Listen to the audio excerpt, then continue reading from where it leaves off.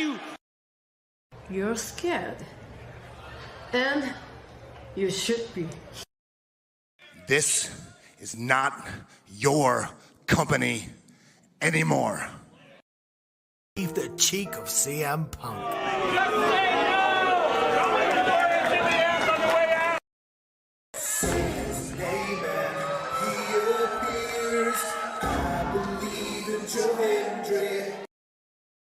Out. Combo move. This is what they've been doing. Hey, McAfee. Everyone shut the up and sit down! We got a mom in the front row who taught her daughter how to suck dick. I'm Mina Shirakawa. I used to be a model. I want to put on a big show. And that's the bottom line, because Stone Cold said so.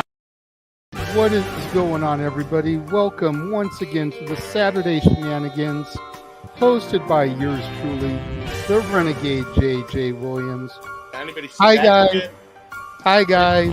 CM Punk drama bullshit to the side. I still consider Hangman the worst AEW champion they've had. First of all, we're going to bring in Walter Cruz. I said that as a joke when, what's his name, did his promo Monday. And he said, I'm from a prestige university. I said he majored in Steiner math. We've got the Heb man, James Hebert, in the house. I do really cool and dumb things on the internet. Right. There's a lot of shit going on here. A lot of fucking crazy ass shit. Where is Noah JD? Well, say his name and he appears, because we believe in Noah Foster. Fuck is this intro? It is one of those things where as fans, we do have these desires for what we want to see, but sometimes you can't always get what you want, and there are reasons you truly don't get what you want. I wouldn't even listen to this in Grand Theft Auto San Andreas. What the fuck is this shit? God, rapid whack. Like I said, never been a greater time to be a wrestling fan than with more companies in a more lucrative spot, in a more comfortable business spot, in a sense with mine it seems than ever. Again, WWE is not the only one. It is not the end-all, be-all. So let's go back to the Renegade Wrestling JJ Williams to get the official word. JJ, speak! Make sure you tune in every week, because you never know who's going to drop in to join the shenanigans. Catboy is in the house. Hello, my internet family. I say if you want to make them as evil as possible, make them really mad. We have Mansfield joining the party now. What is going on, Josh? Like I told no one when we were in Cleveland, him joining Chase U was just an unfortunate side effect of my shenanigans towards you, JJ. I know how it can get better, Noah. The panel chooses you. Shut the fuck up, Josh. He said that so like. We got someone to throw back. Yeah, I was gonna say. Just like how you and I had lunch together the other week. That was different. Ladies and gentlemen, the King is here. Say his name and he appears. We believe in King A-Train. There are so many believers in Joe Hendry. The only person on this panel that doesn't believe in Joe Hendry is King A-Train.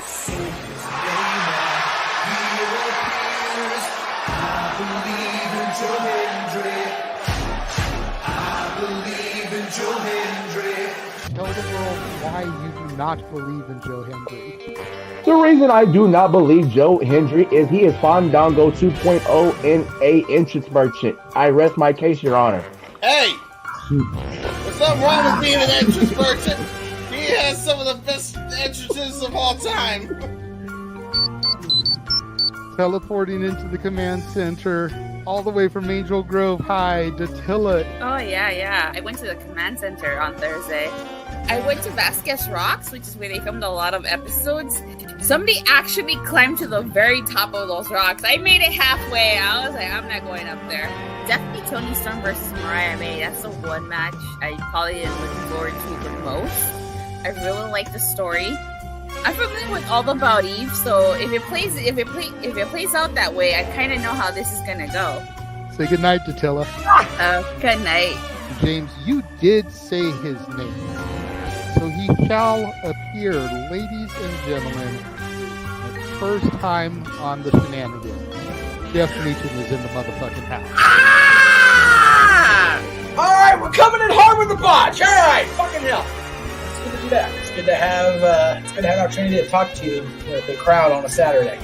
If you want to have yourself stomach through it, you can go back and watch when the Main Event Mafia took over Impact. That's what James is talking about.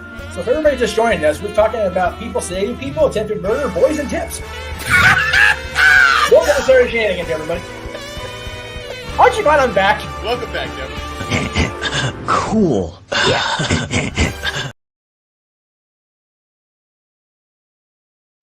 What is going on, everybody? Welcome to the Saturday Shenanigans here across the Casa D18 Studios, the J. Hebert Studios, Rage of Wrestling, the Simple Man's Brand. It is I, your host and moderator extraordinaire, the Renegade of Wrestling, J.J. Williams. How is everybody doing? Good to see everybody. Safet here in the chat says it's Saturday Shenanigans time. Loves the intro.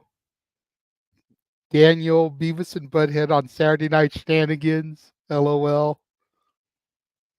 Emmanuel, hi to everybody. DJ Mudking says that intro is God tier.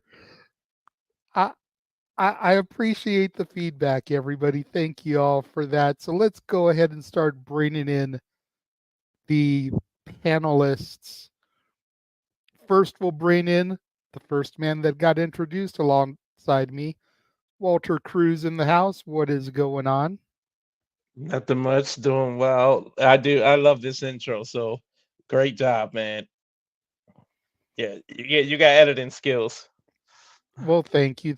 I appreciate that. Stat Boy in the house. Congrats on the intro. Congrats on finally making the intro, sir. Your image was in the old one, but they never let you say anything. So congratulations on finally making the intro, Stat Boy. So thank you very much, Walter. Let's go ahead and bring in the Heat Man, James Hebert, the man who made the old intro that didn't allow Stat Boy to speak. Hey, he still made the intro. There was a lot of shit that had to be said in that one. So what do you think of the new intro, good sir? That was very funny. I think I popped when Noah said, "What the fuck is this intro?" Breaking the fourth wall. I used that part on purpose because originally I was going to use a hip hop beat. And so, him saying the whole rap is whack thing, like I thought it worked perfectly. But the hip hop beat I was going to use got copyright pinged. Oh, jeez. So I was like, okay, well, try to go with something jazzy, kind of like the old intro. I found that song, Play It Cool on Slipstream. Got the license, so that's the new theme song. But yeah, that's why that was originally going to be in there, because it was playing off the whole rap is whack thing. Because pretty much all that footage of Noah, a good chunk of it was when he had to do Summertime on the summer karaoke. Yep, yeah, I remember. So I wouldn't even listen to this if it was GTA. That's good. Last but not least, none of us would be assembling on a Saturday night if it wasn't for this man originally. Jeff Meacham is back, everybody. Jeff. I'm muted. What did you think of the new intro, good sir? I have regrets having down the whole bottle of water before watching that because now I got to pee. Like, damn it. Oh my God, that was so good. One of my favorite parts was Noah saying, "Shut the fuck up, Josh," and James' reaction, because it was just so deadpan. Just shut the fuck up, Josh. Like, just stop. Stop it, Josh. Well, right. Because it was from the karaoke show, yes. So you know how much energy Noah has on the karaoke shows as it is. Yes. So much. You know, he's freaking Dante Hicks from Clerks. Like, I'm not even supposed to be here today. I'm not supposed to. I don't know what. My man does commentary. But he'll be here next week. Yeah, he will. And I'm sure he's looking forward to it. He's gone country like the rest of us. Yeah. Yes, sir. James going for his going for his midget shot from up above. There we go. Yeah, I was trying to just bring my camera down. I've been having issues. I actually have this thing duct taped because the fucking little screw broke. So I don't know how it even happened. I'm like, all right, well, Scotch tape it. My desk here at home is just laden down with shit because I've only been home for a couple of days. I haven't been in the studio, so I've literally got the freaking boom mic attached to my dresser. I don't care. Hey, listen, whatever works. We are jury rigging the shit out of this. We getting our shit in today. We are Brian Caging it on a Saturday. Always. He's freaking cage himself on a collision, so we might as well cage it ourselves. Yeah, exactly. Good to see you, Matt. Everyone hit that like button. Subscribe if you're not already. Yes. Arlene here. What do you guys want to talk about? Funny you asked that. Oh, boy. Got a few Other different teams. things we're going to get into here tonight. Yep. But yeah, I've been trying to come up with an idea for an intro because just having the countdown, Yeah. I felt was bland. And I know we've only done like 4 or 5 episodes of the Saturday Shenanigans. Right. So it was really kind of hard to figure out, okay, well, what are we going to do? But I literally sat here over the past week and a half, watched the episodes back, made little clips, and I was like, okay, we gotta. And then the Beavis and Butthead thing came to me, and it was like, okay, they usually watch music videos, so let's have them channel hop through old wrestling, new and old. So good. You know, there was the Bianca and Jade match, which was like last week, maybe 2 weeks ago. Yeah. Then there was Bubba Dudley and ECW saying that the mom in the front row taught her daughter. I was like, oh, he's airing that Dudley promo. Oh, we're in trouble. But again, that's been up on my channel for a week. No copyright ping. No flag saying, limited ads because of language or whatever. So I'm like, all right, we'll smash that in the beginning. And Beavis and Butthead stopped when they started seeing everything that we were doing. It was like they're channel hopping all the other shit. But once we came on there, they stopped. So good. So good.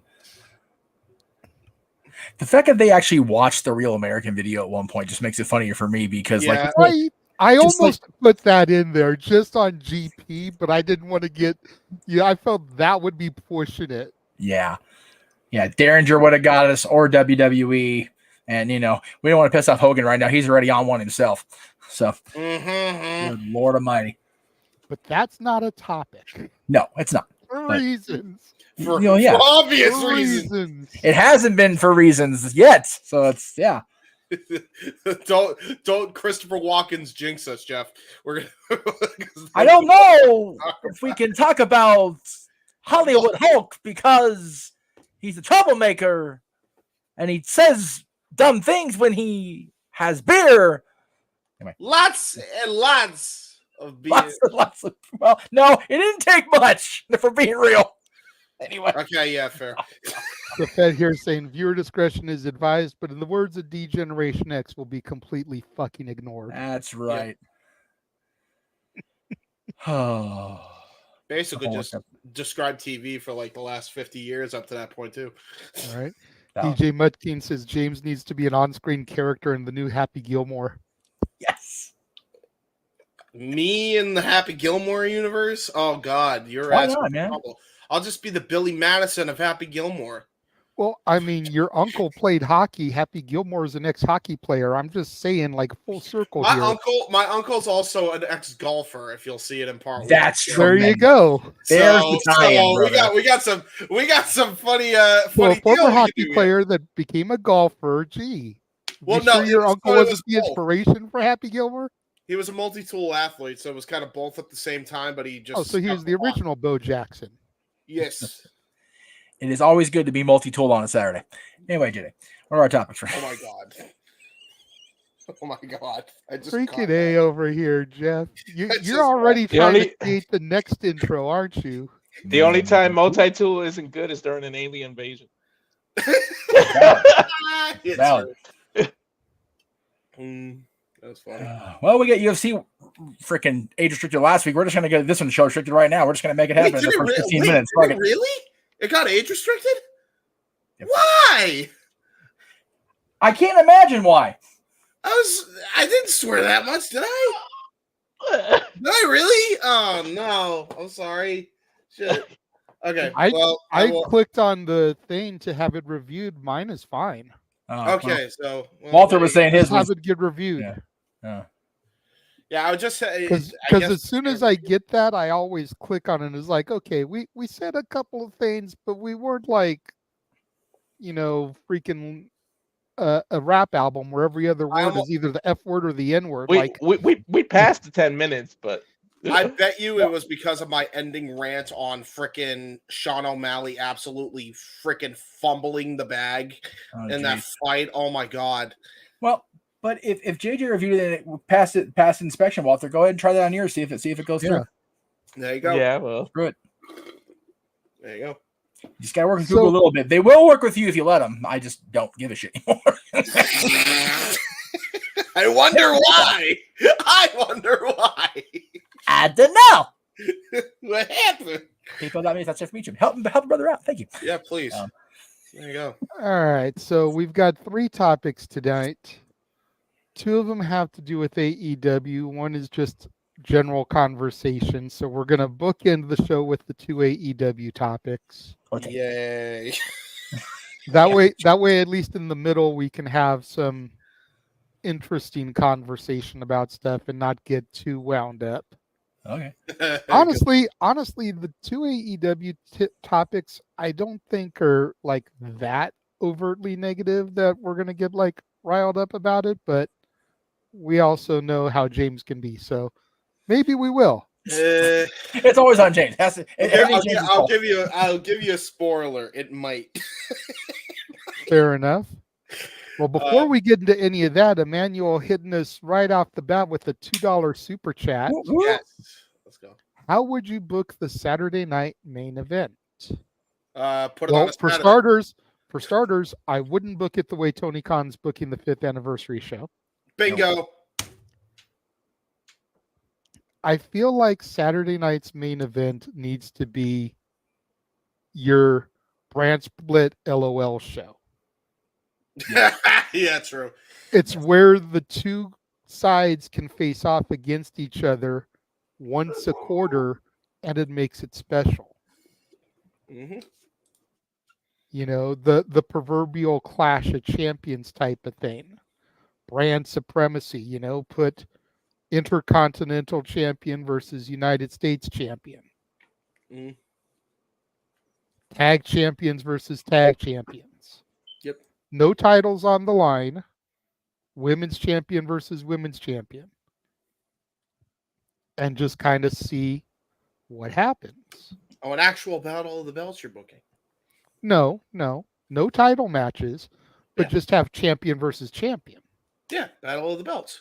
Battle of the Champions, just not Battle of the Belts. Okay. Sure. Clash of the Champions. Yeah, which is what JJ said. Yeah. There you go. And so that's what I would do personally. I would tempt fate. I would, since Jesse's going to be there, I would have Declan McMahon in a bow tie because he looks so much like Vince. And just have them do commentary and just watch people go, oh! That's just me. I'm an agent of chaos. Jesse Ventura is with them. Seriously, just they're just going, I don't know what's happening, but I'm getting paid, so I really don't care. Did you hear about our newest dictator? Is Todd Pettengill still alive? Like Vince's grandson is now on commentary with me. I can't believe this is happening on Saturday night. We're back in Nassau, McMahon. Can you believe? Can I tell you about the legendary Dick Marcinko for a minute here on commentary? And I'm sober. That's the best part of this. Anyway, but seriously, what's the status of Pettengill? Is he Yeah, still alive? seriously. Like, bring Pettengill back. Pettengill would be great fodder for Jesse if they made that the commentary team. Oh my god. Oh my Well, no, god. Didn't he bring him don't put him back on for one of the In commentary, Your just House? have him be either the ring announcer or the backstage interviewer, That's just for main event. Yes. That's fair. Yes. That's fair. Or Not if Raw, you bring back not any In Your House. SmackDown, not True. anything else, just for the Saturday night main event shows. Mm-hmm. That's fair. We need to AI Lord Alfred Hayes in there somewhere. It's got to be a thing. Yeah, I don't know how you do that though. It's Carefully. sad. Especially in Carefully. Carefully, he says. Well, no, I only say that because like when Lord Alfred was just like doing like the little bumpers there in the studio, he was pretty good. But when they put him on commentary, man, he was an asshole on commentary as a heel, man. Especially when it got to the end of his career, he was a dick. Bro, like he would give Bobby Heenan like dickish run for his money. No, like if you listen to the call of Flair dropping the title to Brett, like Alfred Hayes is a menace. Like Jesus. How much did you drink before you sat down on the headsets, Alfred? How much? Give me a ballpark here. All of it. It was all American beer before it ever got invented. What about the rest of you guys? Anything else, Walter?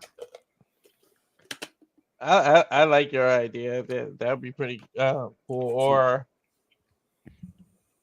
you know, with the rumors of women titles, I would have used that to introduce them right there. You want to make it special, introduce new titles. Yeah, they're trying to do a women's mid-card title, which seems so odd considering there's 2 championships. Like, the fuck is going on there? I don't know why. Guess it gives the rest of the women something to fight about. What is it going to be, like a TV championship? So you have to defend it on both shows? I don't know, but they already can't do that with the women's tag titles. I don't know, but Chelsea Green better win the first one. That's all I'm saying. Wait a goddamn minute! Stop the presses, puppy! Oh my gosh! Hello, he's a puppy. He's a puppy. Sorry, I wasn't trying to go for the riff thing, but she's sitting there pacing like a cat. It's like, just come over here and sit down and relax. Jesus. He's a good puppy. Hello, pupper. You're so cute. Okay, James. Sorry. Yeah. Squirrel! Hi there. Yeah, sorry. Okay, you rival Aaron with the cat. That's what I was going to say. Yeah. Except Rift would have given it a solo shot. I'm not doing that. Well, that's only because Ritz enjoys putting pussy out on his channel. Damn it.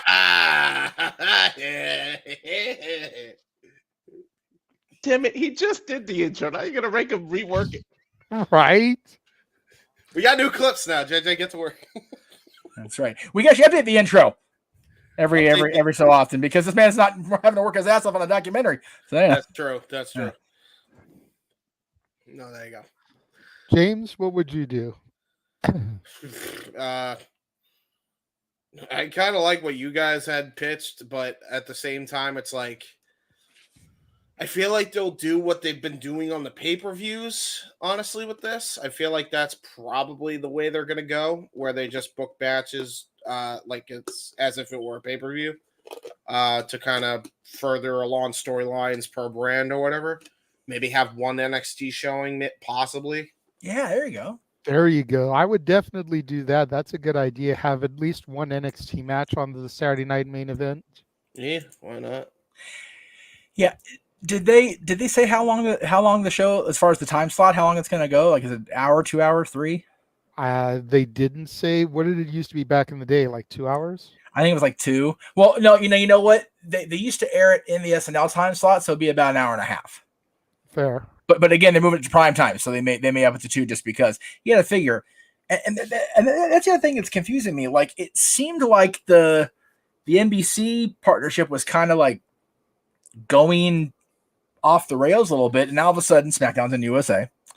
NXT's on CW, which I think they're not a Comcast or NBC affiliate, but they're, it is what it is. But we're still going to have stuff on Peacock and now we have Saturday's Main Event back on NBC, the network, the in prime time on a Saturday. So instead of the filling in for SNL thing, I remember also SNL is starting its 50th year, so they don't want to have anything interfere with that time slot. I would have it go to maybe do like a, God, I don't know what NBC does on Saturdays anymore before SNL, except the like local news. So I think it's just the news. Yeah. So it's like I haven't watched SNL on purpose regularly since the freaking Myers era. It's definitely not what it was, but there are some funny ass people on that cast. And like I said, year 50 starting like whenever the season premieres are this coming in a few weeks. Keenan's the longest reigning person right now.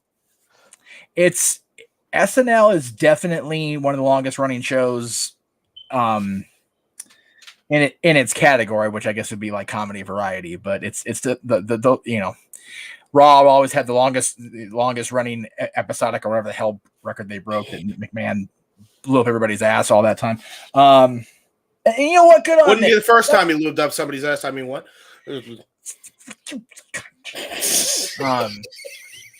Bullet Grill. Well, you stop. Yeah, I was gonna. You know what? I was gonna bring it up, but since he mentioned, how about that WrestleMania 29 theme? Oh no, what WrestleMania 27? No, what the hell year was it? 29? Yep, that picture. Yeah. Oh boy, Coming that home. is like fucking sour milk. Yeah. God. Man. Yeah. By the way, he was at a party. He was also at a party. There was a tweet that confirmed he was at a party of P. Diddy's that didn't even relate to that picture. By the way. It got brought up for about 5 minutes in the car, and then we all kind of went, yeah, maybe we don't want to talk about it. Jesse Davin replies to the tweet with the freaking meme of the kid. Wait a minute. I think the best way to reply to the D situation would be JJ's favorite baby. It's bullshit. It's bullshit. It's bullshit. No. Yeah. You'd be wrong for that. A bullshit? A bullshit? A bullshit. Thank you. You asked, I played it. Mention the kid and he shall appear. There you go. Or the other way to respond to it. What the fuck? That's true. That's true too. Yeah. Yeah. Gotta find a way to get my kid in there. Well, the only problem is we're responding with kids about the Predator. So God, we didn't think this through, JJ. I did not. No, that was me. I brought up. That's my bad. Oh yeah. 100% Cleaver in the chat room. What's going on, Cleaver? Cleaver's here. I'd love to see it. You came in at a great time. Yeah. Okay. Jeff just did Connect 4 right there. 6 degrees of Kevin Bacon and shit. That's it. True. Yeah. Bacon sounds good. I'm gonna have breakfast tomorrow. Anyway, I don't know. Whatever. As far as Saturday night's main event, I definitely like the idea of having maybe not championship defenses, but they definitely want to have marquee matches. They also don't want to. Vacation's beautiful. You love to see that. They don't want to completely have every main event match all in one show. They want to make sure they have a good variety of things, and then that way we kind of test the waters on NBC, because it has not been on Prime. It has not been on NBC in whatever it was, 2008. They last ran one of those, and then it really hasn't been this highly touted since the early run, 85 through 90. So I'm optimistic about Saturday night's main event. I'm from the old school. By the time I became a fan, it had already lost a lot of the luster. So I'm curious to see what they do with a full-blown presentation on NBC, bringing the old school theme back, which is awesome. I love that they did that. And going out to Nassau Coliseum, which, as an old school hockey fan, I'm here for that too. And that's where the first one was. So there you go. I'm curious, but I'm optimistic, which is weird for me to say about WWE, but that's how it's been the last couple of years. So there you go. And you know what? I say the way we can solve all of this is do everything we say. All of the above. Yes. Have a champion versus champion match. Have your pay-per-views, style matches, and have an NXT match. And then there you go. You got a complete card. There you go. Maybe not my part about Declan McMahon, though. Probably not a good idea to have him on. Yeah. No. Don't actually take that advice, Paul, please. Although Jesse Ventura on commentary, absolutely. Well, no, Jesse being there, has that familiar ring on the air of tonight's main event. But 100%. They've got so many quality play-by-play people now, they don't have to actually bring. Well, that's what I'm saying, though. You could have a play-by-play person and then have him as like the special guest color comment. Yes, exactly. Jesse Ventura and Black Snow. No, you're wrong for that. No way. No. Booker With T, Kevin Nash Black just Snow, randomly dude. using his Legends contract and walking down for no reason and saying like two things. And then walking back up. Chet All Lemon right. coming in. Yeah, exactly. Sure. What are we doing? Chet Lemon just dissing Logan Paul on the air. That was so funny. I'm so happy. Yeah, I'm a big Kevin Nash fan for life now. Now, you know what, though? I'm glad Kevin actually cleared it up and was like, look, you know, it's very much like he and I had that talk. Is it going to lead to an angle? Is it going to do anything to keep burying this kid on the air? No. Am I going to get in the ring at 60, 70 years old and, you know, do anything with my quads tearing and the minute I get in the ring? No, I'm not. That's stupid. So he was the bigger man. Logan Paul is going to be Logan Paul. That's just who he is. You know, he's not a champion anymore, so that's a good thing. He shouldn't be employed. Use him sporadically as long as he is able to maintain on the air. WWE can do what they're going to do with the documentary next week, and just kind of like that's what we used to do. Yeah, and then they'll sue more people like Coffee's because of his WWE money. Yeah. I mean, so we'll see.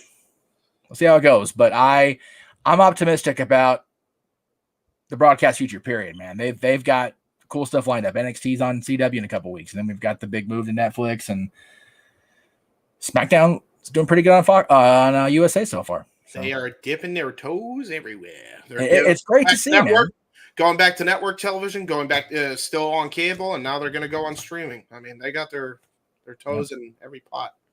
What about, speaking of toes in every pot, what about doing a little bit of like cross-pollination commentary and have Jesse Ventura maybe sit alongside Joe Rogan? Ooh. Because the fact that Saturday night's main event is only going to be quarterly, so 4 times a year. Yeah.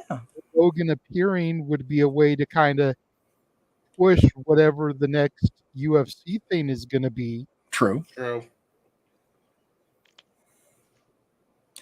You know, TKO Endeavor umbrella. No, it's valid. So as long as make sure that Saturday night main event isn't booked for a UFC night. Yep. Yeah, true. And you know, speaking of it, if it's quarterly, that's your March event instead of another PLE. True. Yeah. Because you got Rumble in February. January still to be determined. Although for me, it's a Rumble binge because I'm a crazy person. But yeah, March, there's nothing set in stone yet. They haven't actually said the Chamber's going to be in the same time of year it's been. That's true. I would put the Saturday's main event in March, like maybe mid to late March.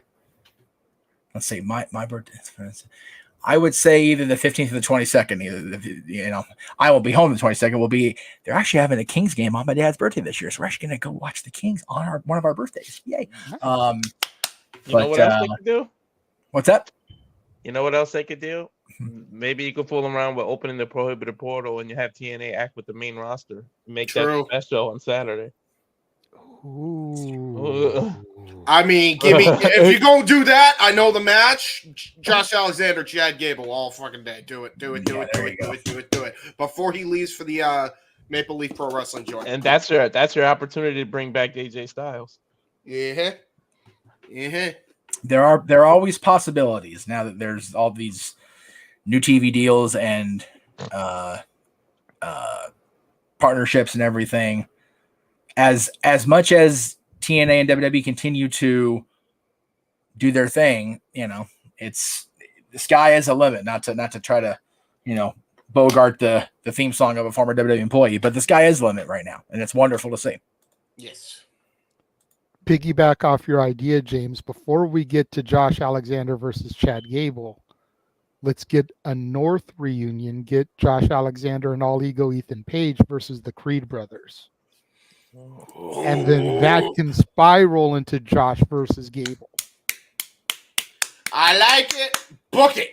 Make it happen. Especially now that Josh is all but full blown heel. He's still like trying to be schmoozy backstage, talking to the kids at TNA. But man, he's there.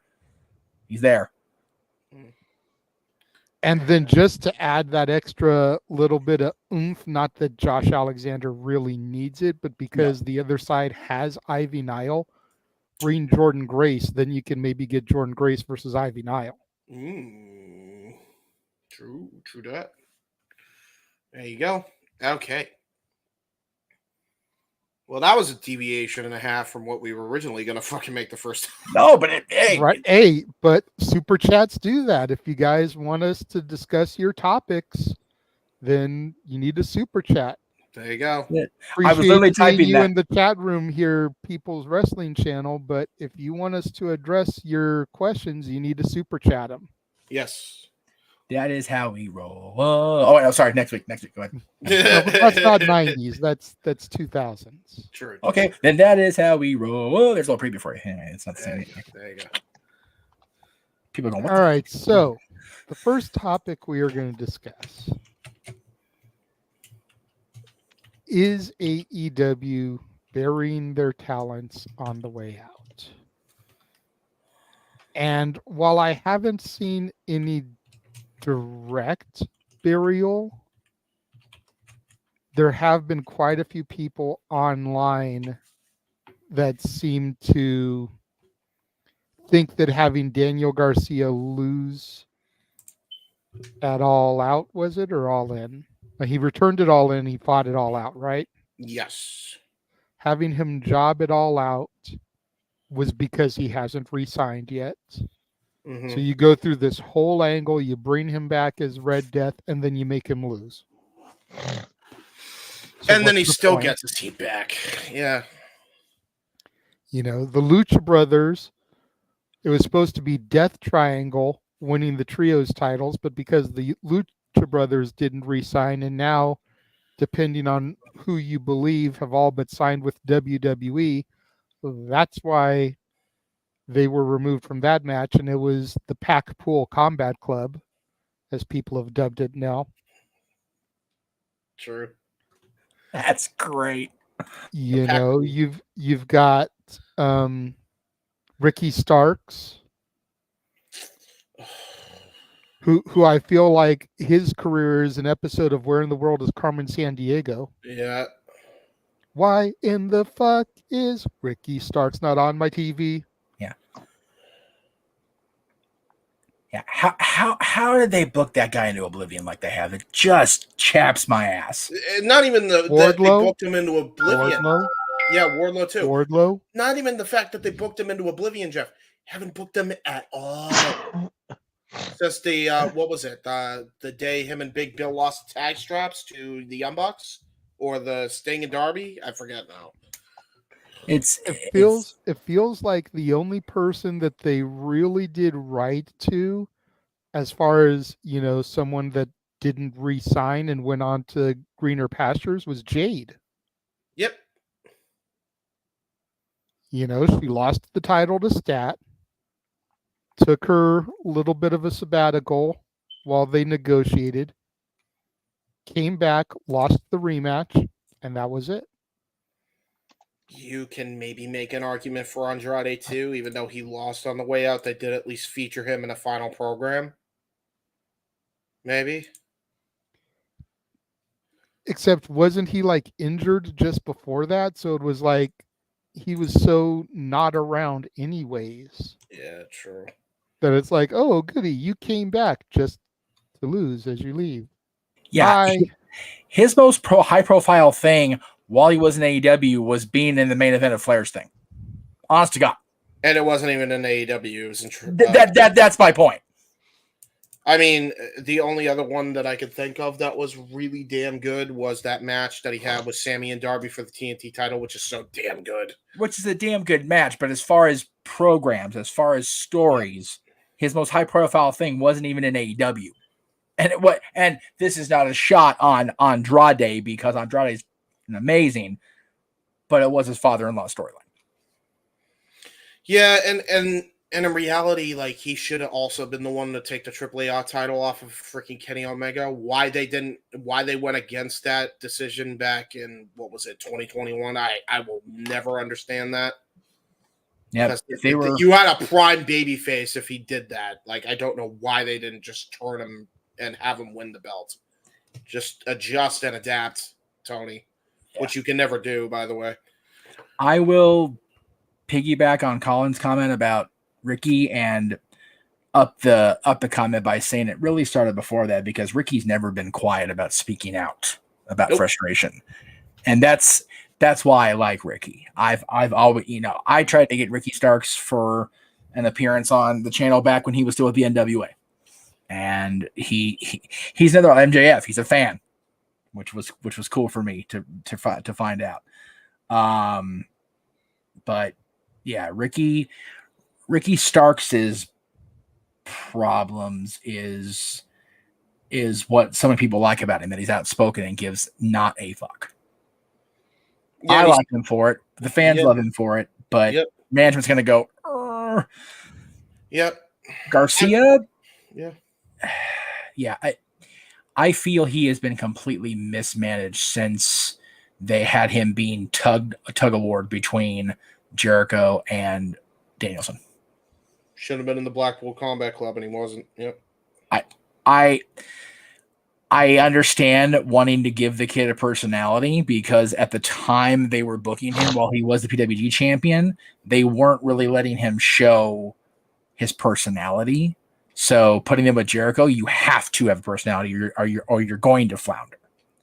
But it's just been it's been a series of misfires ever since.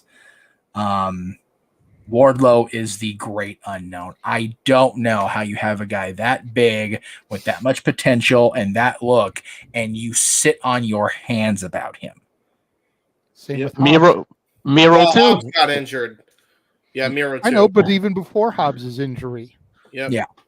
Miro too, to the point where he asked for his release.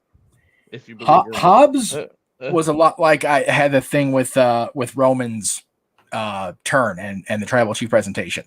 I didn't see it live at first, and then even when I did see it live, it was okay. There's 50,000 people. It's going to be a crowd, and then I had to see it in a small little arena. I'm like, okay, he's the guy. I get it.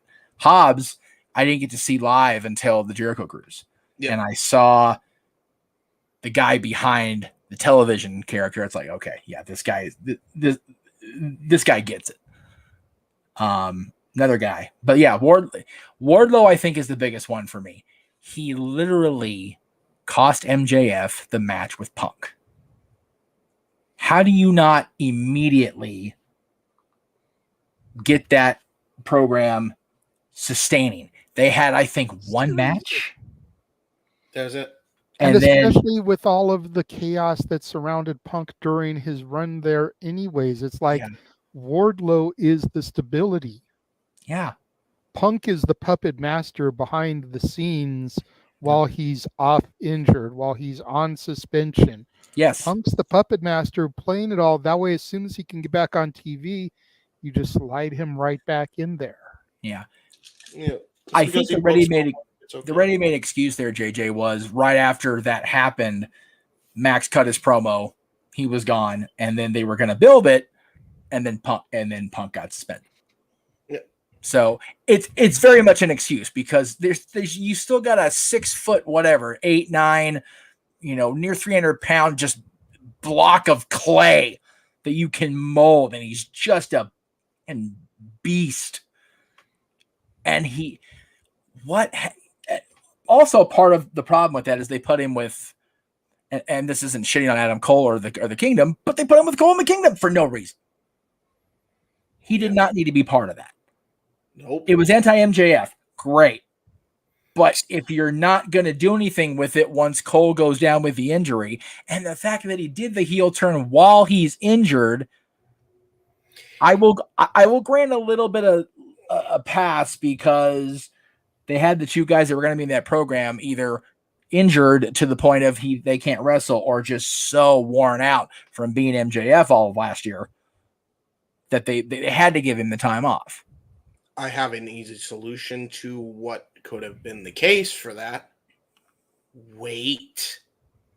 There's a little preview for what the last topic's going to be and my thoughts on that. Wait and bide your fucking time, Tony. But that's it. Like I said, like you said, we'll talk more about that during the main event topic. But Well, it does apply here too with the whole MJF and Adam Cole thing, because it's like if both men are injured, right? Don't break them up yet. You still have mileage, and you can have the breakup happen at Revolution or Dynasty or Forbidden Door, somewhere there. If you knew both of them were hurt, you could have took Wardlow and made him destroy the hell out of both of them and just build him up from there. And then gave them both their time off, and it was because of Wardlow. You could have made it Wardlow's fault, and boom, you would have built a new star right there. Yeah, Wardlow's the fucking man.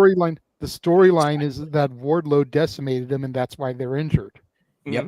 Exactly that. And again, and one man destroyed two top caliber people on his own. Honestly, that's how they should. He be able to destroy. That's exactly how they should have done it, JJ. They should have had Wardlow decimate him. They should have never broke them up until later. That's how they should have absolutely course corrected. Hell yeah, because what you just recommended. Yeah, you would have made Wardlow that big star. Like, imagine him versus Samoa Joe for that title. That would have been a banger. But we all know the reason why none of these guys are being pushed. I mean, with the exception of Garcia, but they all have the same problem with them. You know why? It's simple. Because he's booking for a mark who cares about work rate and 5-star matches. Yeah, there's that's it. That's the reason. And again, we'll get there. But I just feel like, other than Punk walking out and having that Punk going off, getting suspended, coming back, still being disgruntled, then getting fired. Wanting to leave before he came back, by the way. Yeah, no, that's well documented. Every one of those guys that JJ brought up could have easily been salvaged if you had the right person booking, and we will talk about why the right person is not booking later. In our main event. There's time for the that's right, he's gone too. Yep, and you pissed because he didn't want to stick around no more. Which is so sad because, like, everybody wants to say, well, he said something awful about Vince. Don't get me wrong. He did. I don't discourage that. But, bro, Mark did so much for that outreach program, and you lost the heart and soul of that outreach program, dude. They were doing a lot of great with that. Yeah. And I don't think people realize how good that was for the company, especially in a time they desperately needed good PR. You fire the guy that was giving you the free good PR. There is one guy of that WWE Legends pool that they have kept around that is still doing well, and it's not because he's holding AEW titles. Dustin. Yep. Paul White is the authority figure Ring of Honor, if I remember right. What the fuck is that?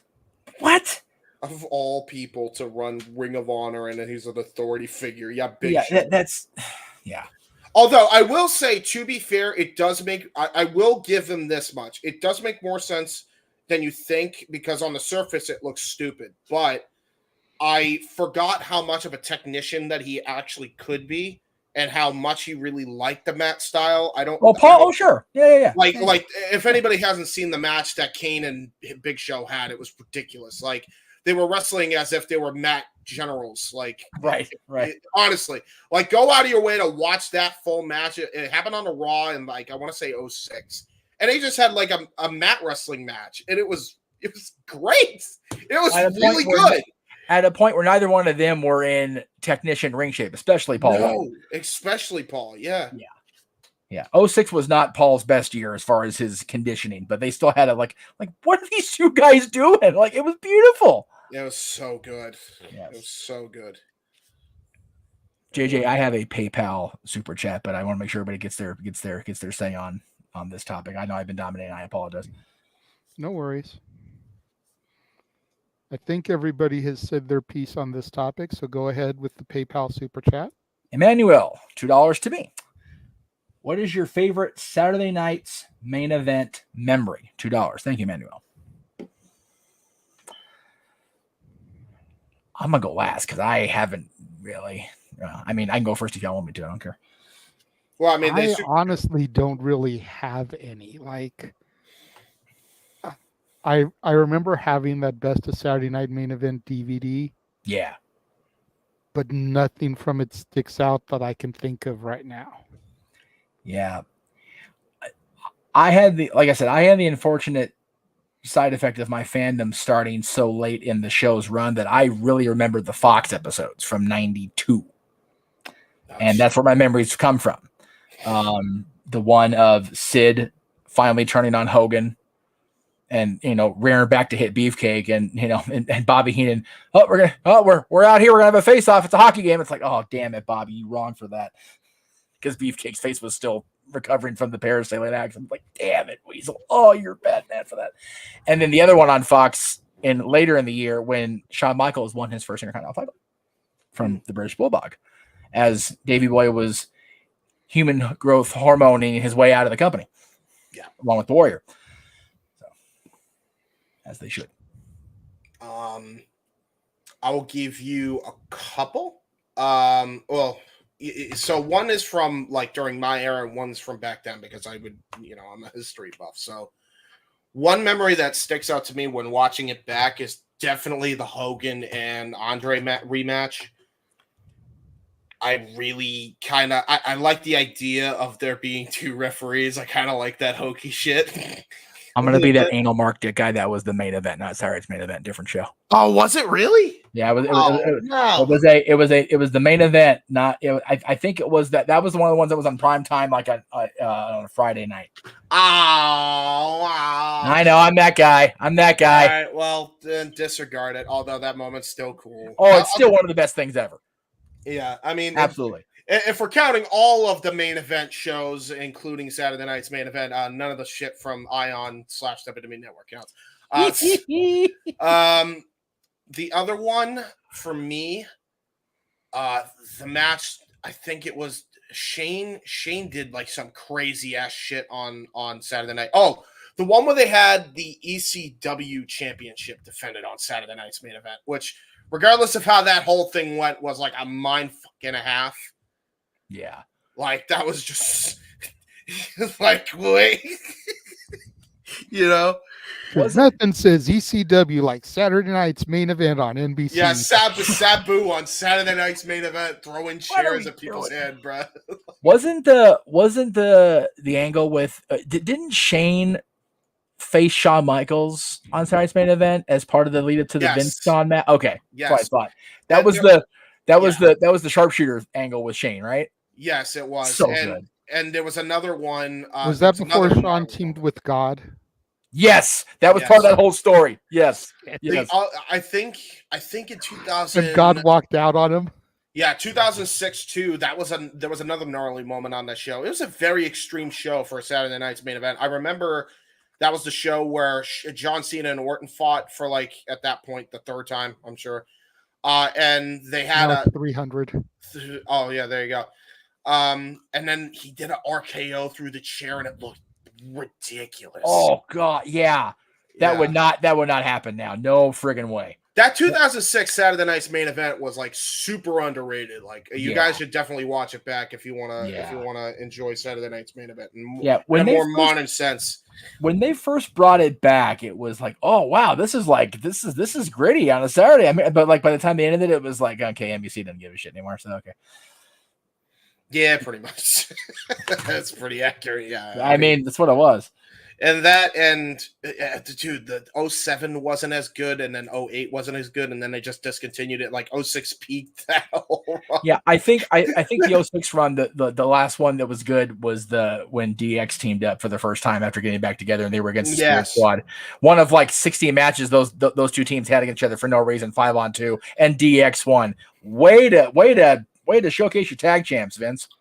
Yeah. The 5 tag champs because they all did the freaking Freebird rule. I wonder if Nick Nimitz sits back and watches that and goes,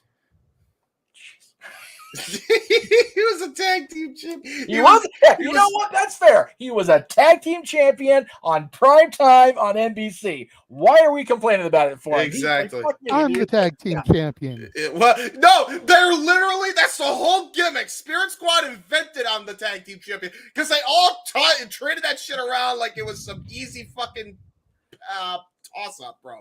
Like it was Candice Michelle 2006. Exactly. Anyway, Exactly. Yeah. Wow. You knew where I was going, Jeff. You knew where I was going. Come on, the Triple H segment with Candice in 2006, JJ. Come on. Come on. Yeah. Well, you remember. To be fair, it's probably not a good idea we're saying shit like that. Jeff is determined to get this show absolutely rated every time he comes back. It might be bad considering, recent litigations. Anyway. Walter, do you have any Saturday Night Main Event memories? He's thinking. He's thinking. I am, but I'm like JJ. It's like I remember them and watching the show, and it was like special, but I really don't remember. Nothing sticks out off the top of my head like that, which sucks that I had the most to think. But you like the logo, basically. That's what stuck out to you. Yeah, and the music. They used to do I remember the music. They used to come out with real music. Like I remember Aha was the thing to one of them that Take On Me. Yeah, true. Yeah. I do remember one. I think Ultimate Warrior, didn't he fight Rick Rude for the WWF title and like 90 or not? Yeah, because that was when Ultimate Warrior was the champ. It had to be 90. Yeah. Yeah, I remember because I watched back the 1990, or I'm going to watch back, I should say, this year, the 1990 Survivor Series, which was the first pay-per-view that I was during the time that I became a fan, and they were advertising like the next day or whatever, or that weekend it was going to be Warrior defending against Ted DiBiase. Yeah. So Warrior was defending the title on Saturday's Main Event. It's like, people will shit on Warrior, including me, and I think I can. But there was always a championship match during Warrior's run on Saturday's Main Event. So yeah, unlike Hogan mostly was a tag match. Yeah, the first one I actually watched in real time was the one that Tugboat won the Battle Royal by eliminating Hogan. He eliminated him earlier in the match, but he didn't do it to win. It was the slow burn, the start of Tugboat's turn. Got your super the chat. Typhoon. Yep. That's the first time I watched when it actually happened. My mom let me stay up late on a Saturday and watch it. So there you go. Got your super chat, by the way, Emmanuel. We'll get to that once everybody's done. I think everyone's done on this topic. Walter was the last one to go. So there you go. Yeah. Well, my super chat from also Emmanuel. Thank you, Emmanuel. Are we going to have a debut in Bad Blood like Kane? I have a pretty good theory as to who this might be, if you indulge me, gentlemen. I truly believe that we are going to see some what's his name? Tala Tonga in some WWE, very Kane-like, where he just rips the door off the hinges. I think they're going to do a repeat of that, and it's going to be with Tala Tonga. And Tala Tonga is supposed to be Hikuleo? Yes. Why are they calling him Tala Tonga? That's freaking retarded. I said the same shit, JJ. I don't the know. other one's Zilla Fatu. So what are we doing? Hey, listen, Zilla Fatu, Tala Tonga, what else makes sense? We got Tama Tonga, we got Tongaloa, and this guy's Tala. We'll call him Tala Tonga. Yeah. Hikuleo is too hard to say on fucking television. This Tongan's Tala. He's All I know is Tonga. Tonga Loa should come out in a Hawaiian print shirt with a giant ass tiki mask on his head for reasons, JJ. For reasons. Eddie, I'm gonna say, go ahead, Walter. We're gonna all be tongue twisted with all these Tonga things. I just call him the Tongans to save my tongue from the insanity of it all. Tonga, Tonga Loa, Tala Tonga, all the. Jeff Oh my God! It's literally a Three Stooges skit. Seriously, it's like who's on first. Yeah, Jeff will appreciate this, and I think Jeff may have even seen this. But my daughter actually took a picture of Tongaloa from the Tiki Room Garden show, put it on her Instagram show, and was like, "Aren't you in the Bloodline, homie?" Yeah, true. There you go. Are you in the Bloodline, homie? Because Tongaloa is legit one of the characters in the freaking waiting area for the goddamn tiki room. Yeah, true. Dude, First time I heard her call Tonga Loa, I'm like, oh, we got to crack on this. We have to crack on this. I feel that it's more Three Stooges, and hear me out, because imagine, you remember Dr. Howard, Dr. Fine, Dr. Howard's literally that. Calling Talatonga, Tamatonga, Tongaloa, calling Tamatonga, Tongaloa, Talatonga. Like, it's literally the same Talatonga shit. has to be curly. Yeah, 100%. Yes. Oh my Yes. God, 100%. Actually, no. The only issue with that is Tamatonga is Mo, and Tongaloa that's Larry. Tamatonga's Mo, Talatonga's Larry, and Tongaloa has to be curly. See, you're already getting tongue twisted. See, exactly. Too many Tongans. Emmanuel sent me a $2 super chat. And Gabriel Iglesias just looks at all the Tongans. He's like, "Hey, settle down, Mahu."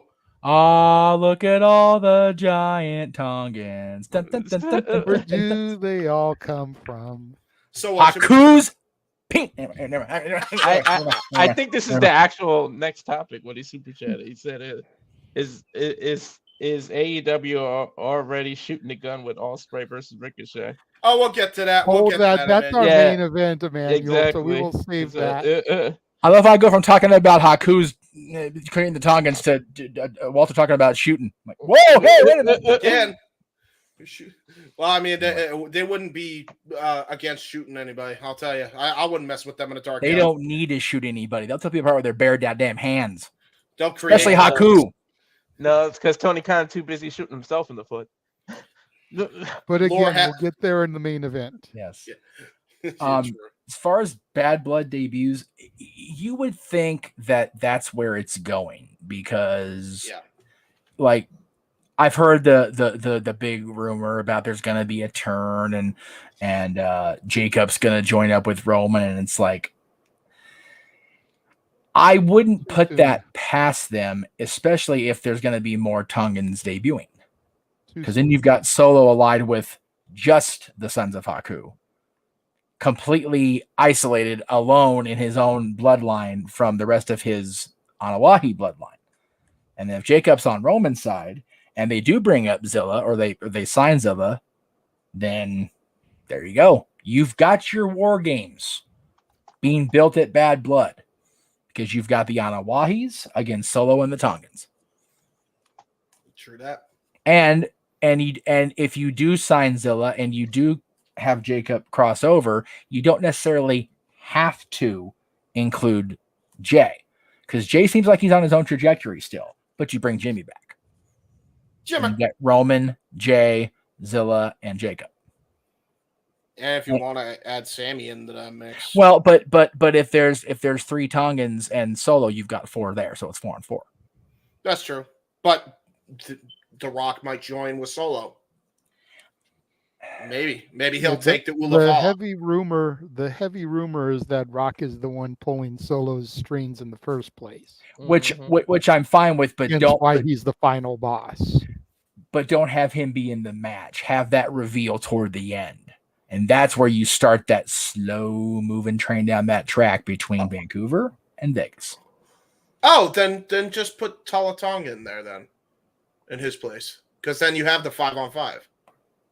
Well, no, you've got, as I said, you've got Tala joining Tama and Tonga and Solo. I did it. Ha! And Jacob. And a partridge in a pear tree. Jeff is saying that Jacob is going to turn and join Roman's side prior to War Games, possibly at Bad Blood. Right. I think that's too early. Okay. I agree. I don't know if we're going to get a debut, to Emmanuel's point, a la Kane ripping the door off, because the only Hell in a Cell match is Punk and Drew. Yep. Why would anybody debut and be ripping the cell apart like 1997 for Punk and Drew? That's true. Ooh, okay. Go ahead and finish that thought, though. You know, there's no real reason, unless Seth Rollins were to return. I don't know if he's strong enough to rip it off of its hinges like Kane did. No disrespect intended to Seth. And he wouldn't be a debut, he'd be a return. Yes. So there's all of those little things, and Emmanuel's question was a debut. Right. I don't think there's going to be a debut. No. I do think we will get a return. I think this is where we get Jimmy Uso back. Yes. I think Jimmy Uso is going to be the first piece in the puzzle. True. What's Yeah, up, I would- Walter? I see your hand patiently, and then we'll go to you, Jeff.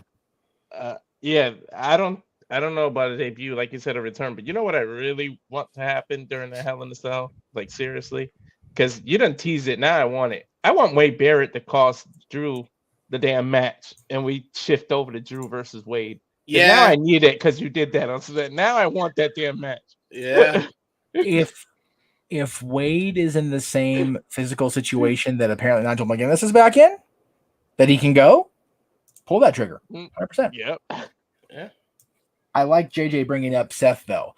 And as Edge has proven inside Hell in the Cell, as Shawn Michaels has proven in the Elimination Chamber, you don't have to be outside of the structure to interfere in the match. You can chill under there for a minute. Or you can get the trusty old bolt cutter. This is true. This is true, but that would mean that the Hell in a Cell match would have to be our main event. And do you really think they're going to not let Roman Reigns and Cody Rhodes be last?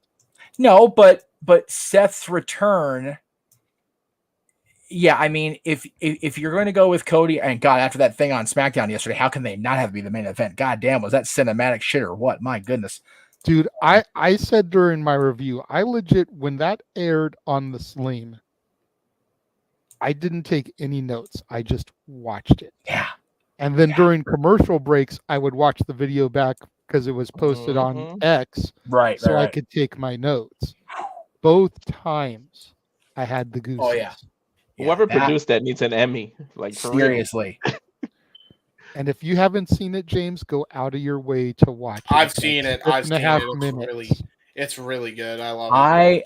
I love that they did that at Georgia Tech because of both of their ties. And Cody pointed it out flat out. I know because I was there on our little Six Flags excursion, man.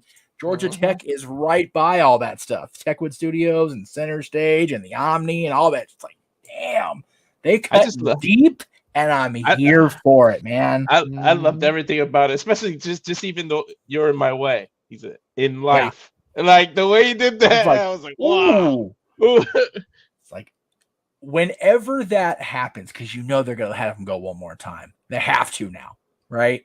It's gonna be so good because they're 1-1. But as far as Atlanta, with them being the main event, having Hell in a Cell open the show just seems odd. Like, if anything, it should be like that middle of the card. Like, we build, and then we bring you up, and then we have that let you down match, maybe one or two in between before the main event. But having the show start with the solo ring just seems bizarre because it's not the Hell in a Cell pay-per-view. Thank God that's gone. Yeah, but you're right. Having it start the show just seems. It does seem off, but at the same time, if you're going to run that angle with Seth, start the show hot. Yep. There's definitely a solid argument for both directions to take. Yep. But definitely not the main event. The main event has to be the Bloodline.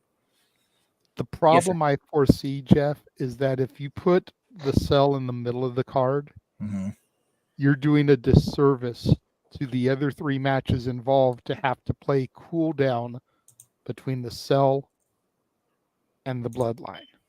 Okay. Balor and Priest. Yeah. Liv and Rhea. Nia and either Bayley or Naomi. Or both. Or both if it ends up being a triple threat. Yeah. Like, that's the only match that I could really see being a cool down, but the other two, you're doing a disservice if you place them in between the Cell and the Bloodline. It's true. So because the other two actually have bad blood, literally. Well, so what would you? And I feel bad. And I feel bad putting Nia in that position because old Nia, Oh yeah, injured people Nia, maybe deserved that shit. right. This Nia that we have right now does not fucking deserve that. No. She has busted her ass. Yep. So then, what would you have them open, or would you have them go in the flat metal then, in the cell? The only thing that you could do is have them open. Okay. If you're not going to have them be the main event, and I'm sorry, but as good as Cody, Roman, and the Bloodline is going to be, yep, there's way more heat in Punk and Drew in the cell. Oh, absolutely. Absolutely. I think you definitely have to open. I think you should open with the Cody Roman match with the Bloodline. I think you open it and then just cell. as an interesting tag, point here, if you go back to the 97 Bad Blood, a tag match was right before the original cell. That's true. You could do that too. You could make it Since they're making a huge deal about, Bad Blood, the first cell match, October 5th, put the tag match before the cell. A tag match featuring the WWF champion, no less.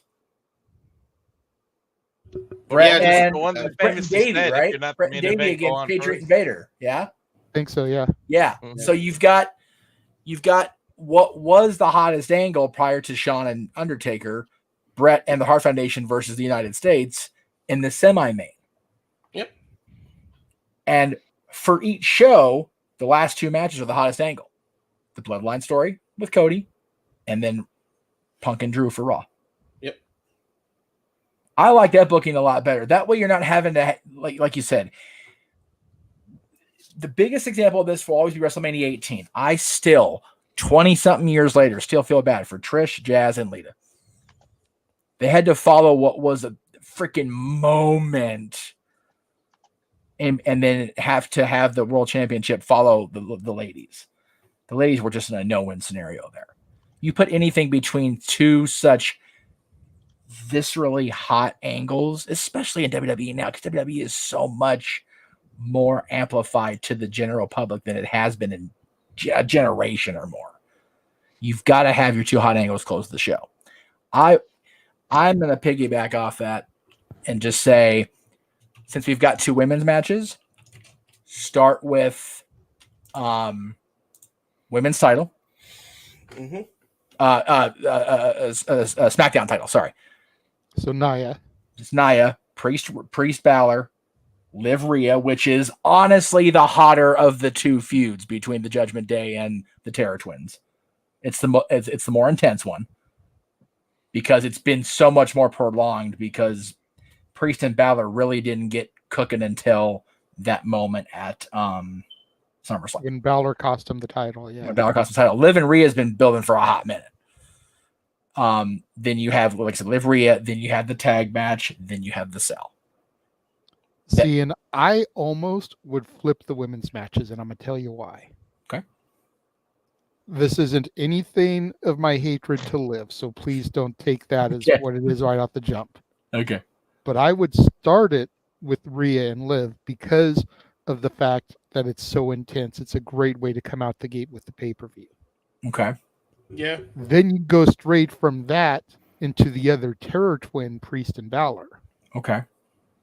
Then you go into the Nia match because Nia is a part of the family. And if it ends up being a triple threat like Walter is thinking, Trinity is part of the family by marriage. So you go from bloodline to cell. Yep. And especially if Jimmy comes back and gets his feet in there, you've got Naomi or Nia. Nia could always be part of Solo's bloodline. Yeah. And then you've got the SmackDown match being the default cooldown match, but it's still going to be a good match because of the three people involved. So I'm here for that. That's good. I like that. I will concede that booking. That's good. I like that. Before we move on, James, the way you said "I believe" just made me think of the "I believe" from Blue Collar. So I got to throw it out there. I believe that if you let somebody cut in front of you in traffic and they don't give you that little wave, it should be perfectly legal to get up underneath them, get them loose, and put them into the wall. There you go. Nice. Thank you very much. Nice. And that's a California law. And if it's not, it should be. Damn it. Damn right. People here are assholes. Right. So what we got next? Especially in any of the cities in California that have raceways like Fontana, Pomona. Yes. True. Just don't do it on the 405. For the love of God, people, don't do it on the 405. Yes. Exactly. There will be death. Don't do it on the Mass Pike either. That's valid too, back east. That's true. What we got next? So coming up next, gentlemen, should be a fun go-round of conversation as we are going to discuss the people that make up the top 20 of PWI 500.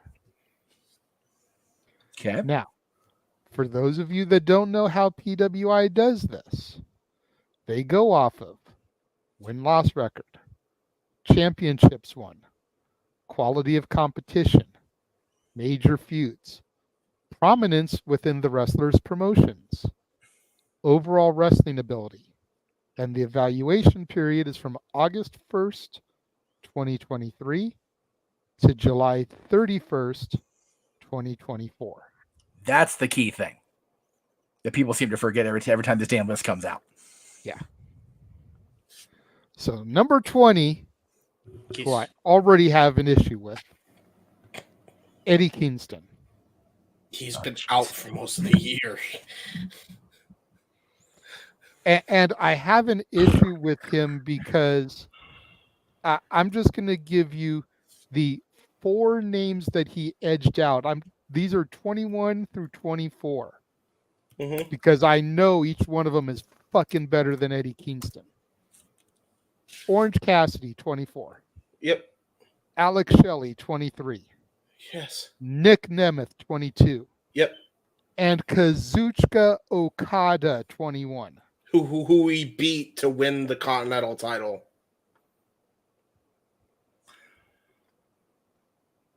Okay. And again, that's not personal heat towards Eddie Kingston, even though he's another one of those that I just never really liked.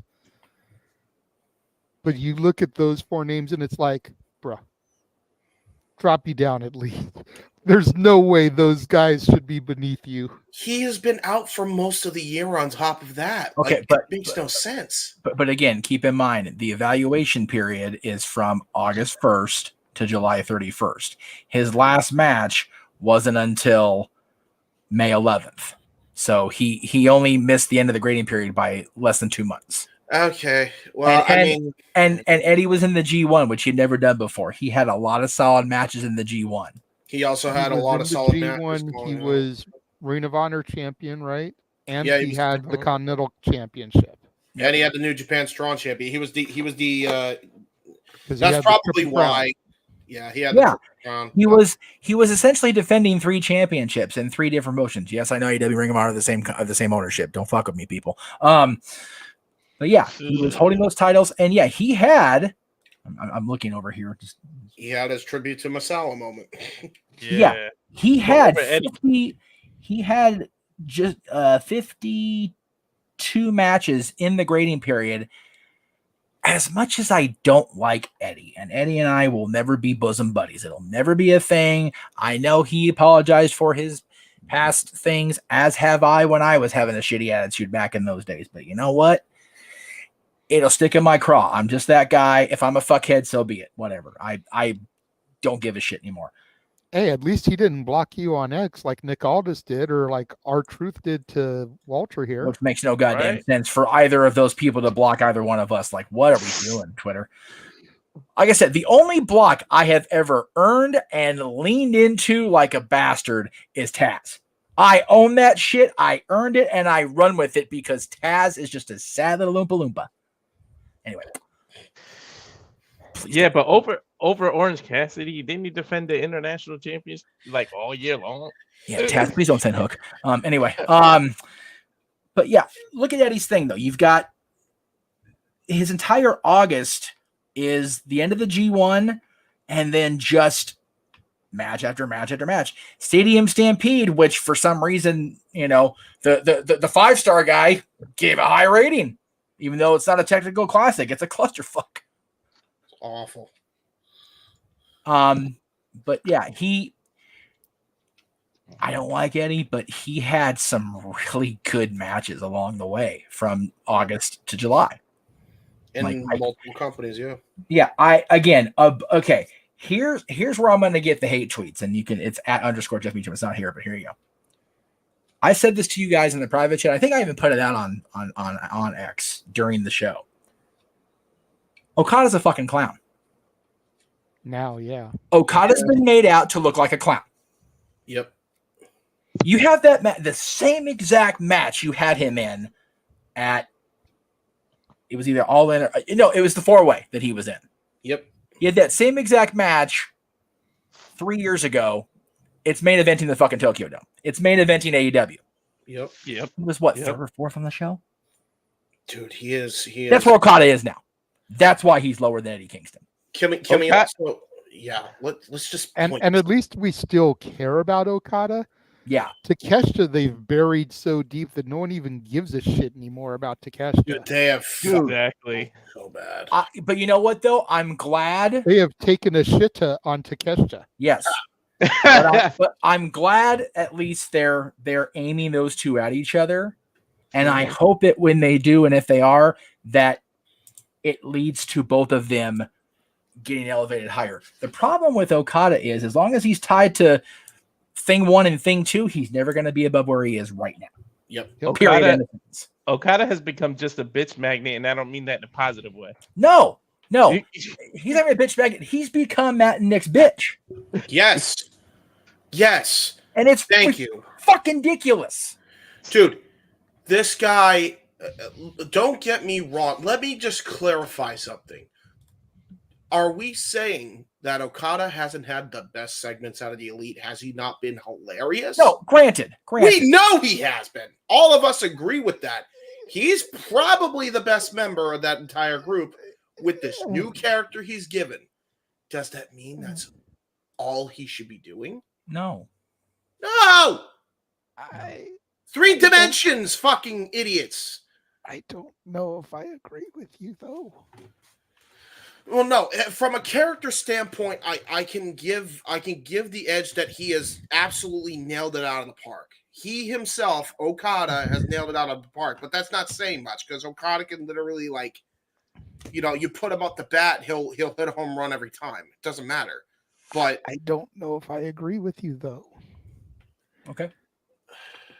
Because as much as it pains me to admit it, I think Jack Perry's the best member of this new Elite. No fucking way. I will never. No. James. But go ahead. Hear him out. Because I agree with him for the record. Okay. Stupid, petty bullshit aside. Look at how he turned what Jungle Boy was into what he is now. Cool. Yeah. It may have taken some stupid, petty backstage Crimea River bullshit to get there. But you cannot show me in wrestling right now a better example of take a sad song and make it better. He took one of the worst situations that he has probably ever found himself in professionally, and he completely reinvented himself, is a better worker than he was when he was Jungle Boy and Jurassic Express.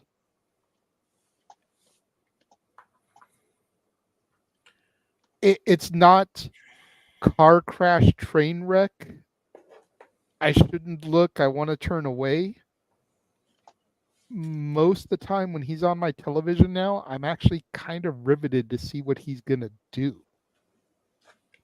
Whereas Okada has kind of become the opposite. I see the same shit every time. Okada was the amazing rainmaker that made Noah fucking break in the middle of us having a conversation about a Winnie the Pooh horror movie and everybody popped by his shit. Yeah. Yeah. To now he basically just says bitch and moves on. And I still will put Okada as second because fuck the Jacksons. God, yes. But I honestly believe, and I'm Punk supporter number one here. I honestly feel that Jack Perry is the best member of the Elite right now. Here's the one question I will ask that will trump that entire thing while everybody can be subjected to their opinion. Has any of them not related to Punk in any sense, even in a subtle way? No, but they were doing that when Omega was still there. Yeah. Yeah. Just the tag of Elite. Okada's the only one that hasn't, I will grant you, because he wasn't really around when the shit was going down. But I'm never. Okada has become a joke. That I agree with, but I still say he's better than Perry because at least when Okada's on by himself, he's But like I said, James, he should be doing more. You had that fatal 4-way match at I want to say it was in Chicago, but I may have been I forget what show it was. Somebody can Google it while I'm speaking here. Please help me out here. No, not you, phone. Quiet, stupid Google. Phone.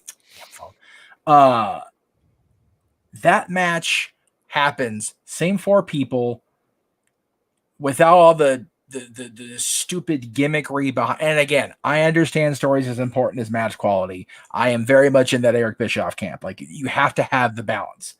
But that same match, even a year ago, it's way higher up on the card. You had the Ring of Honor World Champion, the AEW Continental Champion, in the same match with 2 other very highly respected wrestlers. And it was an afterthought. Okada was in an afterthought match. What the fuck are we doing? No, I agree with that. Okada, and as far as Jack Perry being above Okada in the Elite, as far as riveted to see, when the bell rings, I will stop and I will watch Okada wrestle every single day of the week, twice on Sunday. But give me a story. Okada did that in New Japan for how many years? Give me a story to go with it now. He's in AEW. He's in American mainstream wrestling. Give me something more to cling on to than what the great NorCal Wonder is going to say about it after. Jack Perry, yeah, I don't like the way it went down. I don't like the way he conducted himself. Most people don't, if you ask. If you ask them honestly, they'll tell you the same thing. But like JJ said, he has taken a completely freaking buffet plate of chicken shit and turned it into chicken salad when he had no business doing it. He's not in the number, whatever it is, the number 20 spot. We were talking about Eddie. Unfortunately, everybody below Okada, Nick Nemeth does not wrestle enough. He's not on enough cards, doesn't have enough matches between January and now to get. Nick he's just starting to catch fire now. Right. Yeah. Alex Shelley, same thing. He's been in TNA until whenever the Bucks debut will be their next time we see him. Whatever. But they have neither one of them have wrestled in a hot minute. Cassidy thing I will definitely fight on with between Cassidy being that low against any of these other guys. However, one of the things is quality of opponent. As great as Cassidy's matches have been, Cassidy, for some reason, is still looked at as an act rather than a wrestler. He's an attraction. And that's the unfortunate side of it. That's just what he is. I think he's grown. Hell, I was on the anti-Orange Cassidy train for a long goddamn time. His gimmick literally upset me for how simple and stupid it was. I'm an Orange Cassidy guy now. I just love his intro. Should he be above Eddie Kingston? Probably. But of the people that Eddie is above, he's the only one. As far as the grading period we're talking about. Fair. Arlene, I do see your super chat. We will get to that after we're done with the top 20 here. You certainly took us 15 minutes to talk about number 20. We'll see you at 1 o'clock in the morning, sweetheart. Right. Number 19 is Mustafa Ali. Sure. He might be higher. He put that X division on his back. But again, quantity of matches. Yep. Quality of opponents. That's true. Yeah, I think when the grading period started, he was still in NXT. Yeah, I think he was. He hadn't begun his whole crusade. Yes. He made up for lost time, if anything. Oh, God, yeah, he did. But that goes to show the talent of Mustafa, really. He is. Number 18 is El Hijo del Vikingo. Yeah, I can get behind that. Yeah. Again, he had a lot of really good outings on the lower tiered shows between Ring of Honor and the AEW stuff. So okay, and plus and God, all his work in AAA too. So yeah, TNA as well, AEW. Yeah.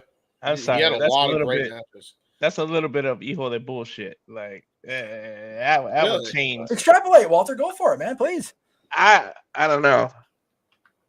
I know what you said about Orange, but I don't know. I might flip, or at least put him behind El Hijo de. Well, okay. So you're looking at it from the lens of just what you've seen on AEW, Ring of Honor, and TNA. To be fair, he is a massive star in Mexico. Like, yes, major, huge star in Mexico. Like I get that. He's a big deal there. So that's probably why. And he was a AAA Mega champion for like centuries, it feels like. I get that. I get that, but guess who else is a big deal in Mexico? The asshole that you know. Yeah, but that's recent. That's recent. And to be fair, even though Vikingo's been out since the early part of the year, as far as the calendar year, he had 66 matches during the rating period, and I've yet to see him have a really shit-tacular match in Mexico. So, yep, you know, exactly. See, I think the problem with this list is me and Walter look at it the same way, and the bottom, Jeff and James, look at it the same way. Yes. Because I'm kind of like with Walter. I look at what I see on my TV, and it's like, because unlike Noah Foster, I don't watch 732 different federations in the course of a week. That's why I wish he was here. Right? I had hoped he was going to be here for this, but if dude's not here, he must have been tuckered. Yeah, no, for real. And he's probably saving himself for next week when he knows he's going to have to be here. Yeah, exactly. He'll come back now, you hear? Number 17 is Main Event Jey Uso. No way. I'm sorry. Too high or too low? Too low. Too high. I disagree. I think that ever since he left the bloodline, dude, that rocket has been up his ass, on his back. Yep. You figure he's going to fight Braun Breaker on Monday night to potentially become Intercontinental Champion. And as much as I love Bronathan Breakereth, the fact that they keep hyping up the whole no member of your family has ever defeated a member of my family makes me think Jey Uso's walking out of Raw with that title. Hey, maybe. Look, I'm not going to deny that and I mean, he's got mommy too. He's got mommy too. That's fair. He's got success outside of the ring, but we're talking about match quality as well in this, right? WrestleMania match notwithstanding, his matches have been fire. Yes. They have been fire except that match, though. The difference. So that's one out of how many? Yeah, but literally everybody else we've talked about has not had a bad match, including El Hijo, which we just discussed, though. Oh, well, you know what I mean? But again, that's subjective, though. I mean, El Hijo doesn't exactly wrestle the type of matches that get me to bust my nut 17 times like Dave Meltzer. Well, and to be fair, For those of you that want the mental image of Dave Meltzer, nuts, but this is not. You're welcome for that, and we can send you to bed now with the nightmares. Thank you. Good night. And the fact that Jay got the word yeet so over, yeet is like everywhere. He'll make Like, this face every time you bust a nut, by the way. Sorry. And it's gone from bad to worse. James. Jesus Christ. Sorry. No, you're not. That's fine. Continue, Walter. What we said. He got the word yeet over big time. Like, Right? He's a star. Like, he's made that word like his yes. Like, basically. Like, So what we got? Yeet, yeah, and like what other? To Walter's point, when he first started doing the yeet thing, whoever it is out there that actually originated that word tried to sue so WWE couldn't do the stuff with it. That's why there was that shirt with the blurred yeet for a while.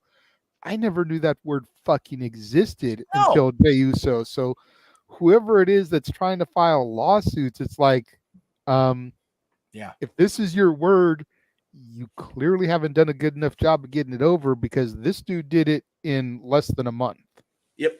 And To the JJ point is where much you more- go to pro sports and they're fucking doing the yeet. Yeah.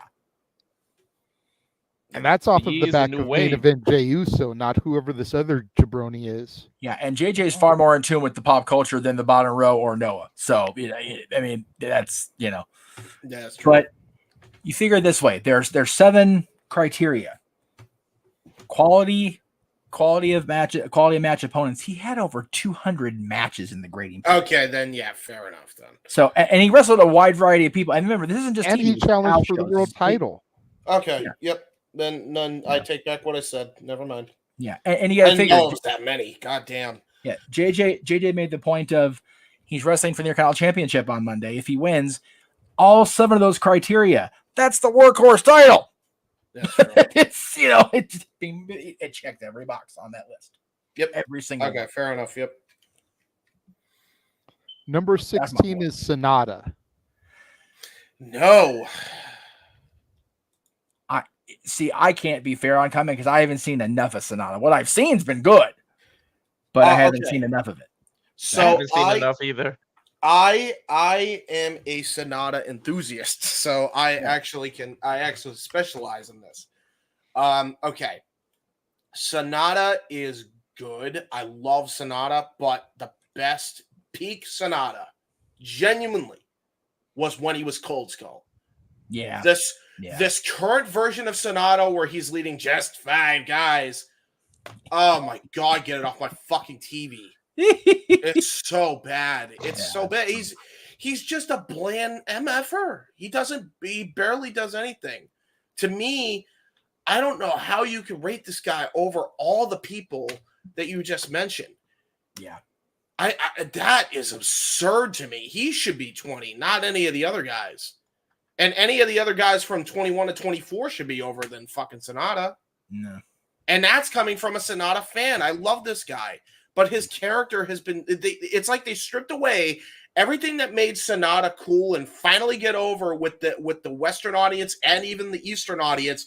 And they just completely were like, nah, we ain't going to do that. We just strip it all down because he's the IWGP title. We want to make him the next Okada. And he's not Okada. He's Sonata. He got over for a reason. Just let him be the gimmick that he got over with. Yep. It's so dumb. Yeah. So no, I vehemently disagree with this. I don't think he should be anywhere in the top 20, quite honestly. There you go. So Number 15 is Moose. that I agree with. Mm-hmm. And people are gonna go, what? He's one-dimensional. No, he's not one-dimensional. Moose. No way. First He's of a all, cool athlete, baby. yeah. First of all, quality of opponent. He's not just been in TNA. He's his first match in the grading period is from Multiverse United 2. And it's him and where did it go? I just saw it. Him and Eddie against TMDK. 13 minutes. Haste and Sabre Jr. If you're wrestling Zack Sabre Jr., you belong on this list. First, just like it's that alone. and he was world champion. Yeah, he was world champion for a solid part of this grading period. For a long time. Look at the rivalry with Joe Henry. And anybody who thinks he's one-dimensional don't know Dancing Moose. Amen to that. JJ, he said the name. Do the thing. I don't have it in here. God damn it, I gotta find it. Okay. All right, we'll find it. So, no, I agree with everything that Walter said. Plus, like, this isn't even in the grading period. This was years ago. But, I mean, this guy has proven himself over the years that I think he deserved to make a top 20 eventually. Yeah. Like his run in 2020 is probably peak, in my opinion, just for character work. Like, he showed he could be comical, he could be serious with the whole EC3 thing. That was the best part of the whole control your narrative one, if we're going to be fucking real about it. It was Moose, sure. and just Moose was great. He was phenomenal. Everything he did, he is so athletic, freakishly athletic for a guy his size. And his matches always ruled. He absolutely delivered banger matches every time he was on the screen. And he always had great promos. He led a faction at one point as the world champion. Yep. Still is. Still is. Leading the faction. I mean, he's not the champion no more, but he's still leading the faction. Yeah, so he's probably, and I would probably, because he's so over right now, I'd put him in the ring with Obafemi for the NXT American title because he's that damn good. To the point he raised the stock of everyone in the system. Like, everyone became champions. He really raised the stock of everybody else around him. Think about how long Eddie Edwards, the face of the franchise, the heart and soul of TNA, went without gold and was languished down with these. With no honor no more bullshit. I like the people in the faction, but the storyline was ridiculous. Yeah. Mm-hmm. But yeah, Eddie's back where he needs to be. Brian Myers, where the fuck did Brian Myers come from after all these years, right? Yeah, he's so good. It's because of Moose. Because of Moose. Dirty Dangle, whatever he's going by now. Look, that warms my little heart because that's one of my dad's favorites. I love that Johnny Curtis is getting another run. That makes my heart sore. Yeah, he'll pour milk over his head and be like, you know. You had to ruin it. Milk all over. Right. All right, anyway. That's still one of my Kurt Angle all over the moment. Sorry. Hey, that was in a Hall of Fame speech. You do not. Hey, Johnny Curtis did it. Kurt Angle milking himself. Hey, listen, Johnny Curtis did it on an NXT episode one time. I'm just saying. There's some validity to that. For real, Matthew is speaking the truth. Yes, please. Although we could get Lashley now, he's a free agent. Who knows? Who the hell knows? Yeah. Number 14. Your current reigning and defending AEW champion, the American Dragon, Bryan Danielson. Yeah. Yeah. Him being there is okay. He only had 52 matches, but man, has Bryan had a bad match yet in this AEW run? Nope. I mean, in the entire run. This year alone, he's had match of the year candidates with Will Ospreay and with Swerve Strickland. That alone, I mean, has pretty much put him in that top 20. Yeah. Just those two matches. And it was before Zack the grading Sabre Jr., right? And Zack Sabre Jr. Yeah, more than once. Okada more than once in this grading period. Yep. Yeah. Yeah, it's Bryan. Like Jeff said earlier, if you wrestle Zack Sabre Jr., you deserve to be in this part of the list. Seriously. Yeah. If you're getting time with Zack Sabre Jr., it's because Zack Sabre Jr. wants to have time with you. Exactly. And Bryan Danielson, 20-something years in, has no business being here anymore. And he's still, in the top 20 wrestlers in the world. So we're saying all this, and he still hasn't even done the Nigel McGuinness fight yet. So imagine after that fight. Oh, God. We'll be calling that on Wednesday. I went back and watched that thing. I told you guys in private chat, the compilation they put together on Ring of Honor. Fuck, I forgot how good those two are together. Jesus Christ. Good. Oh, my God. It's going to be a masterclass. I will say the booking has been wonky. I'm just so happy for Nigel. Like, I really am. I love Nigel McGuinness, man. He was so good to me when the No DQ crew was going to PWG on the regular. And I there's a great picture. I'll post it tonight after we're off the air. Me posing with Nigel with that freaking Bart Simpson haircut he had. But Bryan Danielson's giving me the fucking bunny ears. It's hysterical. It's hysterical. It's because that's just how they were. There you go. Yeah. I patched Bryan at that. What we got next? OG 2007 original eye patch Bryan Danielson. What we got next, JJ? I just said hold on. Uh-oh. Reroll a little bit. Yeah. He's rerolling, so he didn't hear him. That's fair. I forgot what we're even on. So 13? Number 13, Drew McIntyre. Yep. Can't argue that at all. Nope. No argument here. Next. The man's in a renaissance right now in his career. Yeah. I'm a little shocked he didn't crack the top 10, to be honest. What's so funny? They put it on social media not too long ago. It was like 14 or 13 years ago. Clean shaven BB Drew McIntyre and Cody Rhodes won the tag titles at Night of Champions. Like, oh my God, look at these two crying out loud. Main eventers now. They won world championships at Mania this year. Both have been world champion this year. 14 years later. They are the chosen one. The only setback he had really in this run was having to do that damn match at the other Clash and where he ended up singing. That's really his only setback. All I gotta say is whatever he did to get his hair in better shape, because ponytail baby faced Drew McIntyre, his hair in that ponytail looked like absolute dog shit. It was like thinning, and it was like, yeah, he's got some. Okay, I'm gonna get super.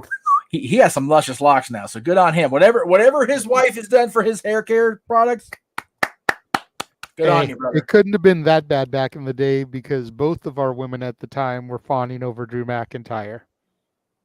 Yeah, that's valid. Hey, I was just gonna say this though. I mean, he probably has keeps. Keeps it. I don't know. I think mine was fawning more over his music than he was for him. Well, We all were fawning over his music. He should bring it back. That's all he needs to do to like do the chef's kiss to his run. It's But that's why he won't do it, because he's not that Drew McIntyre anymore. But he can be, because he's literally scary enough to pull it off. So just do it. Especially in a match against Wade Barrett. Just in a match against Punk. But he yours now is mine. The bracelet. Yeah. He won't do it because that's what the fans want, and he wants to keep being a pure heel. He doesn't want to be that guy. Well, I love that about him. Anything will be better than that freaking whatever the fuck that is. I like his song now. You leave that song alone. He's the man. Even off of wrestling on Twitter, the little trolling he's done. Yeah. Right? Like Drew has entered into a phase of his career that he could have only freaking dreamed about when they let him go. Just, my God, it's so much better now. I am a Drew guy. I stand for Drew McIntyre. What's that stupid? You stand for Drew McIntyre. I simp for Drew. I simp. What are you doing, Jeff? You're damn near 40. What are you doing? Damn near. He's past it. You've been past near 40. What are you doing, Jeff? Yeah, I'm 41 and I'm simping for Drew McIntyre. Don't at me, motherfuckers. So the reason I was saying to hold up before I did the Drew thing is because I was trying to find my picture with Nigel. Okay. Oh, he was champ at that time. Look at you. Mm-hmm. That's now the hair that Jeff was talking about. Fucking Bart's guy. I hate it. It looks so stupid. I love Nigel. I always will, but my God. But you know what? At that time, I'm not gonna tell him his hair looks stupid. Yeah, even today, I'd show him that picture, be like, I wouldn't tell him that today. Yeah, because he's praying to the God and the devil. He's got problems. I just wish Desmond Wolfe Nigel would have worked out better in TNA. Oh, 100%. God damn, that was such an unfortunate waste. Hulk Hogan. Anyway, number 12, the honorary Oos, Sami Zayn. Yes. Yeah, I agree with that. 100%. Ended the greatest Intercontinental Championship reign of all time. had some of the best matches of all time after that point, and even before that point. And didn't he start the grading period as still tag team champion? I believe so. Or had they already lost it by that point? I can check while we're going through. He was still teaming with Owens. I think he was just about to lose it. I think he lost it that month. There you go. It sounds right. So the number 11, Samoa Joe. Yep. Yeah. I need to look at Joe's record because that I'm kind of put off by that. But go ahead. Well, Joe was undefeated up until he lost to Swerve, as far as I remember. The only was he? Oh, okay. The only two people he lost to was Punk, and I think those were his only 2 losses besides that, and they were great matches. So, I was going to say, you want to talk about caliber of opponents? Freaking Joe versus Punk, Joe versus MJF, Joe versus Swerve. Yep, Joe versus Cole at one point. So those were all high-profile matches too. Yeah. I love how Cage Match has it listed as the real. The match on Cage Match says real AEW World Title. Punk defeats Joe. Like they actually used the name. That's tremendous. That's what it was. Joe got to the point where people stopped wanting to booing him. They started cheering, saying Joe all the time. Like they didn't know until it was Swerve's time. Yeah, until it was Swerve's time. Yeah. Yeah, I mean he's got very few matches, but the match quality, other than Serpentico, 14 seconds. Yeah, true. Sure. Best squash match of all time. Yeah, I wish it could have been Jack Evans, but anyway. Yeah, true. Number 10, beginning the top 10, Mystico. Yeah, he's been going crazy on the freaking Mexican independence. He's actually had a wicked crazy renaissance. He's no longer Aura. So you know what? And good on him. Put him in the top 10 at one of these years. That's what I say. See, and it's funny because I see Mystico and I immediately flash back to the botch machine that was Sin Cara, and it's like, how is this dude top 10? Well, and then it's a Mystico to me how he's there.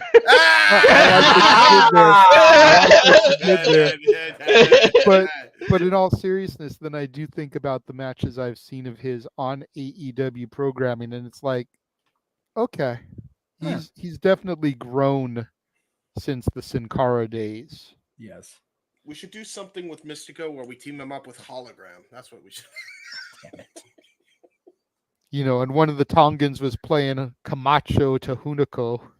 I had forgot that was the son of Haku. I went back and looked and went, holy fuck, how things have changed. My God. On the lowrider bike. Right? Lowrider, dude, that was some of the goofiest shit I've ever seen. The goofiest shit. But nothing will be goofier than the Mexicools riding in on Juan Deere tractors. Dude, that is so. It not only was it goofy, that shit is profiling, and profiling is wrong. Right up there with the Juan Deere tractors. Oh, God, Walter, I'm sorry. Yeah, true. No, I was saying, Vince McMahon era loved the profiling. I mean, oh yeah, no shit. Yeah, prime time. Yeah, right up there with the Juan Deere tractor was Juan Cena when John was banned after the Nexus thing. Like, Curran what are we doing? Curran White in a golf cart, anybody? Yeah. Oh, I forgot about that till right now. With fucking with Nick Nemeth as the caddy. Oh my God. That was the one, and I mean the one, only, minute, small thing that was good about Eddie's passing is that Chavo got to drop that gimmick like a bad fucking hand. Oh my God. I honestly think I love Ray, but it should have been Chavo. You should have pushed Chavo to the I couldn't agree with you more. And if they were gonna do it for Ray instead and then have Chavo go heel, why not? Why did he cost him the world title? Right. What the fuck are you doing? You have a chance to just take the belt off him. God. Why are you costing him? Rewinding back for just a second. Yes. Yeah. I'm such a dork, and I know Jeff has seen this picture before, but I'm such a dork. I was at the arena in San Diego when they showed up with the tractors for the night and got a picture on the riding wand gear. Yes, he did. God damn it. In my jean shorts. I'm pissed that Juventud fucked it all up. By the way. Oh my god, look at them Oh, jorts. and Holy bananas. what you can't see, because the way I'm facing, I'm wearing my Rolling with the Animals, Filthy Animals t-shirt. Yes. There you go. JJ The Cena only over there with the t-shirt shorts. that I know of that has Rey Mysterio without a mask on it. Yep.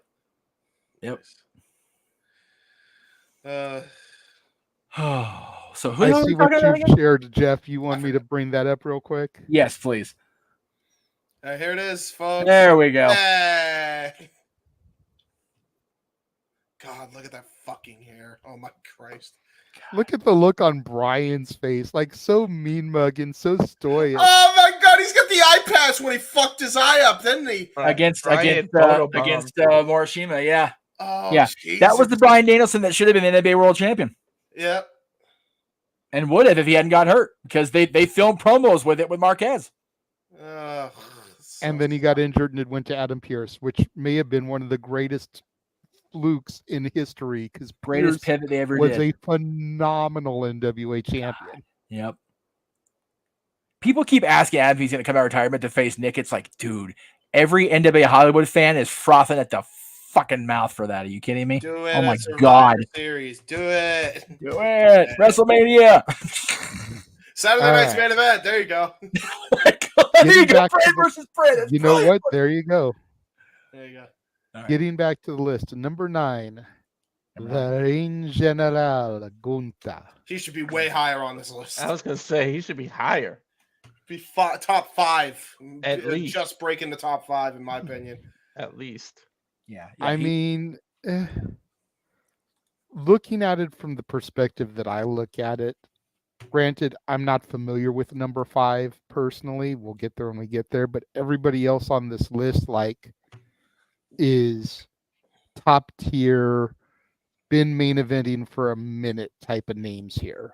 Yeah. So that's the only reason why I'm like, okay, Gunther, he cracked the top 10.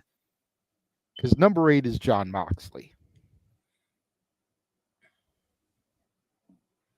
Did he Yeah, have we lost Jeff. Yeah, we did lose Jeff because Jeff had connection issues. Here he I comes. think the dog did something. There he is. The dog did the thingy. Hello, Jeff. Where you go? Jeff? Hi, Jeff. I hit it wrong, but I'm sorry. Go ahead. So I fucked up you were again. saying, I don't know when I lost you there, but number 9 is Gunther. Yes. And they were saying about how he deserves to be top 5, but number 8 is John Moxley. Oh, okay. And I don't know if Gunther deserves to be higher than Mox from a consistent main event standpoint at the bare minimum. Moxley had the whole company on his back, so I don't know. So- about that. And he In seems the to be 12 the months key where- figure behind this whole takeover angle. Yeah, in the 12 months we're talking about, I think Gunther had better match quality, but Moxley was more of a presence on his brand. And he was the IWGP World Champion as well this year. Yep. Yeah, so I may International not, champion too. yeah, Twice. I may not personally agree with it, but I can see where they're going with it. Yeah, fair Like, enough. I get it. Okay. Yep. The number 7 is everybody's favorite scumbag, Yep. MJF. The only argument I will make against it is he was gone for pretty much the entire second half of the grading period. Mm-hmm. But that's just how good his match quality was from August to December, as up as he was. And he was a babyface, and then he came back, and then he turned heel, and got another championship over in that process with having the match of the year qualities with Will Ospreay. So just knowing how hurt he was alone, yeah. As banged up as he was, the fact that he did the things he did in the last 5 months of 2023 is astounding to me. Yeah, right. And again, I was, literally shoulder to shoulder with him for a good chunk of that appearance he made out here prior to Full Gear and did the promo with and everything, you would never know how he was. You wouldn't know. The dude was in shape, he was jacked, and he just pushed through. And then when you hear about how banged up he really was once he took that time off, it's like, holy. He is every bit of an old school, present nothing, shoot to the world. Kayfabe all the way. Yep. He is a fucking superstar, and he is our scumbag, and that's got my colors. So damn it, I'm running with it. I'm glad he's on the list. If any two people deserved time off, it was him and Moxley. MJF. Oh my God, they were the two that deserved the most time off of anybody. Seriously, For real. Yeah. Mox was supposed to take time off before the Punk shit went down. And He the only first time, yes. recently got it. Yes. Yeah. You talk about Mick Foley level breaking your back and your body for this industry. Holy shit. Did any two people do it more than Max and John last year? Nope. Max and Mox. Max and And Mox. Max was Yeah. wrestling twice a show. Right? Because he was defending the ROH tag titles and the AEW championship. One show he did it by himself. Yep. That was the Wrestle Dream match. Oh, well, I mean, he had Joe, but, you know. I mean, he had no business doing the quality of shit he was doing. None. Zero. No. And nobody thought he could be a great babyface after he had the first half of that year as a heel champion, and he proved everybody wrong. By the way, he honestly, even though the title ended on kind of a fart, he honestly might have like top 5 world title runs of all time when it's all said and done. I think the title match ended the way it went because he was just so completely physically devastated by that point. 100%. Yeah, like he passed the I point. definitely think he's the number 2 title reign in AEW, only behind Omega. Yep. I'll agree with that. Omega, and you know, dude, his match with Omega on Collision, we completely forget about. Good. Oh, so good. Oh, so. And that was in this grading period. So there you go. Yep. I think. No. Yeah, it was in this grading period. It was like right before Omega had to go take time off again because he was fucked up. And I'm so glad they got that match done. Like, I'm not one to just book match for the second matches because you could have booked that into a mega feud between the two. But I'm glad they got it out of the way now because we didn't know how long we had Kenny left. Yeah. And speaking about booking matches for the sake of matches, stick around because that's part of our main event. Number 6. This one surprised me at first, but when I really started thinking, especially as far as the grading period goes, makes perfect sense to me. Damian Priest. Oh yeah. Yep. Multi-time tag champion, Mr. Money in the Bank, cashed in successfully at WrestleMania. Was and basically was world champion for the rest of the grading period. And he was basically the reason why MJF and Punk, or MJF, CM Punk and Drew McIntyre's feud was so freaking hot is because he cashed in at WrestleMania. I mean, there was a lot of stuff going on in the peripheral of Damian Priest's title reign, and he didn't look out of place at all, which a lot of people were worried about. And even we talked about it a couple times. And then he went and had his matches and proved everybody wrong every time, with the exception of the one where the referee botched it and not even him. Because even I questioned it when he first won the Money in the Bank. I can't lie. Yep. Yeah. He even talked about it in this documentary. People were sure he was going to be the next one to cash in and not win, and he proved us all wrong, man. And my dad has been high on Damian Priest from the minute he got called up. He's like, oh, another Undertaker. Well. No, he wasn't on that particular bandwagon. The bisexual Undertaker. I can't believe that shit. He watched the presentation when he aligned with Edge. Yeah. And he looked right at me and he said, give it 2 years. That was WrestleMania 2022. God damn. WrestleMania 2024, he's world champion. He was right. Dad called it. Nostrafrankus. Thank you very much. Nostrafrankus. Nice. He needs something. They took the damn streak away from him. By God. True. Jeff. JJ, what's next? He needs something in his fandom. God damn it. He can claim Damian Priest. There you go. Number 5, and I apologize if I botched the name because it's Japanese, but Tetsuya Naito. There you go. You got it. And you did it right. Yeah, I couldn't agree more with that because damn, has he had a hell of a run. When a lot of people thought his best days were behind him, he stepped the hell up when everybody else was leaving New Japan. He has been the one shining light in that brand right now. He has put that entire company on his back. He has busted his ass. He has had those championship matches all over the world in Japan, including 1 on 2 with Moxley. You know, yeah, absolutely. Damn it, Noah. Noah missed the wrong show, man. Your top 5 is one of your Japanese people. And you missed it. Naito being the guy with Tanahashi being the president after the loss of Okada is the best case scenario New Japan could have hoped for. Yeah. It's just what it is. And even that, it's not entirely helping, but at least, you know, Naito and Tanahashi are lessening the blow a little bit. Yeah, no, it is. So. Losing Okada could have been company ending. It really could have.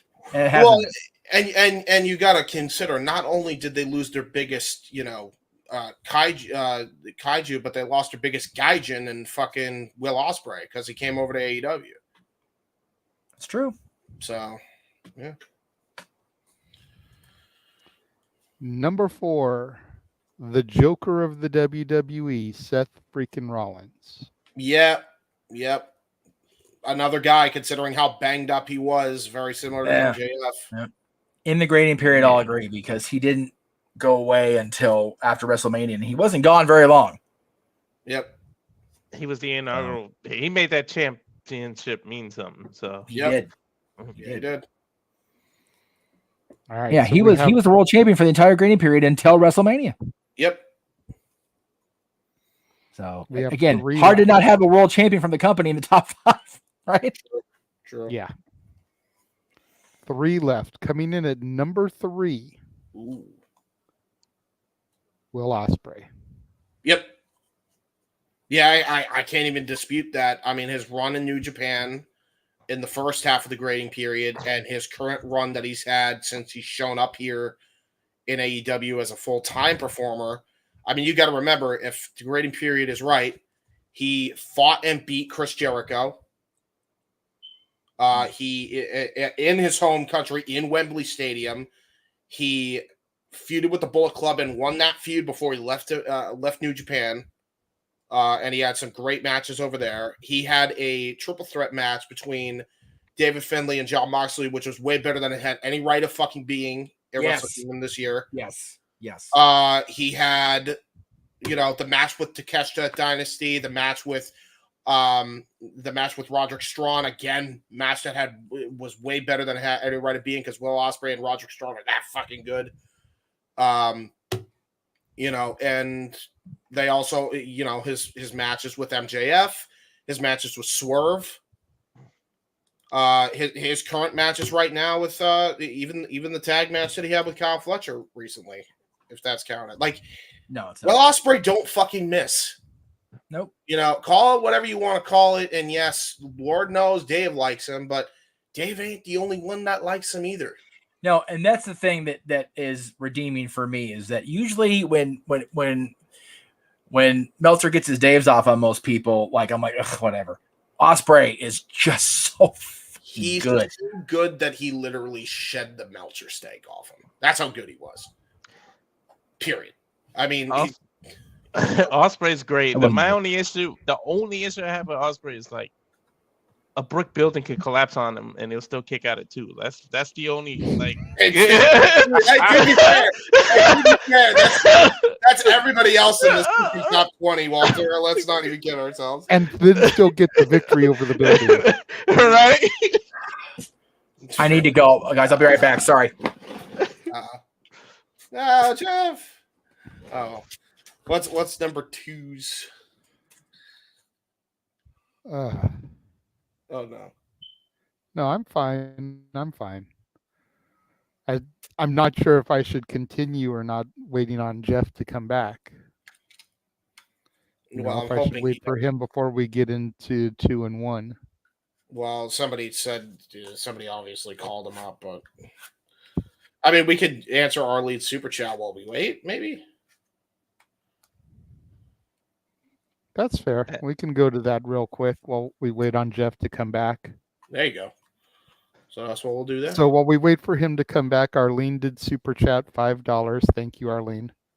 Stupid question, but Naomi's pin shouldn't have counted since her feet were under the rope, or am I wrong? Shouldn't Bayley be number one contender? No, you're right. I saw that. Yep. I didn't notice Naomi's feet under the rope. But if they were, then yeah. Yeah, I thought she adjusted her feet. Mm-hmm. Initially, they went under the rope, but then she adjusted her own, like she adjusted her leg. Like she even noticed that she did that. Yeah, but it was pretty much. It shouldn't have counted anyway, I think is the point, just because it was definitely under the bottom rope at that point. I don't know the point of the match, just to make it another match next week. You should have just did this from the start. Yeah, that's my thing. We went to the super chat, Jeff, while we waited for you to come back to finish the topic. I kind of am in agreement with Walter on this one. It's like if they go to the match next week and then Nia or Tiffany get involved and shenanigans ensue and it just ends up being a triple threaded bad blood anyway, then why do we need to do another match? Yeah, it's stupid. Yeah. We could have just had a triple threat come out of this match. Right. Yep. So it could be the first time that it Money in the Bank is cashed in to make it a Fatal 4-Way. I don't know. I still say wait to have Tiffany pull that trigger to WrestleMania just to give the women a cash-in moment at Mania because that's overdue. Yeah, I agree with that. And Tiffany's the perfect person for the job. She is, man. She's absolutely, again, especially in Vegas. I mean, a girl like Tiffany coming up big in Vegas. The fucking bling on that moment, let alone the championship celebration. Jeebus Crease. Oh my God. Plus, we need another female to hold the Money in the Bank for a while and tease cash-ins because so many of the women have like cashed it in the same night they wanted that it's become like a thing. You figure the one that held it long, Carmella, man, that moment, the SmackDown after Mania was big. Yep. True that. So there you go. So, all right. So that's our feelings on that one, Arlene. Thank you for the super chat. Yes. Thank you very much.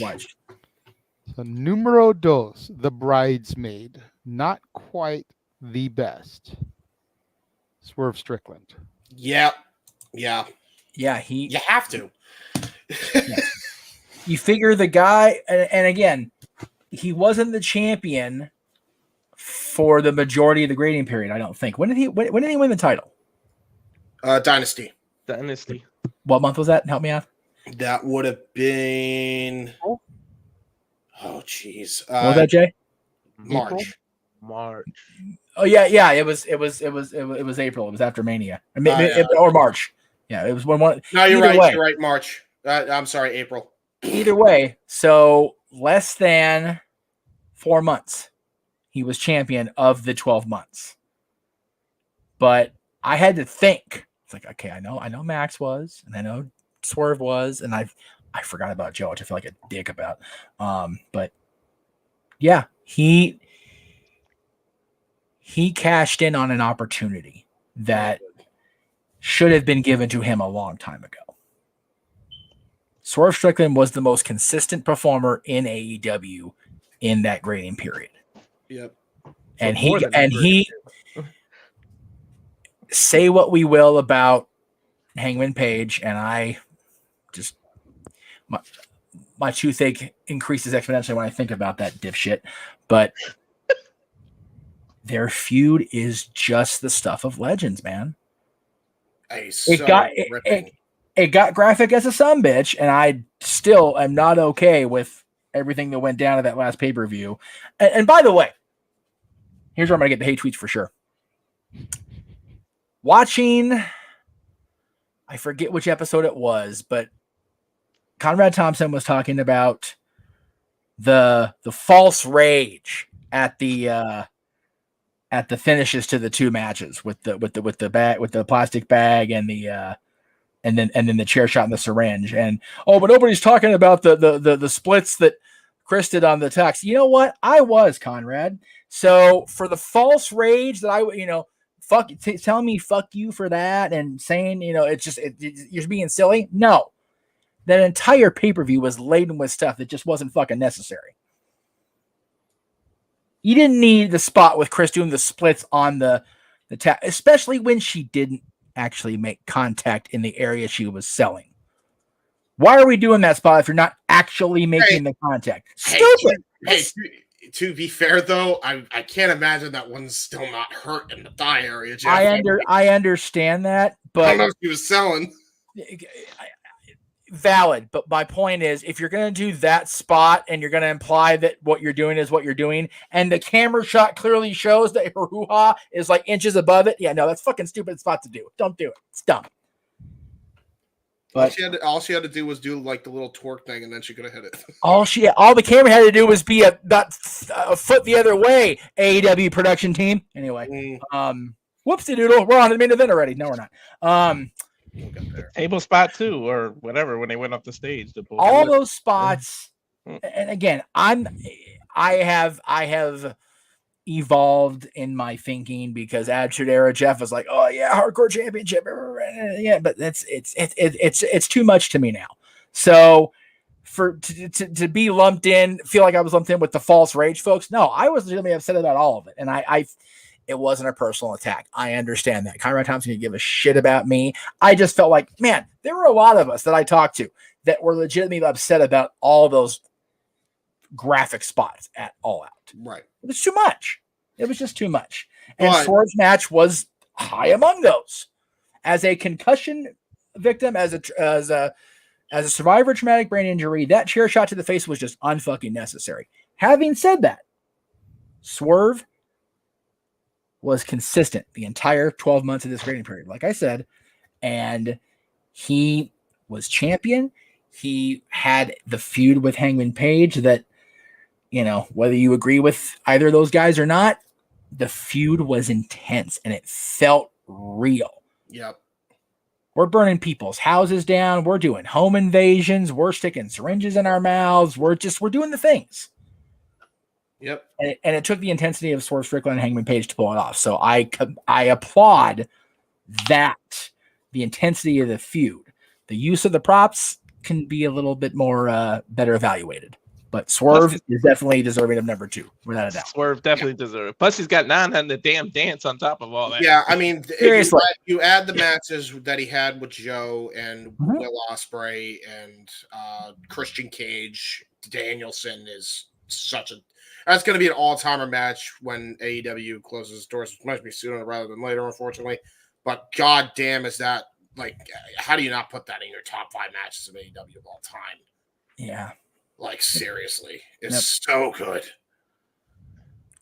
And if I'm thinking who I'm thinking is number 1, then how can you argue with it either? If the AEW champion is where he is, and the fact that AEW is the second most prolific company in the world, then the champion should be at number 2.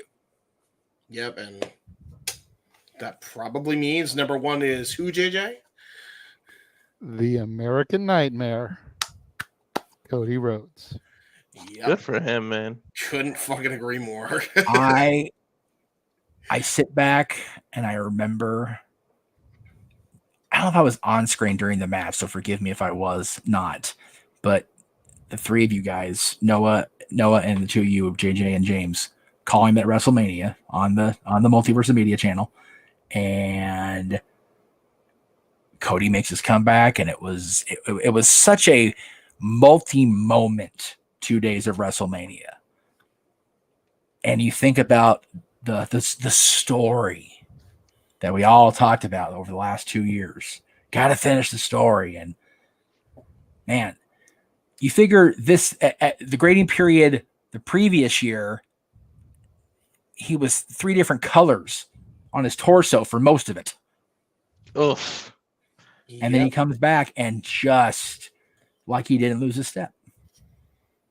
You figure from August 1st of last year until July 31st of this year, there was no more, in my opinion, consistent performer, whatever match he was in, whatever title he was contesting for, whatever story he was in, than Cody Rhodes.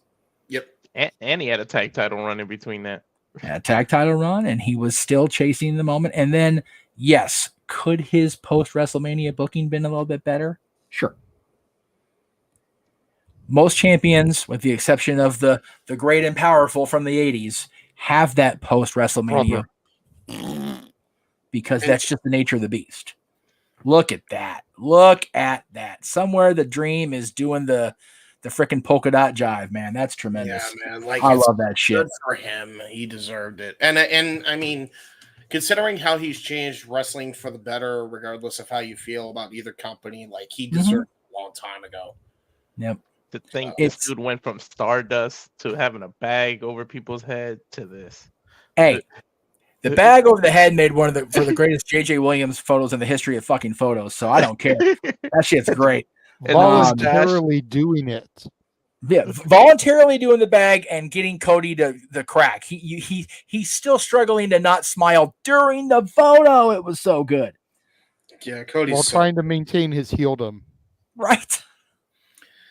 I think about that Cody Rhodes, and then I think about, because I put a post up. That was from 2011 Access. I think about the post I made 7 years later with the NWA title over his head. It's like, God damn, man, what a difference. And now he's not only the highest ranked wrestler in the eyes of the editors of, for better or worse, the Aftermags, but the readers of that magazine voted him the Wrestler of the Year last year. Yeah, he be the man. Good for him. That belt is sitting right over there. I can still see it. I love that. I miss getting to bring that belt to shows. But yeah, look at that. You could tell he's trying so hard not to have that smile crack on his face. He is so funny. Dude, so good. One of these days, I gotta find the video that I have of me and Casey when Casey had a whole story arc with Cody, Best of the World 2017. It's tremendous. He when he had won the Ring of Honor title for the first time, he had gone into the crowd going up against Daniels, and he flipped off a person in the crowd. He flipped off Casey, right? He flipped off Casey. So then I filmed the aftermath of all that, and I forgot to record their hug. They legitimately hugged after the whole thing for real. And so it's like, Cody's asking me, hey, you're recording? And it's like, I'm recording right now. And he's like, all right, too sweet. And then he goes for it, and Casey double birds him and fucks him. Oh, no! And then Casey and him hug afterwards. It was the best. It was the best comeback story ever. It was great. And now he gave that mask to Jason or Jay. Right. Yeah. Again, there's not a single bit of his last 12 months that isn't just, if not greatness because of booking or whatever, it's just heartwarming. Yep. The dream is coming out of him. His brother's, ability to give back is coming out of him. The good man within him is just, and God, it just, he's a father now. I'm gushing way too much over this, man. I'm sorry. But yeah, it just, I'm so happy for Cody. Yeah. I mean, even during his title run, by the way, the France moment alone, when he had the entire crowd there in the palm of his hand, that alone, number one, done. Yep. Done. End of discussion. Cody's gotten to the point where part of me, just as good as Dustin's doing AEW, part of me wants to let him be released just to go back and do this one last thing with Cody. Well, dude, yeah. Getting back to the guy who just shit all over not too long ago. Apparently Dustin's contract is up next Monday, 30th, or sometime before that. So man, if he's still champion, obviously he's not going to up and bounce on Tony, but because Dustin's not that guy. Yeah, he's double champ right now too. Right, exactly. But man, just think of what kind of something we could get if he actually does drop the Ring of Honor championships he holds right now, and come Mania, he's back in the fold. Holy shit! It's gonna be hard too, because like you also feel like it has to be Cody and Orton for this year's Mania. Almost like you almost kind of want it to be, but Dustin and him is just too good not to revisit at this point. No, but you know what? And I know we're getting way off into the weeds, but let me just say this: they're teasing the hell out of this Owens turn. I don't think it's going to be Kevin that makes the turn. It's going to be Randy. 100%. And even if Kevin does, great. We get another decent match out of those two. Never going to complain about a match between Kevin Owens and Cody Rhodes ever. But the build with Orton to WrestleMania after they had their triple threat with DiBiase at WrestleMania, by that point it will have been 15 years. Yep. That's cinema. There's too much history to not Way too much. Especially if Orton, if you believe the rumor innuendo is that he's starting to be on the back end of his career because of all just the longevity and the injuries just kind of taking their toll. Yep. Mm-hmm. Man. 20 WrestleMania, 20 years anniversary WrestleMania when he should have been the one to end the streak. If it was ever going to end, it should have been there. JJ and I talked about that for years. My only issue is, yes, Orton and Cody is the feud, but Dustin and Cody had their first match in Vegas. And true. WrestleMania is in Vegas this year, so it's really hard. I don't know which one I want more. Do I want the match or do I want the feud? I think based on my fandom, I want the feud. Because the match is still going to be so goddamn good. See, and I hate to say it, but since we're off on the side tangent anyway, I'm going to go Star Wars here. I got a bad feeling that we're going to get Cody Roman 3. Well, we're getting it at Crown Jewel, though, aren't we? Really? Why? I haven't heard an announcement about that. Have you? I have not, but that's the rumor. Okay. It's a rumor, yeah. So I'm thinking... And we don't usually believe rumors until we see a press release. Okay. You can wipe your ass with rumors. I think it's going to be Cody Roman 3. Okay. You had the first two where it was babyface heel. This one is going to be about respect. Mm-hmm. Plus, you got to get that rubber match. Yeah. And you can't do the rubber match at a throwaway like Crown Jewel. And there won't be any interference. I also think Crown Jewel's too soon because they'll be less than a month off of Bad Blood. Yeah. And Roman... if they're going to do 5-man Survivor Series War Games, and if there's the potential that Cody will be that 5th man for Team OG Bloodline, you can't do this match yet. Maybe. Okay. Exactly. Yeah, it's Roman, Jimmy, Jay, Sammy, and Cody. Yeah. And I understand that the Crown Jewel, the Prince, whoever was there, is all about the nostalgia and the big marquee match. But I would have to believe that Roman and Cody is not nostalgic enough, and they wouldn't want to have that be so soon after Roman's return and after what we're building right now. The nostalgia match for the Prince would be Cody versus Randy. Yes.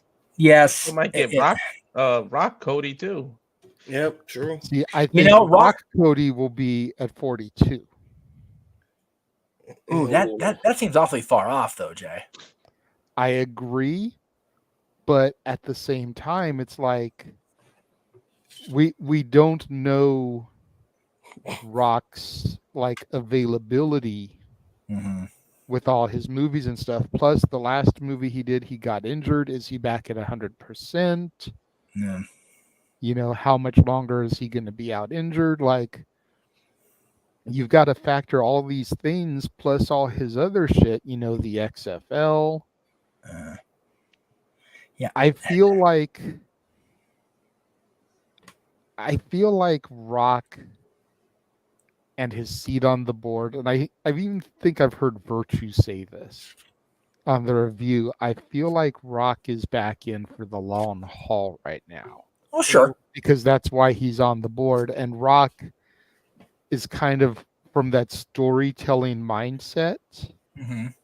So you gotta slow build this shit. So we get Cody Roman 3 at Mania 41. And then Rock is the final boss. So you get Cody Rock at 42. And then once Cody has had his time with the final boss, you finally get that match that everyone's been clamoring for, and you get Rock Roman at 43. And that is the final end of the Bloodline story. I don't know if you risk that much time with The Rock, though. Yeah, as much as I'm a fan of usually your long-term storytelling approach, 3 more years is a long, long time. Or 2.5 now, because we're at the end of the WrestleMania 41 year. But, 3 more years would be 2027. Because 2025, 2026, 2027. So Rock would be 55 years old. I feel like there's something there to that. As weird as it sounds, WrestleMania 44, Rock would be 55.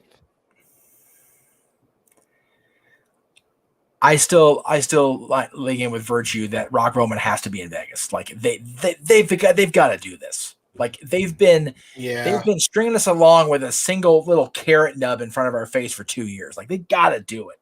Then you do Cody Roman for night 1 to see if Rock Roman will be for the title. Sure. Yeah, no, I had agreed with that part only because they were presenting on the review talking Rock Roman is for the title going into Mania. It's like no. Like I get the framing of the story that Roman's not the tribal chief anymore because he's not the champion. So the title and the tribal chief titles go hand in hand. But Saul's the tribal chief, and he hasn't had the fucking championship on the main roster yet. So that's I think that part of it is easier to edit than it being for Rock Roman is about the family. It's about the bloodline. Because Roman and Solo's beef right now, Roman and his beef with the entire bootleg bloodline is not about the WWE Championship right now. So, and if Rock is the one pulling the strings, like we've all suggested, it doesn't need to be about the championship either when it comes to Rock and Roman. So I agree with your process of Cody Roman night 1. My only concern is will they actually do that to Roman Reigns and have him drop the title to The Rock? It's a distinct possibility and not one I'm You're assuming that Roman would defeat Cody. No, true. And that's if Rock isn't going to be fear. around, then there's no need to have the title on the line. But my fear is that they will have Roman win the championship, and Cody will have been champion for more than a year by that point because it'll be after April 7th. We're booking all this.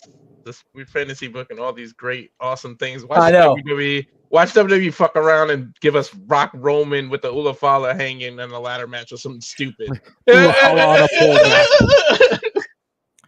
That needs to be settled between Rock and Solo. Like that's your singles Rumble marquee match right there. Or what you do is you have Cody Roman night 2 main event, and then The Rock comes out afterwards. You thought you were over? You thought we were done? Oh no! I'm the final boss. I'm hoping that happens at Survivor Series. Like I'm hoping like they do the Punk, like the credit goes up and then The Rock's music just hit. Nothing said, nothing done. You just show The Rock and that's how the pay-per-view ends. So I'll take what you said and just flip it. Have Cody and Roman end the show, but then The Rock comes out either like you said, Walter, Punk style, or he's out at Raw after Mania. It's like, oh, you thought we were done? Like you said, I told you a year ago on this show, boy, we ain't done. And that I would be okay with if they build toward Rock and Cody in 2026. But Rock and Roman going past that, I can't make my brain do that only because it's been like you said, it's the little carrot like dangling in front of the horse's mouth for so long now. If they make us wait till 2026 or 27, people are going to lose their goddamn minds over it. It's not only that, in a bad way. It's not only that, but you already mentioned he got hurt making a movie. So do you really want to risk that? Like him having these men get hurt and then screw up all the plans? The Rock is not at the point he was in the mid 2000s where he has to go where the movie takes him. He can go, you know what? I'm going to take off between February and April. Thank you very much. I'll have the UFL to run, but Danny does that shit for me. I don't have to worry about being there every friggin' week. And that's where you get Rock building into something. I think pushing it to 26 or 27 is just so far long term that it almost seems like it would just, like Walter said, the injuries would just be so much more probable as he gets older. Plus, we don't even know where Cena fits in all this with his retirement year.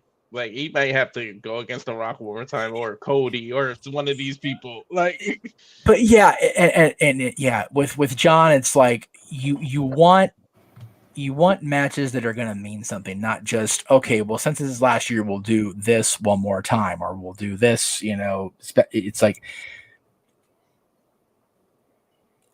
I don't know if Rock versus Cena would be as meaningful as some people would like it to be, I guess is why I don't know how to phrase that. It sounded like a. I know you mean twice in a lifetime's enough. Yes, exactly. Right. Agreed. Gotta get the tiebreaker. No. I can't argue with that part of the logic. I just don't know if I want to see it again because for reasons beyond anything. It's like the whole 2 years. I don't think Jeff wants to go back to being that Jeff. No, I don't. I like Dwayne now. I don't want to be that guy anymore.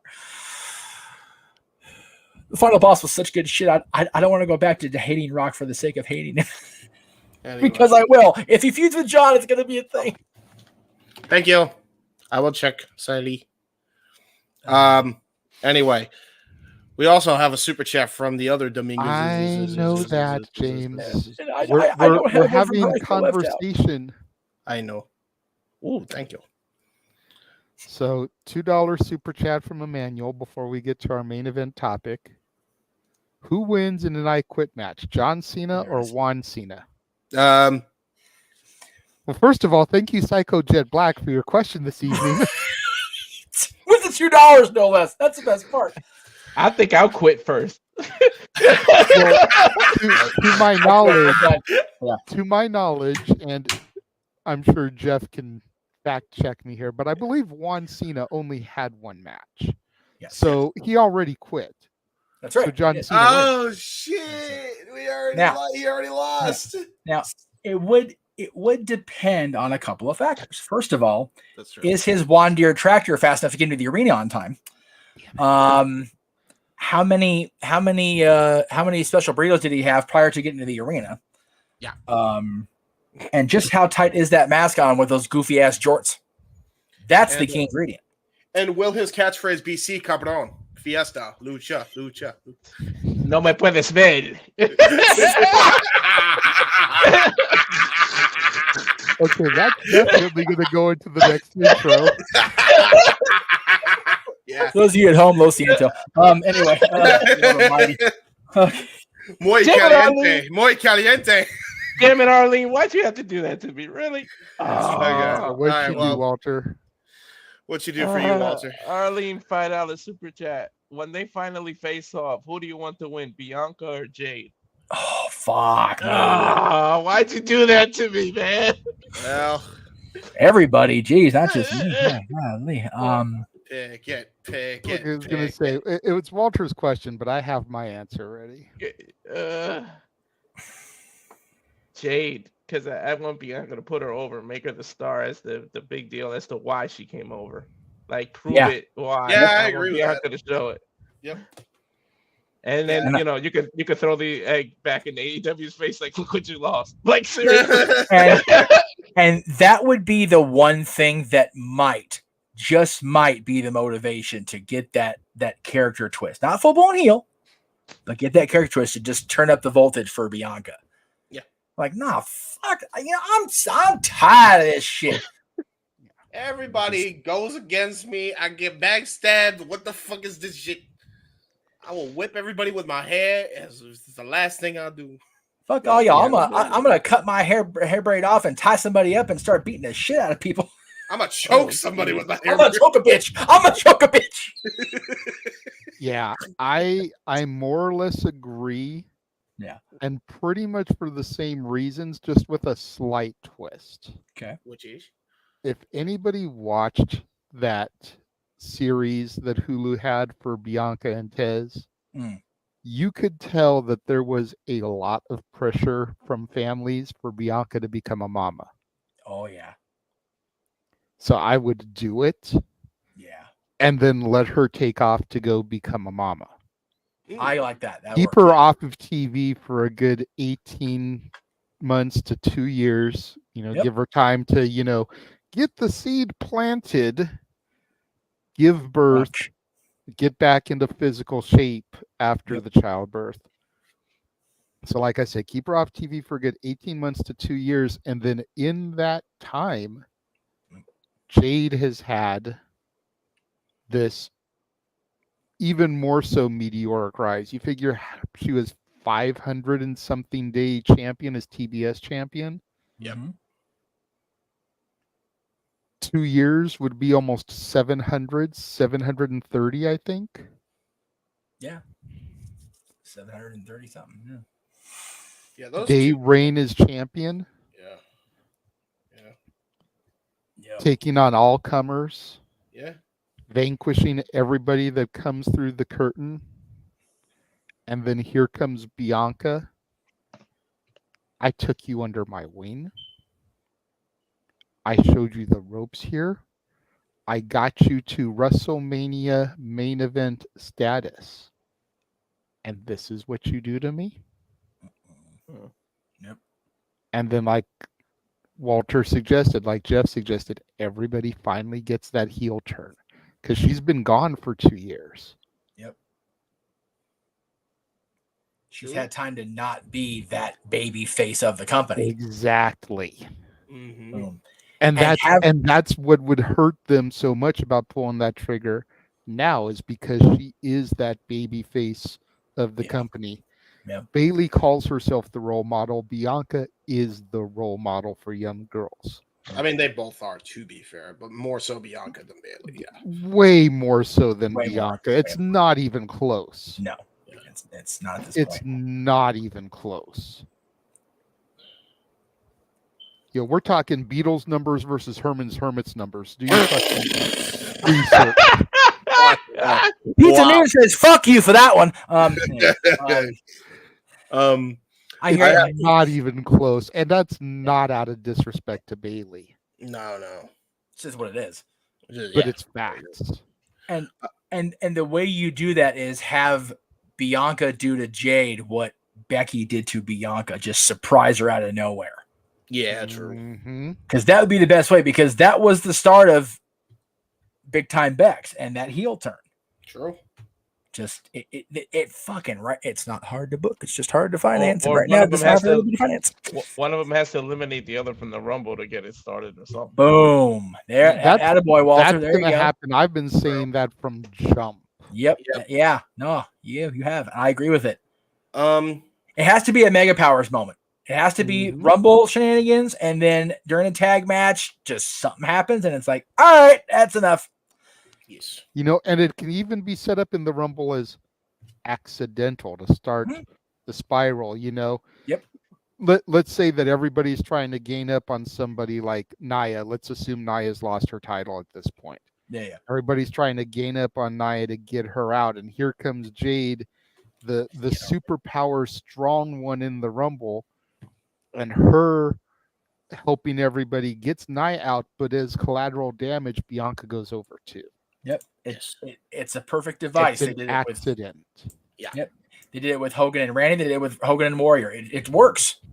Yep. It works. It's great. And then as you continue the build to Mania, you've got more accidents. Yep. Accidentally bumping off of the apron instead of getting the hot tag, and so they lose the match, and till finally you get the match. Yeah, I'll even say don't Mega Powers it and don't have them turn on each other, one or the other, just go into Mania with all these minor little things. And then when Jade gets the win, Bianca saunters off in a huff, and then she lets it fester for 2 years. For 2 years. 18 months, 20 to 2 years. Yep. And just sits there and cooks on it. And it's like, all right, I had my kid. I come back and beat your ass now. Beautiful.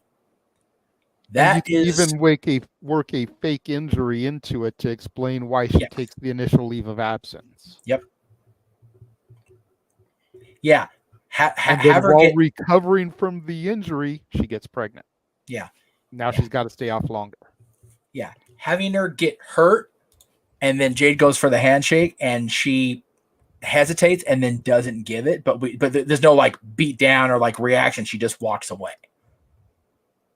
Kind of that Shawn Michaels walk away at WrestleMania with Cena. I mean, yeah, he turned on the next night, but whatever. There's so many different ways to do it. And that's the beauty of it. There are ways to do it that the fans won't absolutely take a dookie on if you just do it. I also have a super chat from Arlene for $5. I also and so does James. So her question was, let me get it up, Neil. Right, I get open my PayPal up. Stupid. Why does it take forever to load? By the way, Jesus Christ, Mine's already loaded. Yeah, I know. Mine isn't. Sorry. All right. So this is pretty simple. Who do you see winning the Hell in a Cell match between CM Punk and Drew McIntyre? Well, I got the easy answer for you, Arlie. His name is Phil Brooks. The fans are gonna win. That's what I do. Get out of my head, Muckerfather. They will. Dude, that is gonna be one of the best goddamn Hell in a Cell matches we've ever had. Ever. Yeah. Thanks for the super chat, but I'll save mine for predictions. Ha! Nice. Nicely done. Which she'll probably be there for, if we're being real. Yeah. That's valid. Yeah, this has the potential to be Shawn Michaels versus Triple H in Hell in a Cell great.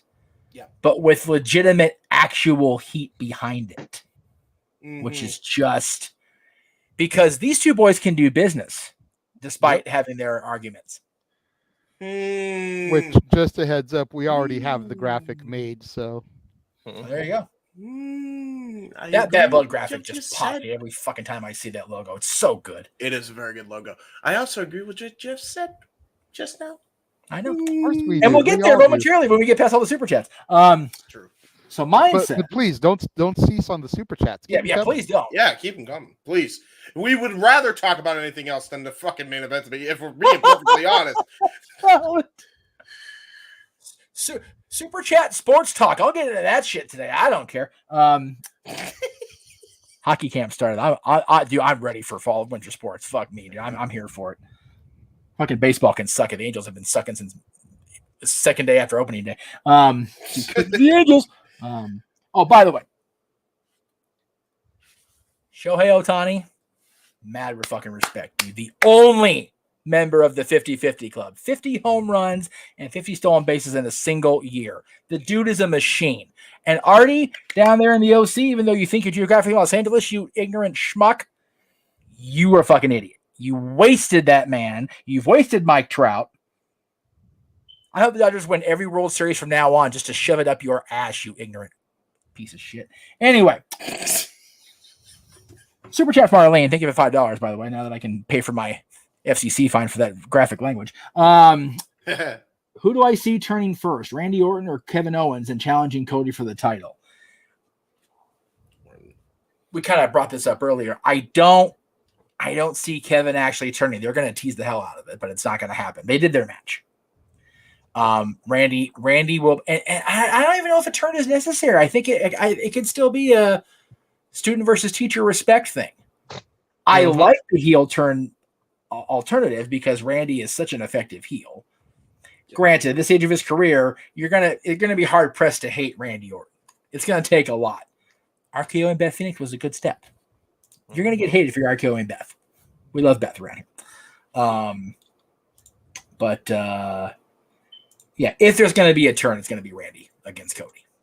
I think if Kevin was going to, the opportunity was already there. Even with the added tension last night on SmackDown after the thing with Cody and Roman at Georgia Tech. So they may do it, but I don't think they're going to turn Kevin against Cody. I don't think it's going to happen personally. Can't we just for one time avoid the obvious and not let Kevin do it? Like, yeah, no, I know. Maybe he can be a changed man because of Cody. And by the way, thank you for the super chats and the Yes. Nobody's drinking. Don't drink anything because I'm about to make all of y'all crack up. But thank you for super chatting and PayPal. It feels good, you know, like a rapper at a Diddy party. I'm touched. God damn it. Whoa! Check, please. Check, please. Damn. Holy. Wow. God damn, he done went there and everything. Jesus. Well, Arlene, I don't know when predicting is going to be officially. That would more so be a Noah question. If I had to take a guess, I would say either Thursday, October 3rd, or Friday, October 4th. Yes. It's not going to happen now. Walter just got us canceled. Again, we got canceled again. No. God damn, that was absurd. That's a clippable moment. And we have to go right into that joke to the main event. Oh. Walter, what's better, a teachable moment or a clippable moment? A clippable moments for this show. That's why it's called Shenanigans.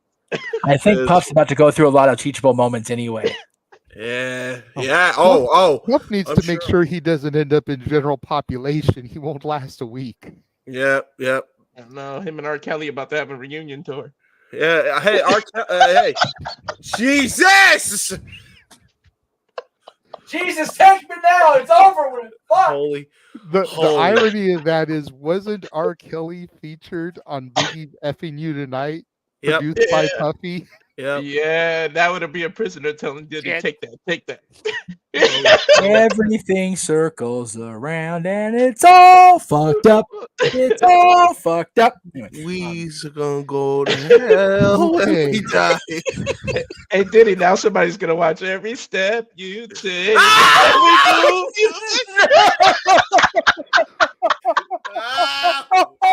no! Bobby's telling him yes, apparently, guys. Oh fuck. whatever strand of his stash Walter got into before today's show, we need to make sure that gets passed around to the group because goddamn. When P. Diddy's about to get killed by the inmates, the gods are telling him no, but the inmates are telling him yes. All right, James, let's save the singing voice for next week. It's all about petroleum. We're going to go from this mess to 90s country karaoke. What a fucking 180 in genre. My goodness. Yeah, we go from touching to incest. You know, that's what you mean. Fuck, James. All right, go ahead, JJ. Main event topic. Oh, great.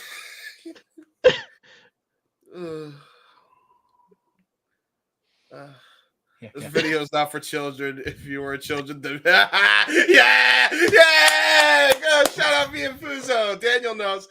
Wasn't that part of the problem though with Diddy? Anyway, with R. Kelly, maybe. No, that was okay, yeah, because he pissed on people. That's right. We're going to hell tonight. That's one of the things I always loved about that Boondocks episode, because freaking Riley would be like, at what point does personal responsibility come into this? That is hilarious. She's coming at me, I'll move. She's not me coming at her and stayed. That's the funniest shit ever. Dude. Oh okay. my God. I know what the question is, and I'm gonna not go first because I really have to pee. Like for real, I gotta go to the bathroom. I'll go first. I'll volunteer. So the main event topic is regarding the announcement this week that we are going to get Will Ospreay versus Ricochet at the 5th anniversary of Dynamite. And while A lot of people are happy for that match, and it's going to be a banger. We won't freaking argue that. The question on everybody's mind, and the reason, it's been talked about on the internet, and people have been trying to defend the decision. Is this a case of hotshotting? And I personally feel that it is. I see. You already said you'd go first, James. We will go to you, but let me make my piece. I'm just spelling it out. You just continue over me. You look like you're throwing up gang signs and shit. I'm just trying to spell yes, to be fair. So the $1 million question is are they hot-shotting it here? And some people are saying no. It's the 5th anniversary of Dynamite. It's a big deal show. It should be treated as a big deal, so they're giving it a big deal marquee match. That's one line of thinking. Then you got the other line of thinking, and it's like, for all intents and purposes, this is one of the main things that got Ricochet to come over to AEW and sign, was the opportunity to have another match with Ospreay. Yep. And you're giving it away on free television. You're not holding off for 2 weeks till Wrestle Dream or Full Gear or saving it for World's End. You're literally giving it to us like 40 days after Ricochet joined the company, because he debuted it All In at the end of August.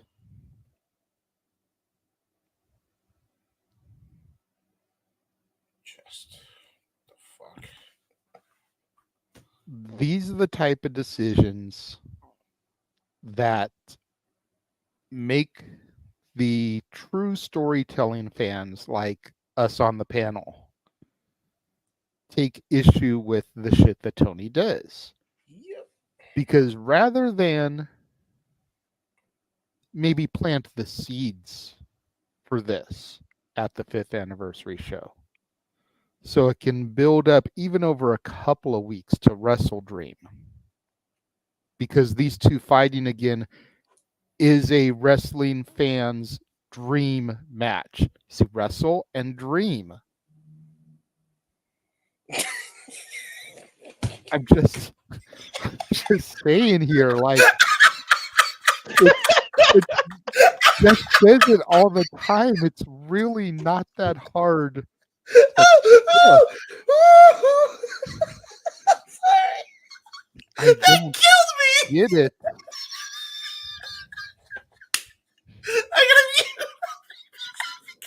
If that killed you, you're lucky I had a million of those Diddy jokes and I didn't keep firing them off. Save them. For reference purposes. Thank you for joining us back. I just broke James. Okay, no. For reference, JJ, you've been in the house I'm in. This is the new house. Yes. I heard James in the kitchen with that wheeze. Holy fuck. What did you do to this boy? He had the best sarcastic thing I've ever heard. All I said was instead of hot-shotting this by making it the 5th anniversary of Dynamite, where it's literally like 40 days after Ricochet joined the company, Right.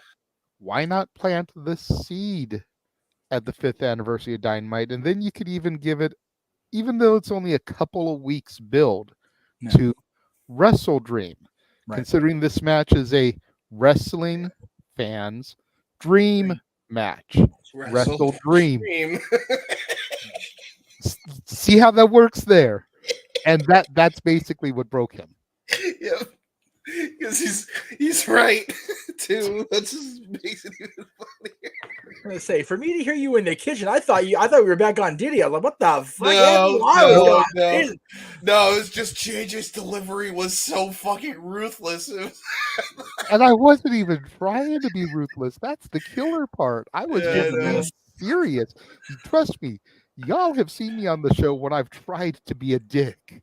Yes. I really wasn't trying to be a dick here. it's honesty. Is Walter off camera? Because the freaking way his green screen looks is just I've been saying that. I've been calling that all night. Yeah. In this window up here? Like, we got the ancient woman here. This random ancient floating woman head. It's like the haunted mansion from hell. Like, she's disappointed in I all of think us. Look at that that's the stare. blanket of his mom that usually hangs behind him. Oh, his mom is so disappointed in us. Then it's yeah, I know. They're never bad people. We were already going to hell. And now she's looking at us like, how fucking dare you? We're on the express lane now to hell, boys and girls. Hop off while you can. All right, James, you wanted to go first here. Go ahead. Bro. There he is. Sorry, like Diddy had to get a pickle. Oh my god!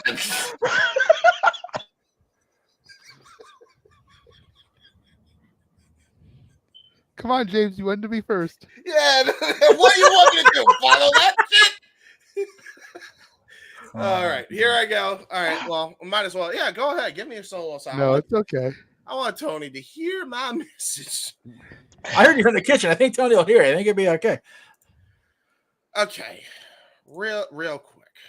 I just wanna point out we have done all sorts of fucked up shit when it comes to how we have booked Ricochet into oblivion, and he hasn't even been here a full month yet. Yeah. Look, I really try. I really, really, really fucking try lately not to be fucking negative. But JJ has said it more than I don't even know how many times on this very show, on this very time, on this very fucking night. When is enough enough? This is indicative of a bigger effing problem. If we're really going to be honest about it. Okay, we have Ricochet acting like his fucking defense attorney on Twitter, going after fucking nonsensical troll accounts for the most part, and then a couple of people that actually have legitimate criticism and then conflating the fucking two. And it looks Bush League. Yeah. I saw that he tweeted a guy by the name of Con Event TV, and he had blocked this guy because he had called out AEW for legitimate, very fair fucking criticisms. Criticisms that any one of us have probably said over the last, 365 days? And Ricochet blocks him. And this is after he tweeted a bunch of shit at him. And not only did Ricochet tweet this shit at him, then Samantha Irving, who we've said nothing but praise for, goes on the defense after this guy says, I said by the morning Ricochet would block me, and here we are, a fragile fucking ego, he says. Samantha Irving says, nah, he just said you're annoying. Which,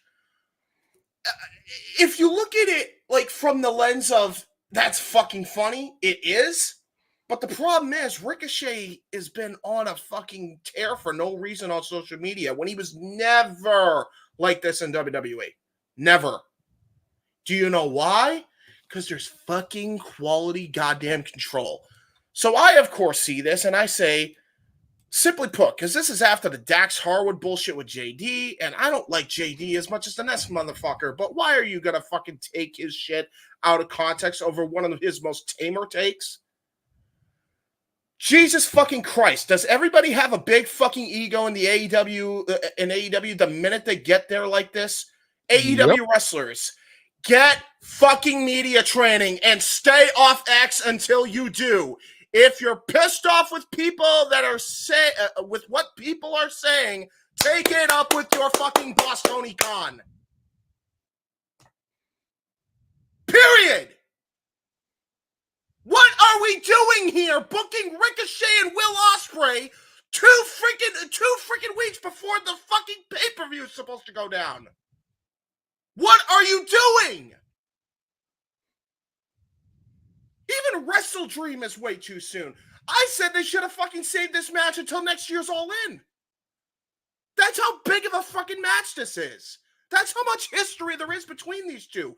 You don't think that history should be fleshed out on AEW television to fucking tell? Are you fucking serious? The issue isn't the fans calling this shit out. The issue is your boss not getting the fuck off Twitter and writing this fucking garbage week to week, as we've heard Brian Alvarez even call him out on. When Brian Alvarez is saying this shit is bad and he's having arguments with Uncle fucking Dave on a weekly basis now, you know AEW's in the shithouse. And it's not the only match that they have fucking hot-shotted. I don't give a shit if Danielson was supposed to retire at Wrestle Dream. If you have to prolong it, guess what? Sign him to an extension and have him prolong it till Revolution. Nigel and Danielson is the biggest dream match. That should be the thing that main events that card. Grand Slam has passed. You didn't build up the fucking card. It's a lost cause. Let it be a lost cause and build to the fucking future and put in some long-term booking. What the fuck are we doing here? What are we doing? I love Nigel. We're all looking forward to that match. But why on God's name are you then going to take Danielson out of his original match with the angle you did and then have Nigel worm his way into a match to have with Danielson and then say, well, he's not going to show up. Well, he's not going to show up. Motherfucker, he's going to show up. We know he's going to show up on the pay-per-view. On free TV. Again. Why? And then on top of that dream match that you just book on the freaking fly like that, completely haphazardly, Yuka Sakazaki against who is the women's world champion? Mariah May, who I shouldn't even be asking that because she should have the momentum that she had from the Toni Storm rivalry. You've already killed it in 2 weeks. 3 weeks. I'm not defending Tony or AEW, but could it be that they're getting desperate because of all the momentum WWE has with the network changes and everything they're doing, that he has to give some shit away for the free TV? Whose fault is that? It's Tony's. Why is he desperate to get the deals that WWE potentially has? Or something similar to what WWE has? It's because he booked himself into oblivion.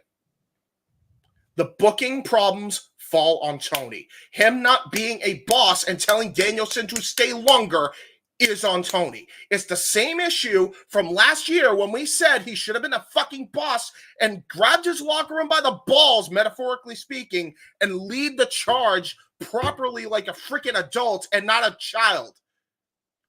Running this thing like a freaking 5-star gourmet Michelin restaurant, not a freaking daycare center.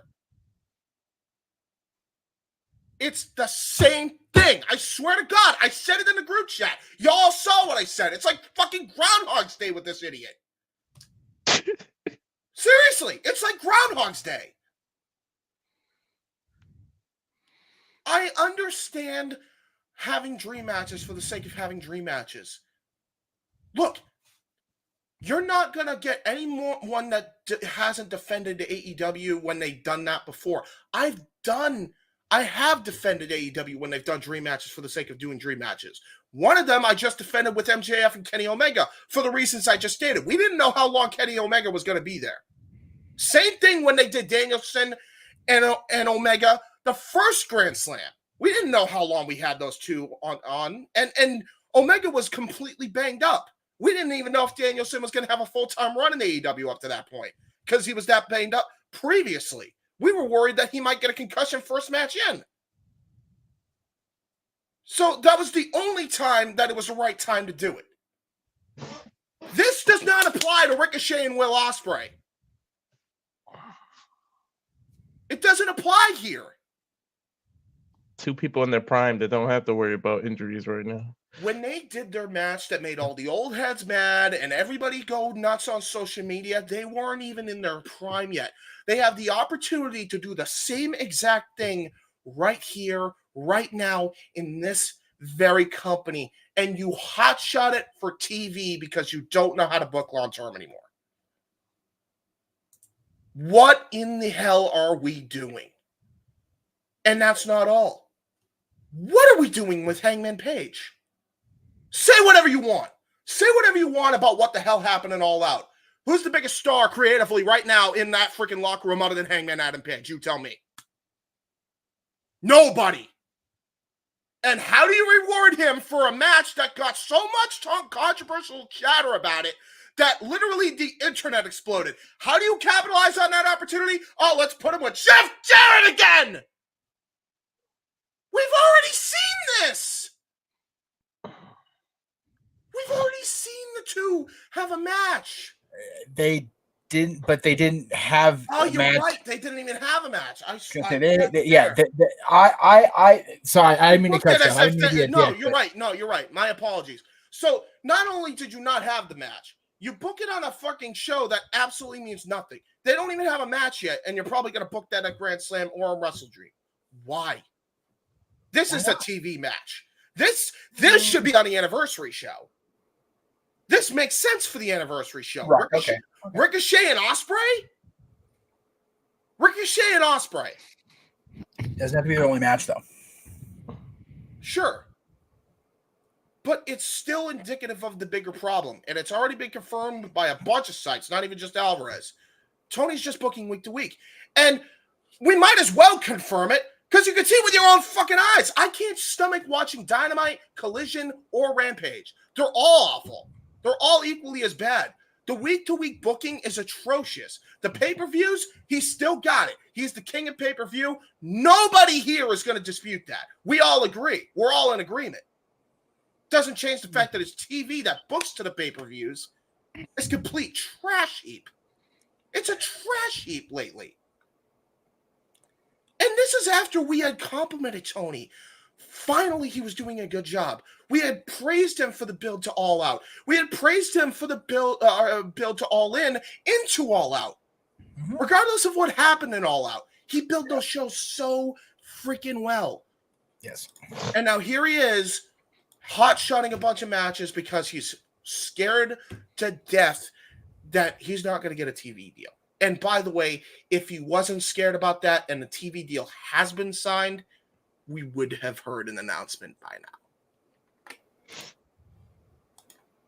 See, I disagree with that last part for sure. I think the show to announce that TV deal is Grand Slam. Maybe. Or at the 5th anniversary. Or at the 5th anniversary. Well, yeah, it would be. I think it'd be one of those two. I think you would want to, for all intents and purposes, the Dynamite anniversary show, which I believe is that still booked for Tuesday the 1st? No, that the title Tuesday is the following week when NXT is in St. Louis. Right. Okay. The 5th anniversary is the day after the premiere on the CW. Which, okay. And So- all of that aside, I'm going to finish my point, and then Jeff, you can go after me. Well, I'm saying all this because it has all been the same problem since we started this Groundhog's Day bullshit that never ends a year ago. And it's Tony Khan. It's Tony Khan. This guy needs to step down as the creative head. Needs to. It is indicative of the future success of the company at this point. Period. End of story. I may not like the Bucks, but when the Bucks were in charge of the tag team division, there was a lot more focus on tag team wrestling, and there was way more of a bolstered tag team division. Wasn't there? I will give them that. Yes. The only other people that should replace them after all the BS they should have done is FTR, and FTR is the perfect candidates to replace them in that role. But you don't give them that ball. Ring of Honor should be run by Christopher Daniels. We've been saying that for months. You don't give him the ball with that. Instead, Or you give the Danielson. ball, or Danielson. You give the ball to Paul White, who, yes, it makes more sense on the surface, and maybe he definitely deserves to be an executive, but you're making him like the main guy. I don't think Paul White's actually running Ring of Honor. I think he's just the face on television. Still, that's my point. Okay. You don't have people running the television divisions properly, because if they were, people wouldn't be bitching about Mercedes Moné. Some of us would. I was going to say, I think a lot of people would still bitch about Mercedes. Mercedes Moné is her own topic because she's all in her own head right now. Any week that I watch Dynamite and I don't have to see Mercedes is a good week. But why is all that happening? Unlike Aaron Rift, who brings the grade down a letter if there's a contract signing, I bring my grade up a letter if there's no Mercedes Moné. And that's fine, but why is that? It all goes and falls on one person. It's Tony. I know. Tony didn't know how to run his locker room, and it shows, and he does not know how to book creatively past a 4-year gap. We've seen it now. It's because he never had to run a locker room before. His dad owns the Jaguars. Yep. His dad owns the soccer club. His dad technically owns AEW. Tony owns Ring of Honor. Look, I want to like AEW. We all do. But we cannot just sit here and just let this shit go on in front of our noses and not call it out. Exactly. We're wrestling fans. Wrestling fans are going to have opinions. If you don't like what wrestling fans say, and this goes to all the wrestlers in the back, take it up with your boss, because your boss is the main problem. Your boss has been the main problem for the last year and a half. That's why we point these things out, because we want AEW to succeed. Otherwise, we wouldn't care. Exactly. Yeah. It's that simple. Look, I'm going to say this before I pass it to either Walter or to Jeff. And I know Jeff wanted to piggyback on some of your stuff, so I'll go to him. But it's already at the point, For the Love of Wrestling has been back since September 2nd. I said on my show this week that if AEW isn't watchable by the 5th anniversary, I'm done with it again. Again. Except for the pay-per-views. I'm just not going to waste my time on Wednesday nights. I can get caught up on freaking NWA from Tuesday and actually review that on Wednesdays instead. Yep. Where, NWA may be a C-list product, but damned if it's not booked better than fucking AEW is. That's the truth. I still haven't even had a chance to watch OVW yet. I'll bet you that's booked better than AEW. And Al Snow's handling creative and booking there. Yep. It's like, we know what a creative mind he is. He got a mannequin head over. Yep. My apologies. And a deer's head. Oh, yeah, and a deer's head, yeah. And hey, I won't go there. Donald Trump should give every bit of his latest gimmick to Al Snow, because he was the originator of eating pets. Oh, God.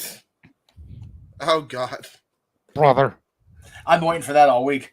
Anyway. You're right, JJ. And again, how many times have you done that now? Twice? This is the second time you've had to make that fucking ultimatum? Yeah. How bad is that? I know. It's very much the same position I was in WWE when I walked away with it, but for much different reasons. Oh, yeah. When I walked away from WWE, it was because I was tired of seeing the same people in the same position. Well, this is because everybody is in 500 different positions. Yep. Swear to God, Tony tries to run the Kama Sutra every fucking Wednesday night on Dynamite. And 499 of those positions get kicked out of before the one finally sticks. Yep. And then they blow through it like candy. Wow, we're hitting all the buttons tonight. Goodness gracious. Go ahead, Jeff. Oh, okay. I forgot what I was going to piggyback off of, so forgive me. But I don't know, but follow that because he went on a tangent. Well, no, it's one of those. I have said for the longest time, whether it's about WWE or AEW or anything we watch or any type of media we consume or any type of anything, the best way to get things to change is to be an active part of that change. And the way you do that nowadays is you take this little thing right here and you either hit this button and turn the sucker off completely, or you hit the thing and make the mute go off and scare the shit out of yourself. Or you hit one of the buttons that changes to a different platform or a different channel if you're on a regular television. I know a lot of people don't have regular televisions anymore, but you still can't do that. Yep. The problem with AEW is the ratings don't seem to affect Tony. The ratings don't seem to affect his thought process because television ratings are not the end-all be-all like they were in 1998 and 99 and 2000 and 2001. Which we have defended Tony on, to be fair. So the issue at hand is the person booking these shows, booking this company, has admitted on that the evil platform that he books for sickos like himself. This has always been the greatest danger I've ever seen as a fan of professional wrestling, is a fanboy with a bottomless pocket of cash running the territory, running a company. Yep. Because we will end up with another Vince McMahon.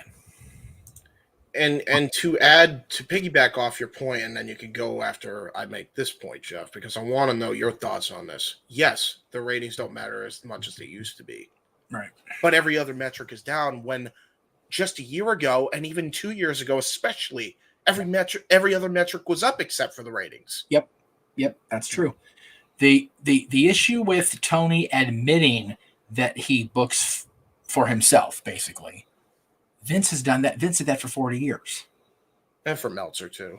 Let's not kid ourselves. Well, okay, but in his tweet, he said he books for sickos like himself. True. So that's what I'm going off of.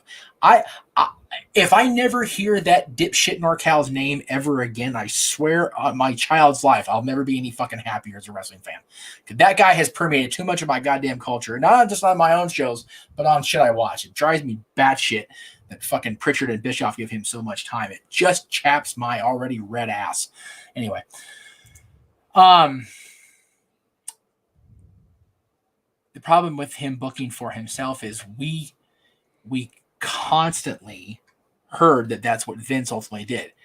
The writers would, take a week and craft the shows, and Vince would walk in and go, day of, and go, nope, I'm good. There's not even that happening because there's no filter to run Tony's cup of coffee through. There's not a Vince Russo writing this to filter it through Vince. There's not a Brian Gewirtz to have Vince kind of critique it and rewrite it a little bit. It's just Tony. Mm-hmm.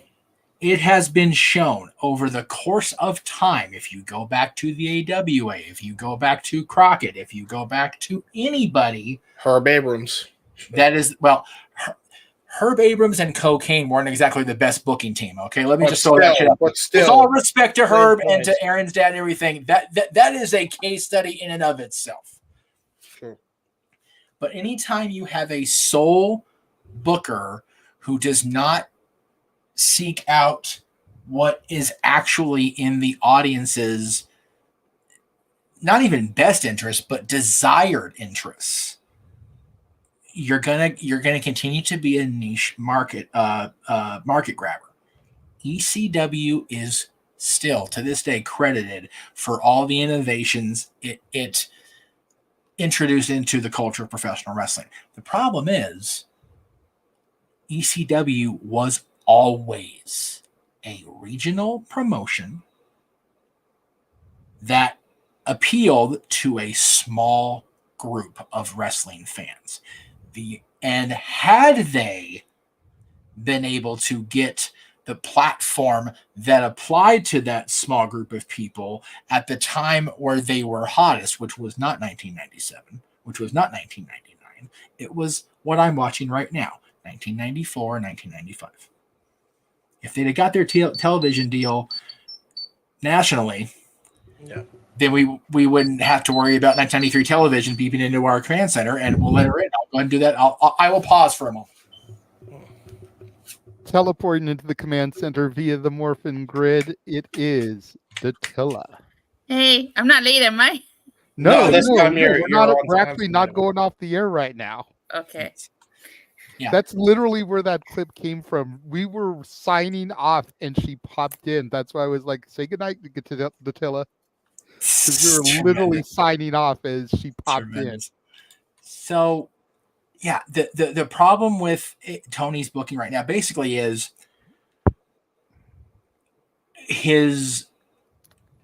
that while in 1993 the WWF and WCW were both craptastic and ECW was able to appeal to that little market, the WWE has never been hotter. Even at the height of the Attitude Era, WWE has never been more profitable a company than it is right now. And the fan base is not near as, with all respect to those of us that were of age watching during the 90s and 2000s, lowbrow as they were back then. The WWE fan base is much more diverse. It's much more, the age range is so much broader. AEW is trying so hard to be ECW for that ECW fanboy Tony Khan. They've become XPW instead.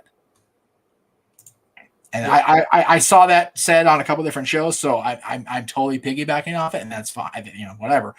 But that last pay-per-view, I found it very challenging to tune into Dynamite the following Wednesday. I only actually tuned in for Brian's segment because I wanted to hear what Brian had to say because I was so happy for my pal. The rest of the show, couldn't have cared less because I was so turned off by what I saw. And the booking now, we're talking about, hot-shotting Ospreay and Ricochet. James, your point about building up the story is valid. The issue with that is Tony has never, ever done that in the history of ever in the last 5 years. Tony assumes that every one of the people that watch his television show on TNT or TBS are people that follow Ricochet prior to WWE, that follow Will Ospreay prior to AEW, and just know the history already. Yeah. It's like, not everybody does. You're trying to build a casual audience so that way you're not stuck in the 650 to 700,000 range, which he did say he wanted to start doing, and he's completely going against that. The thing is, if you're trying to appeal to that casual wrestling fan that is more apt to tune into Monday Night Raw or SmackDown or hell, even NXT at this point, you're not going to do that by building feuds off stuff that they're not actively seeing on the shows right now. Because the casual fan is not going to go onto YouTube and do what I did last weekend and watch that Danielson McGuinness storyline build on the Ring of Honor paywall website. It's not going to happen. And that's the issue. We five here know how fucking brilliant that Nigel McGuinness, Bryan Danielson match has the potential to be. All five of us in this room know Ricochet and Ospreay are going to tear the fucking house down Wednesday night. But everybody outside of that hardcore fan base is like, this is interesting, but why? That's the issue. Is there's no current story behind anything now. Going into All In, going into All Out, there absolutely was. And now we've regressed. There's no backbone to it. And it's going to hurt them long term. Even if they announce that they've made the deal with Warner Brothers Discovery on Wednesday or at the 5-year. I don't know how much.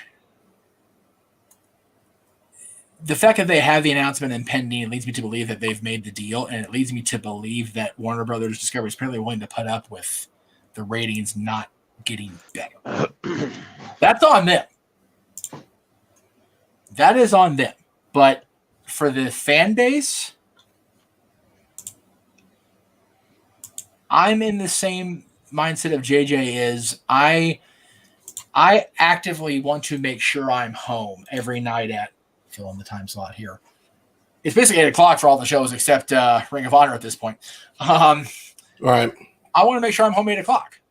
I'm kind of like Wednesday night. If I'm a little late, I'm not gonna sweat it because I'm not compelled.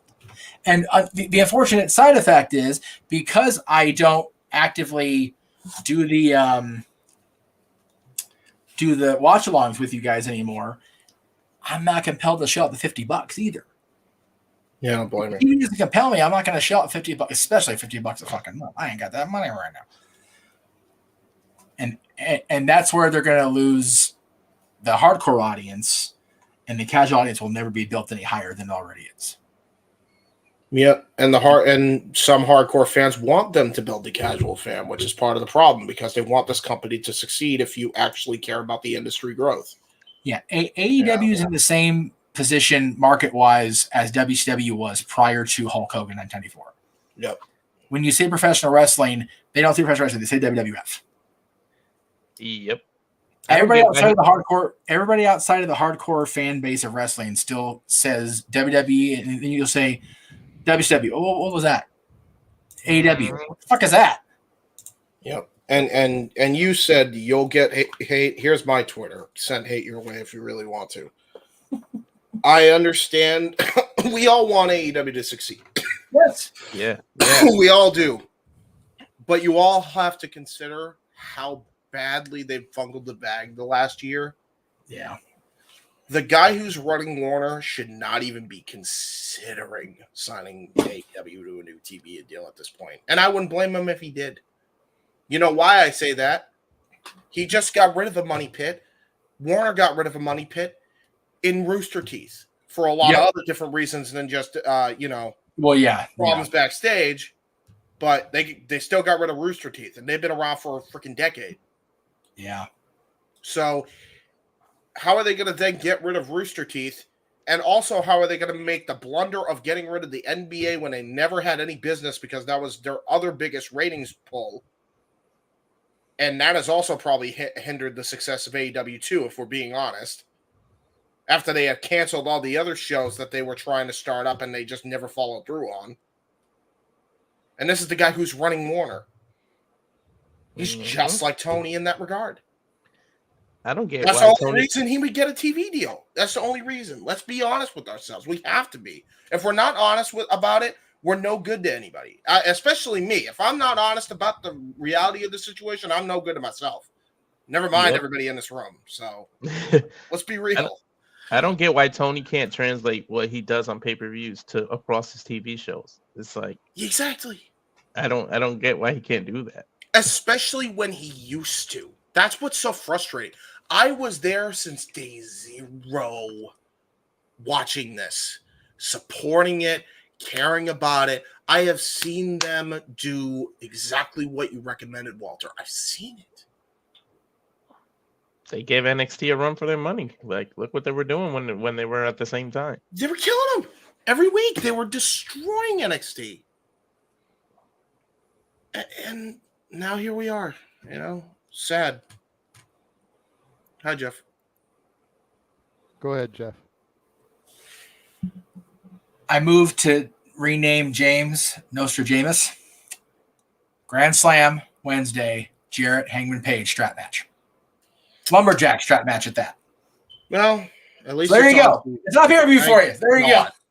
Thank God. Let this be the end of that feud, please. It's ridiculous. And okay. I'm going to ask the room. I'm going to be that guy and stand up for Jeff Jarrett here. Thank you. Why are we hating on this Page Jarrett thing so much? Why? No. Okay. Because it feels like it's been an eternity. That's the only reason. That's the only reason. Honestly. Because in my opinion, whatever you want to say about Hangman, right? Hangman. Anything? Okay, hang on. I was gonna say, let me get ready. Hang on before you just go at me. Hold on. Because Hangman's a bigger piece of shit than Jack Perry is. I disagree, but you I can think disagree. That's different. Subjective. Yes. But for me, the reason why I say for me, after that situation that happened in All Out, whether it was positive or negative, it was still attention. And he was the biggest guy coming out of that entire weekend. And I feel like he had, at that point, really surpassed Jeff at that point. I don't think he needed Jeff. I think Jeff needed him. Truly. I 100% agree with that. Yeah, that's my deal. That's my deal. But we're sitting here complaining about Hotshotting an Angle. This has been going since the fucking Owen. That's what I'm saying. That's fair. But why is it a problem then? It's storytelling, and it's been on and off because Paige has been going back and forth with Swerve. Yeah, that's true.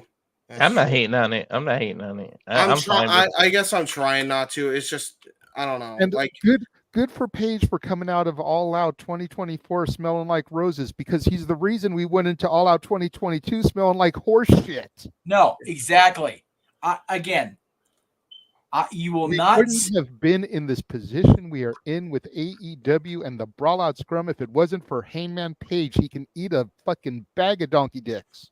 Yeah, you will not find me complaining about Hangman Page as a wrestler, and up until the thing with Punk in the ring, a television character. The problem is Hangman Page, the television character, did not go into business for himself in the ring with CM Punk. Adam Page went into business for himself with Phil Brooks talking about Scott Colton when nobody needed to fucking know that kind of business. Adam Page is going to be the reason forever that AEW never climbs out of this hole. Him and his mouth, and then Tony Khan's booking subsequently, are going to kill this fucking company. Period. End of sentence. I understand Adam Page's real name. I don't know his real name. I don't give a fuck what his real name is, to be honest with you. I have that low of an opinion of what he's done the last 2 years. Because he is the reason that the alternative that we all clamored for and begged for and cried for almost 2 decades is never going to be above where it is right now. He's not the current reason. He was the one that pushed the pebble down the snow-covered mountain. If I may, I think that is a bit harsh, and here's why. While I agree that he started the fucking shitstorm, yeah, I think the Bucks and Perry were way more issue. Agreed. Way more. It's not even close.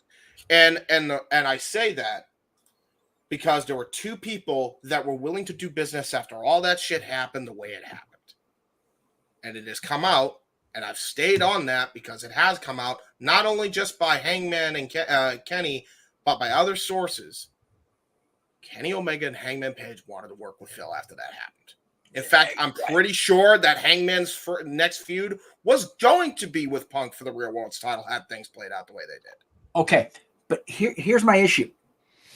I don't disagree that the Punks and Jack stoked the flame, stoked the campfire. I don't disagree with that whatsoever. Yep. Right? But let me make sure I read this right. Is that Stephen Woltz? Is that how you say his name, Jay? Yes. Okay, sorry. I need a prescription for my glasses. My eyes are blurrier than a goddamn drunk on a 3-day bender, so I apologize. Stephen Woltz going into business with him for himself, talking to Phil Brooks in the middle of a professional wrestling ring about Phil's bullshit with Scott Colton is what started it. Had Stephen Woltz not said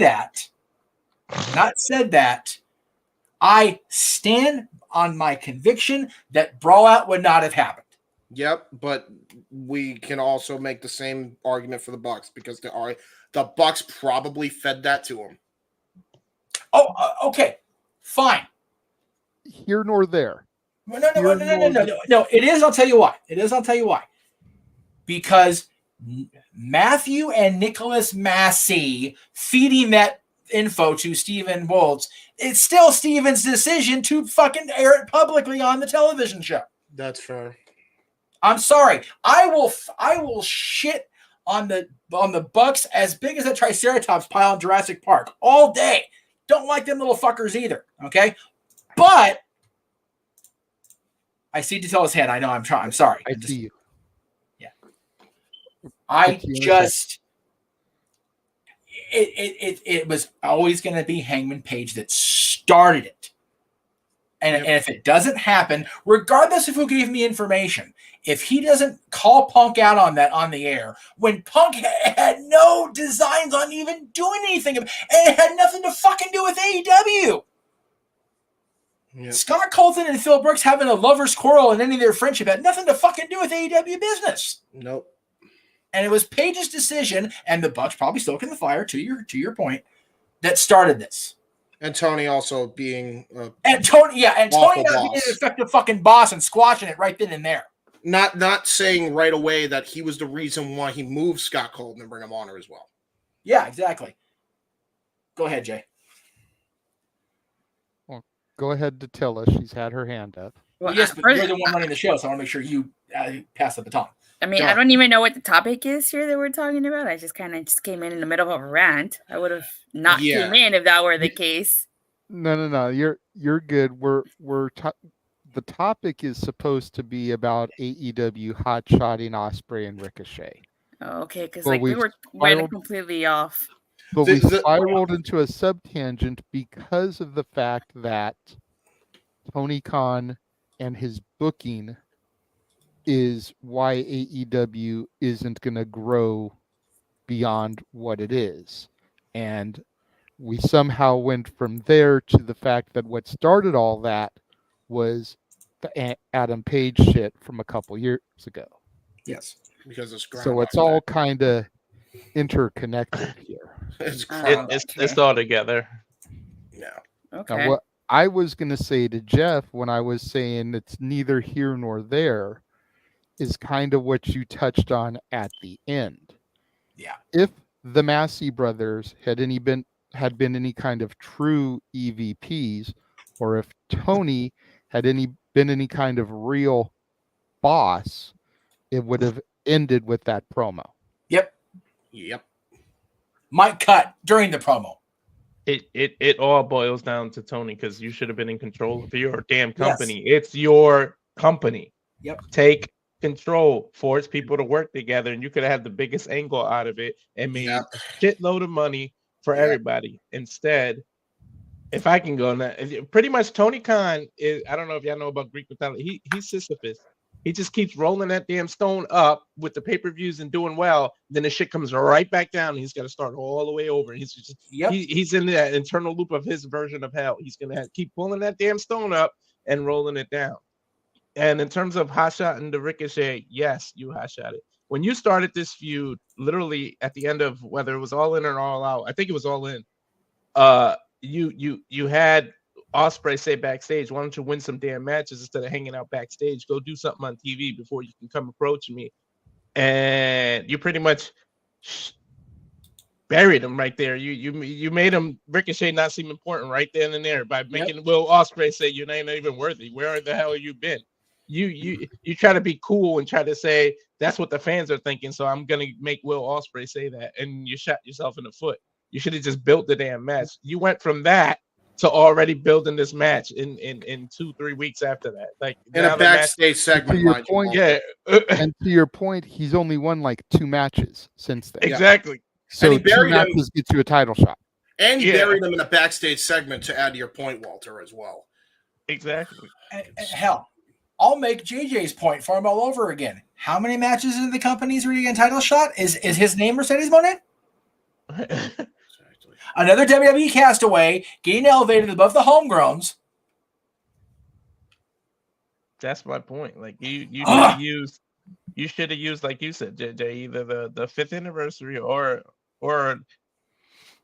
this next show to build it, and then gave it to us at Wrestling Dream or the 5th anniversary to make it seem important. And don't turn this into a best of 7 series either. Like we getting enough of that shit with Andrade and freaking Carmelo. Like don't you get your own version. Don't give us this version of this shit either. Like so like the original question was, is it hot shotted? Hell yeah, they hot shotted. Yes.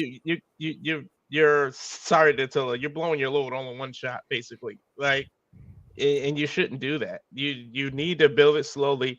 make the fans want it, and then give in the demand. You gave us a supply before the demand was even needed, and you can't do that in business. You can't. It's supply and demand, not. It's not the other way around. Or you demand have to have and supply. Demand. It's yeah. I demand you give me the supply right now.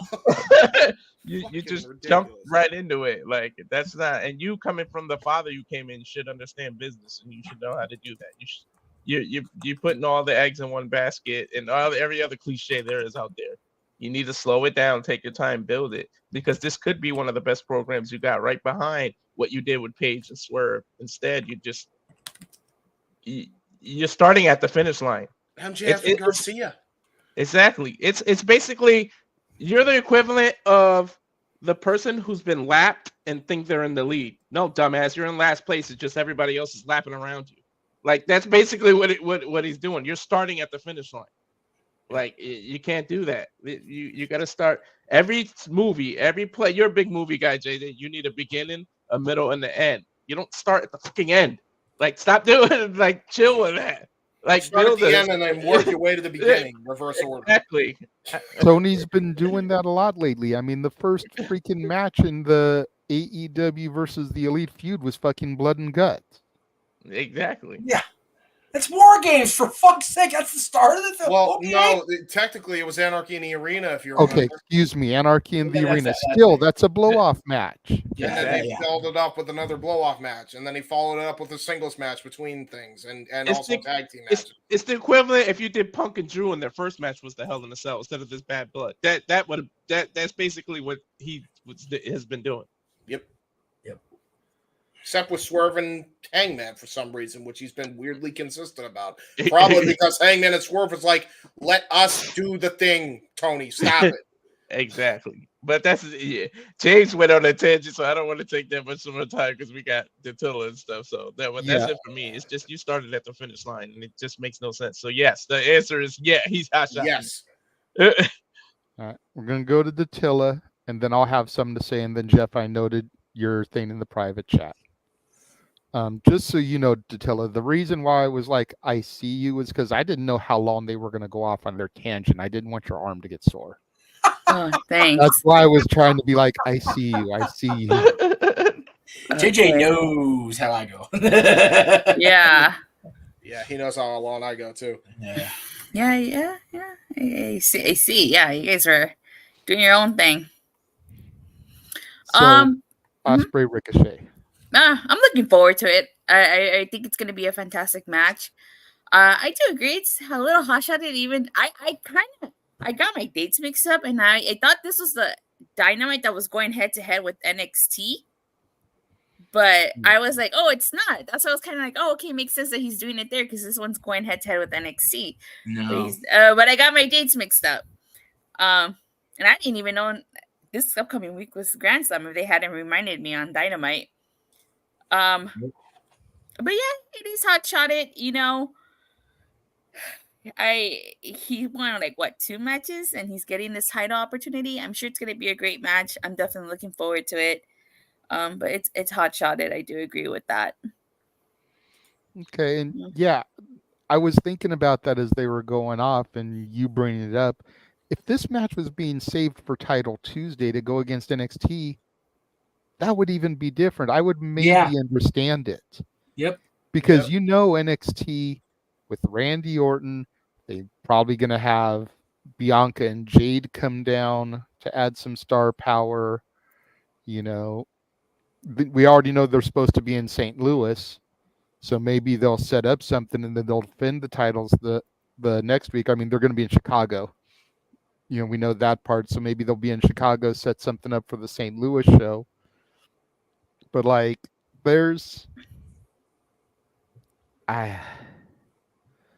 the decisions have always befuddled me about this company, and I slowly have started to understand why I didn't give them the time of day when my roommates were watching them. Yeah, because they were doing this shit back then too, to be fair. Yeah.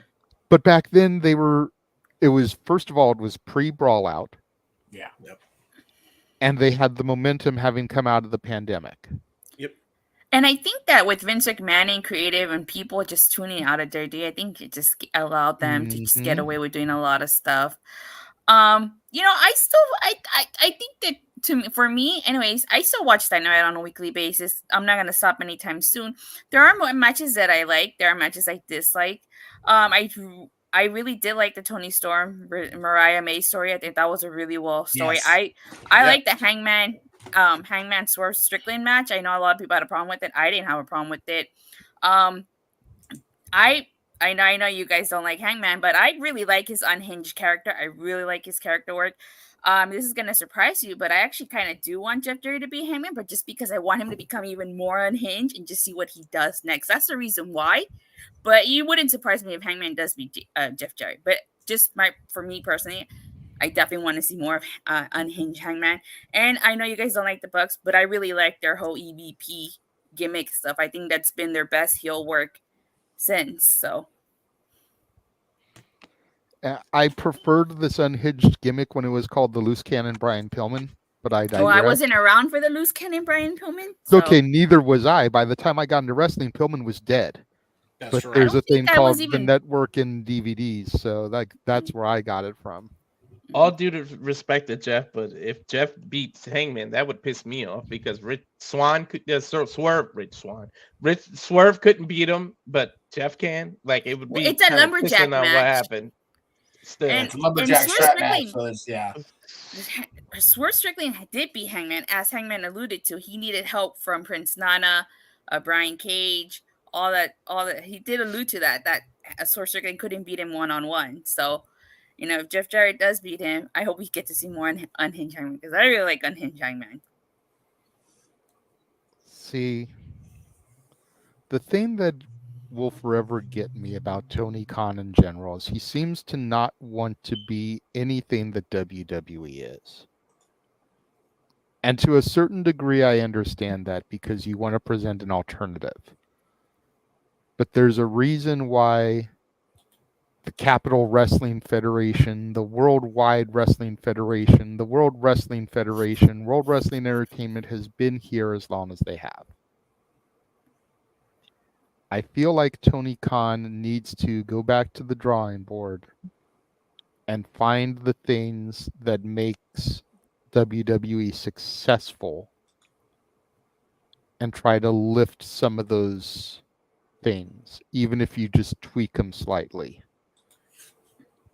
I think if Tony Khan has got a bunch of people on his roster that if he played it right would be captivating for the casual audience. Even the Bucks. Because you think about how they started out as backyard wrestlers. I won't say every one of us because I doubt Datilla has, but probably most of us have gone into our yard or in our living room and wrestled with a sibling or wrestled with our friends. So we can relate to the Bucks on that level. And the Bucks were able to turn that into independent success, into becoming EVPs of the company. There's an American dream success story there in a lot of ways that if you played that, you make them relatable. You've got so many talents on the roster that have, you know, that struggle story. And I'm not saying play up on every one of them, but if you tap into some of those, you make them relatable to the casual audience. Where I feel Tony goes wrong a lot of the times, and we've all discussed it, is treating some of these international stars like everybody knows who the fuck they are. I swear to God, if it wasn't for James and Noah, I would not know what the fuck a Konosuke Takeshita is. or a Kazuchika Okada. Yep. But it's because of their exposure on AEW and them teaching me that I know who the fuck these people are. Because God knows AEW hasn't done a good job of telling me who the fuck they are. And Excalibur doesn't count. No. Yes, T'Challa. Well, just to capitalize on what you're saying about international stars, I have to say one of the things that I really like that AEW probably does better than WWE is I absolutely love how they showcase the Latino talent. They let them be luchadores, they let them wrestle in the lucha libre style. They don't force them to speak English. They just let them be themselves. So that's the one thing that I really, really like about AEW. They know how to showcase the Latino talent. I'm worried about the Lucha Brothers in WWE because I don't trust WWE when it comes to handling Latino talent, But that's the one thing that I really, really like, that they allow them to be themselves and just, allow them to wrestle that lucha libre style. And as a Latina, especially a Latina of Mexican descent, that appeals to me.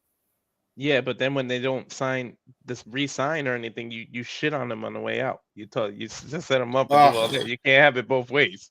Yeah, I couldn't agree more with that one. What? He did look at Tony's Twitter feed and stuff. They're basically like outing and talking shit, trying to make Lucha Brothers not seem so well on their way out, so that when they sign with WWE, they're not as big or as known. And it ain't even the first time Tony's done that, because we had to give him shit for doing that to Big Swole as well. When his reasoning for going at her was unjustified, and the reason he released her was unjustified. So yeah. Like, I can't do it on television, like burying somebody on the way out, because every company's done it. I understand doing it, but to do it personally, like on Twitter and stuff, and try to talk shit on somebody because they didn't renew it, that's behind their back. So you make Conan look like a saint, you screwed up. Jesus Christ.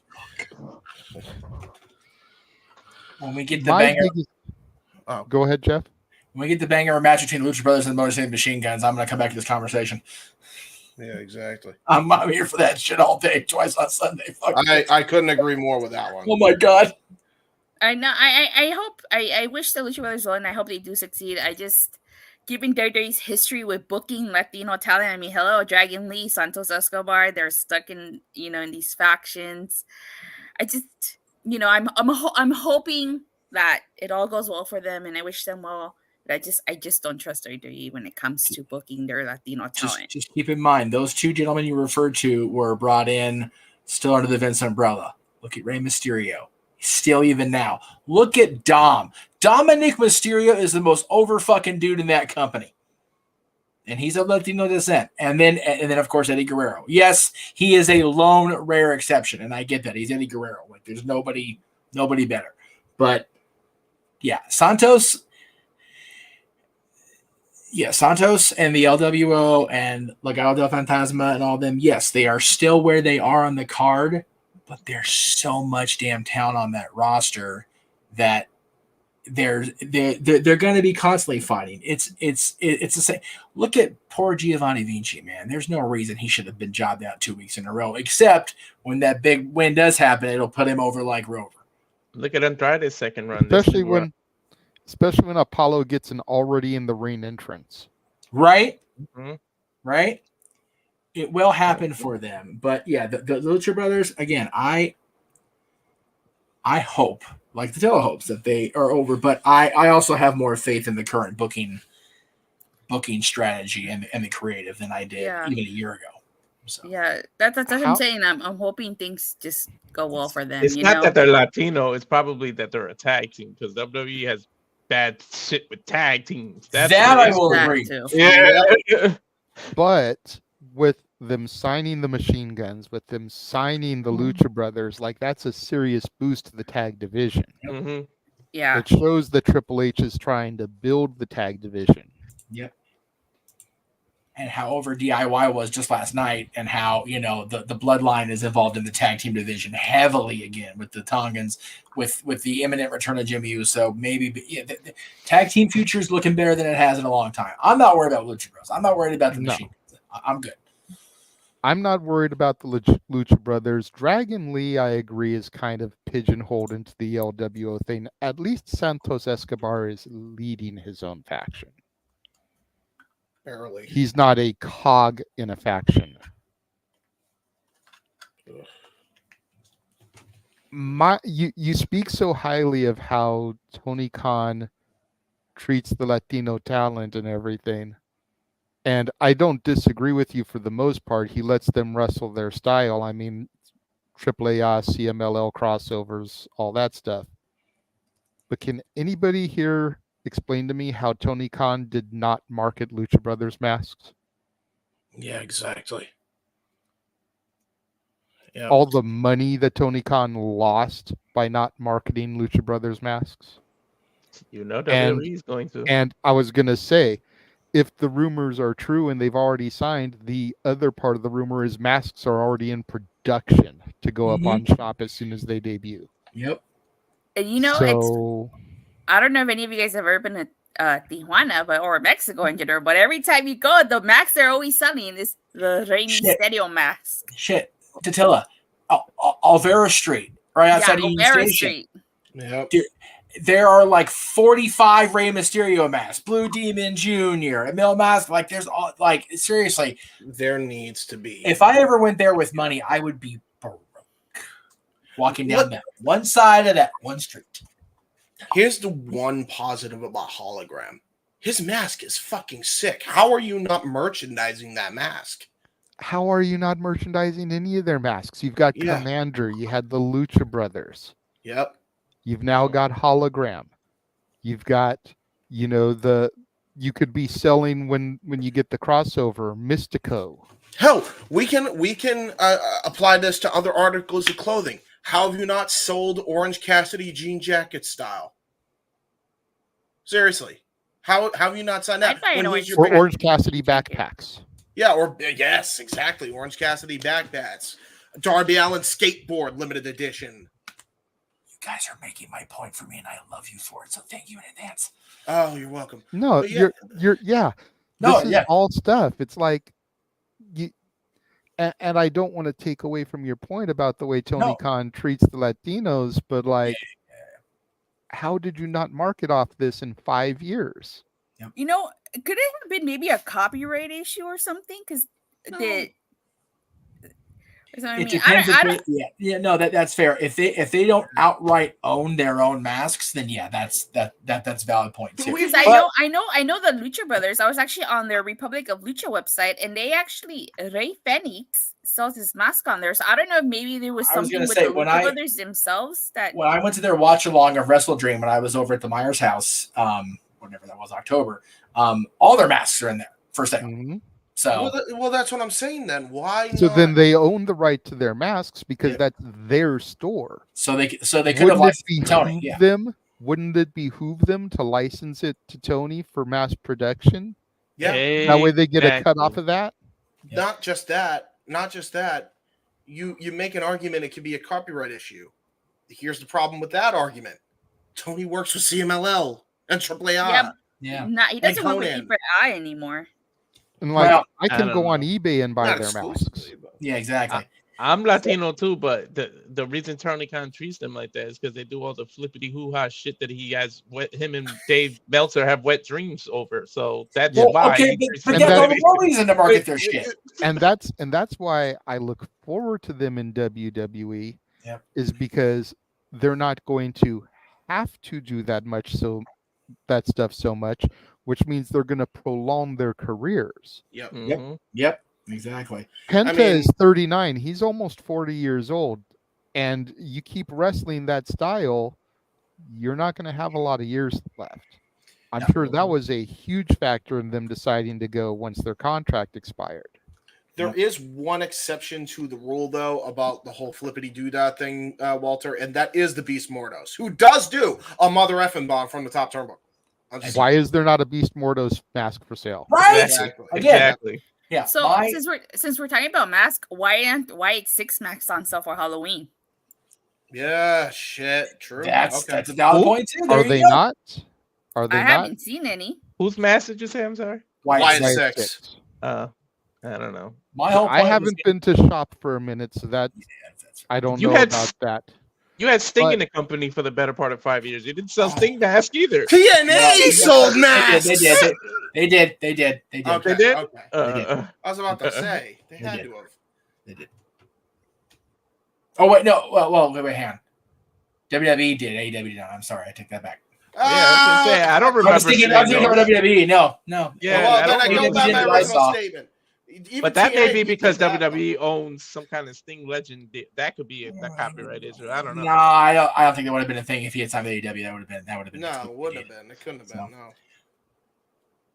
What I was gonna say before I got stepped all over by everybody is I haven't been to shop to know if the Wyatt masks are on sale, but considering that they had to go to a specific person to create those masks, there could be a licensing issue there.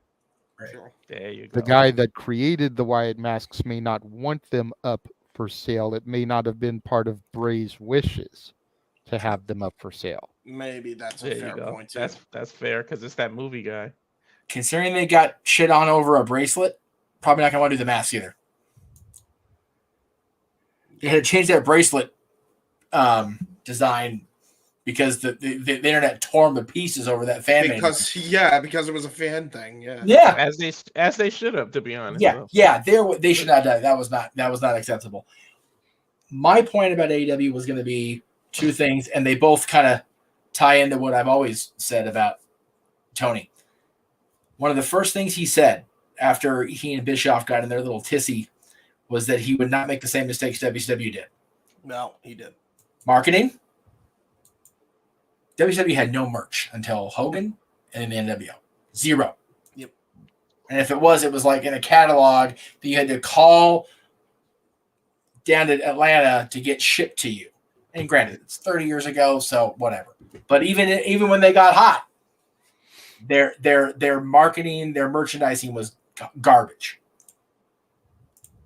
And getting back to the original point of this topic, hotshot booking was great in 1995, 96, 97 because it would pop a number for Nitro. Yep. It has inconsistently done that for AEW, and they're still doing it. And they're relying on an NWO style faction to possibly boost their merch numbers. And they're signing too many ex-WWE guys. Yep. All WCW mistakes. Yeah. Is the Ospreay Ricochet showdown going to make a major impact on the number Dynamite's going to draw in 2 weeks? Probably not. That's the problem with the hotshot booking. Yeah.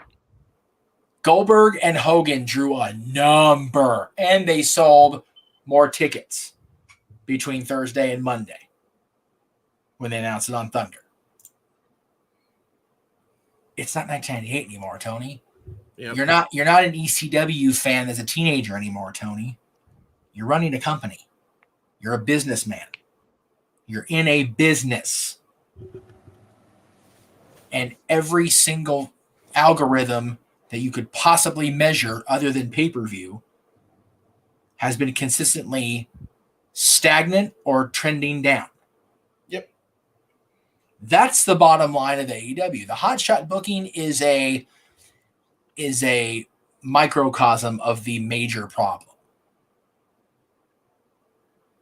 And it has been. Just like the other kinds of booking they do, just like everything. It's become so unfortunately cliche for us to just tear this company apart on this show. Yeah. Or the Open Mic Night predecessor. But stop us when we're wrong, folks. Yeah. Yes, they do some great stuff. As Dattila said, they let these international talents just go in there and do their thing. Yep. But by the same token, when they do their thing, when they do their thing in their home country or their home territory, there's not as great a safety regulation as they're supposedly having in AEW, if you believe Tony Khan. We're the safest company in the world. No, you're not, by the way. And they do get hurt or they do have an injury. God, I went back and watched CVV's interview with Beth about Adam's injury off the cage. What are we doing having Adam Copeland do that? That's ridiculous at his age. Stupid. Exactly. Well, what if you wanted to do it?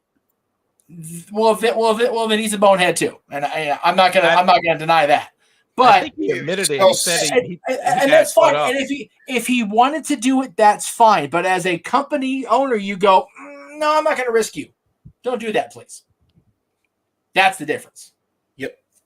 Save the wrestler from themselves. Edge tells Triple H that Hunter's going, really, Adam? Tony, Adam Copeland tells fanboy Tony Khan, I want to do that. Oh, yes, sir, Mr. Edge, go for it. Oh, fuck, now you're out for half a year. I give you all this money, now you're gone for more than half a year because of an Achilles injury. Yep, which didn't need to happen. Whatever it was, which didn't need to happen. Which if the patients run the asylum, that's why Tony doesn't run it. And the thing is, here's again. Okay, God help me. Tony Khan's a fan of Paul Heyman, a fan of ECW.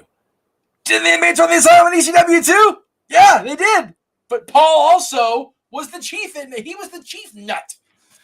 Yes, and the difference. He's crazier than all of them combined. And the difference between the inmates running the asylum in ECW and the inmates running the asylum in AEW is they were all on the same page to make the company make money. Yeah, or at least growing the brand, because ECW was never a moneymaker.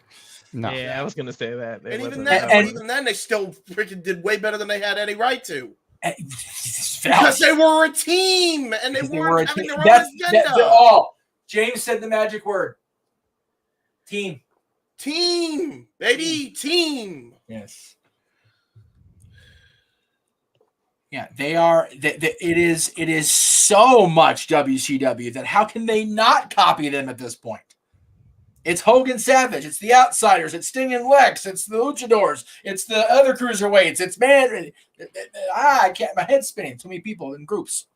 Yeah, and when they do become a team, by the way, they'll dogpile on one person because they were pissed off that their time got cut in their match because a match went an hour. Hi, Britt Baker. How you doing? That was ridiculous too. That they all dogpiled on her right when she just got back. By the way, You know what though? Max brought a valid point up in an interview going into London. Yeah, I know. See if this passes the smell test, okay, asshole? Exactly what he said to the guy. No, I know. No, we all know that he didn't do all that shit. But I do not discredit either that there wasn't at least a dog pile. I don't think. But the problem is the wrong person got suspended. Yeah. If all that shit happened, the wrong person got suspended. Exactly. Anyway. The whole company's management is just batshit. Yeah. Hotshot booking, while it was a main event topic and while it is a problem, is the least of their goddamn problems. Yep. It's just all connected, unfortunately, and it all goes back to Tony. It all goes back to Tony. Yep. It's the proverbial wheel of wonder. It just goes round and round and round, and we keep going in circles. And I want to bang and bang and bang and bang my head off the wall because I'm sick of talking about this goddamn nonsense. Well, just wait, because in 2 weeks we'll probably have to talk about it in some way again, James. Oh, I'm sure. And I can't fucking wait. Those are going to be the exact words of an inmate to Diddy. Oh my God!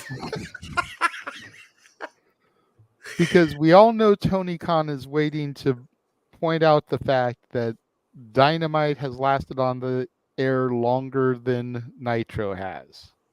Oh, but is he going to point out the fact? Is he going to point out the fact that come this Wednesday will be 83 weeks since they hit 1 million viewers? Oh God, please! Oh my God! You know what? Let's just. Is that really a stat? Is that an actual stat? Yeah, that's an actual stat. Okay, let's just talk about it here. Grand Slam.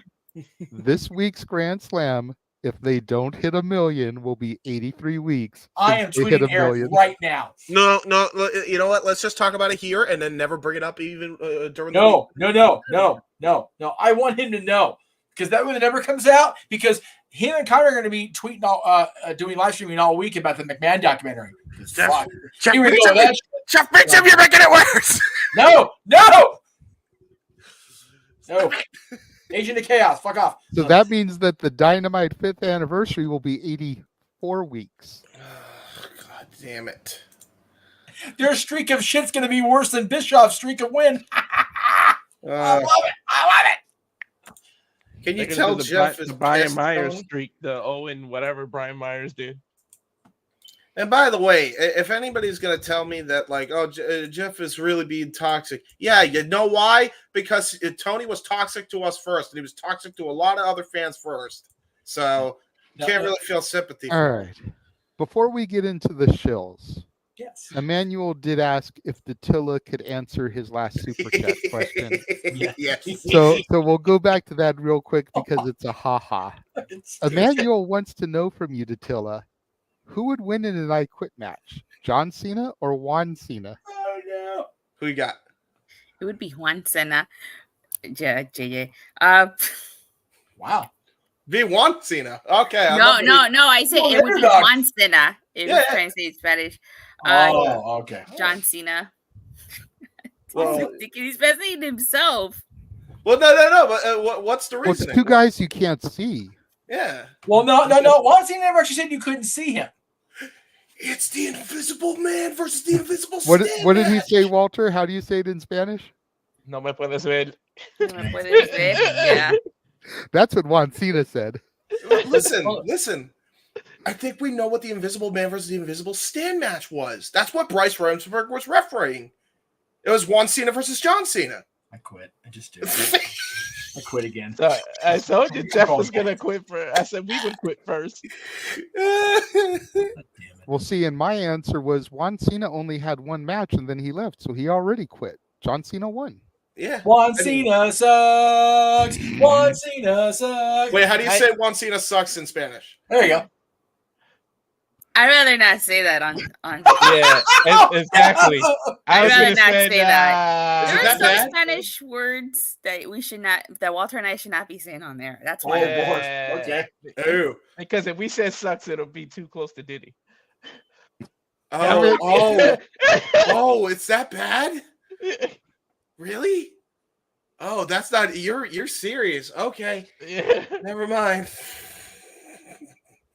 Oh no, you can't say that on the air. Never mind. Hold on. I gotta look this up now. Hold on. Wait. Hold on. I gotta look this up. Search Live on Google reaction. Translate when you see the word. You're like, yep, can't say that. Okay, hang on. All right. So while James- Oh!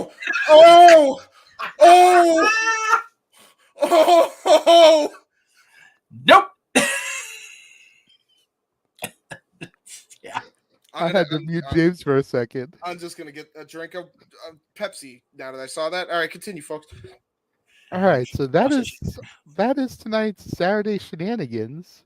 Oh my god! First time we've gone over 3 hours since doing this new format, so My fault. Want to know how much we love wrestling? We ended it at 3:16. What? Let us go ahead and get into our shills. Yes.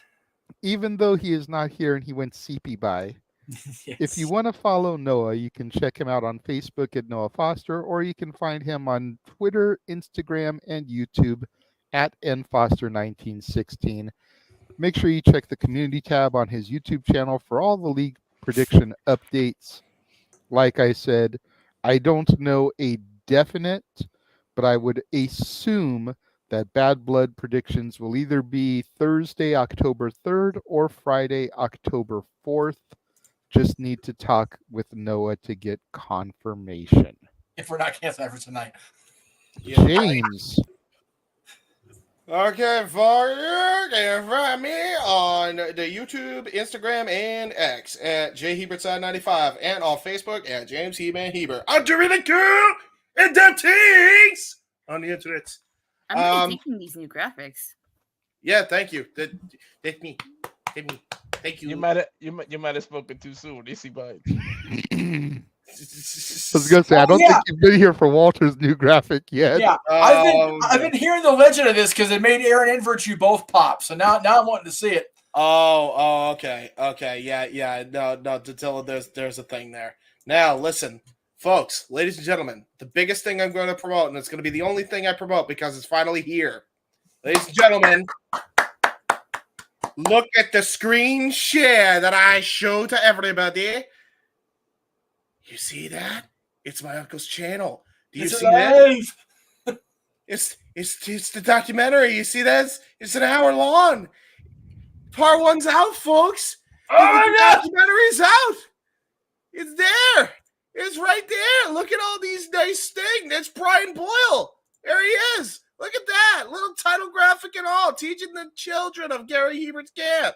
There's also other people. I'll show you a little description. People that are interviewed are all these people. Brian Boyle, Charlie Coyle, Brian Pothier, Bob Donahoe, Mike Motto, Peter Are these Johnson. hockey people? These are all hockey people. Oh, Some of the no, biggest that's why I don't hockey- know who they are. These are all some of the biggest hockey people in God's green earth. We got Mike Barba. We got who's a high school Hall of Famer. We got Garth Snow. We got Ken Hodge Sr. An interview with Ken Hodge Sr. Ladies and gentlemen, it's all here in this documentary footage. It's here. It's finally here. Go watch it. It's the best you will ever see in hockey, talking about one man, and that man is this man who also happens to be my uncle. And it is edited by yours truly, who started it, which was all started by a man who had a Super Bowl ring winning championship team who he did a documentary for and has a Super Bowl ring to show for it, Nick O'Brien. It's a very big collaborative effort that I helped run to the finish line for the touchdown. So go watch it. It's right there. Go check it out. Great football references on a hockey document. Yeah, right. Flew over my head. Yeah, You guys know Jim Whalen is on there as well, but Please have to everybody already explain knew this that. stuff to me. Yeah, Jim Whalen was all on there as well, but everybody already knew that. It was pretty obvious in the trailer. So there you go. All right, Walter. Oh fuck! Okay, I guess I did speak too soon. Yeah, I don't know if you spoke too soon. I think what you said already might be correct, Attila. God damn.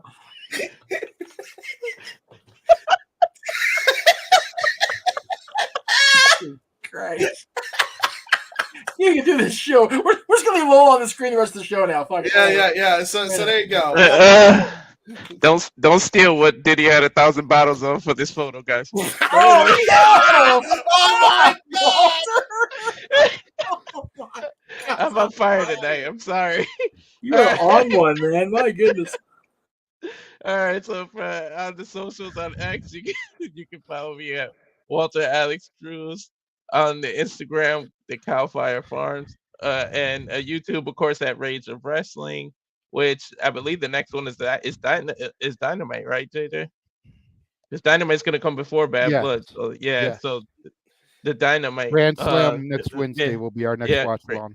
Yeah, Grand Slam. Walter is stuttering because you're so distracted by the beauty in front of Mamacita. It's Mamacita. It's low. Yo, if her and Jade team up, like, you might have to resuscitate me. Like, seriously. Jada. I said Jade. I meant Jada. See, look at that. I got them all in my brain.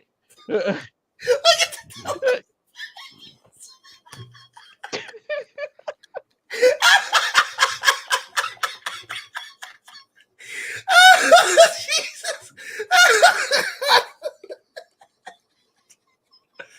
I picked the wrong week to quit drinking. Jesus Christ. I just got over being sick, and I think I just laughed the freaking sick out. That's the best kind right there, baby. Oh my god. Sorry to tell. That was hilarious. Okay, well, Tatilla can do her show now, I guess. And well, before I leave mine, follow that if you dare. Good lord. From a pink dome to the Pink Ranger. Let's go. Oh, fuck! Go ahead, Nutella. Oh my god! Walter, that was a grand slam home run, buddy. Walter, you're a menace. You are a menace to society for that shit. Okay, I've muted everybody else. Nutella, go ahead. You guys could follow me on Twitter at @Tell_. I talk all things Justin Diddy, AEW, TNA, I go live every Monday, Wednesday, Friday, occasional Saturdays and Sundays on my YouTube channel, Rangers of Wrestling, where I cover professional wrestling and Power Rangers. And then for all things TNA, you can follow me.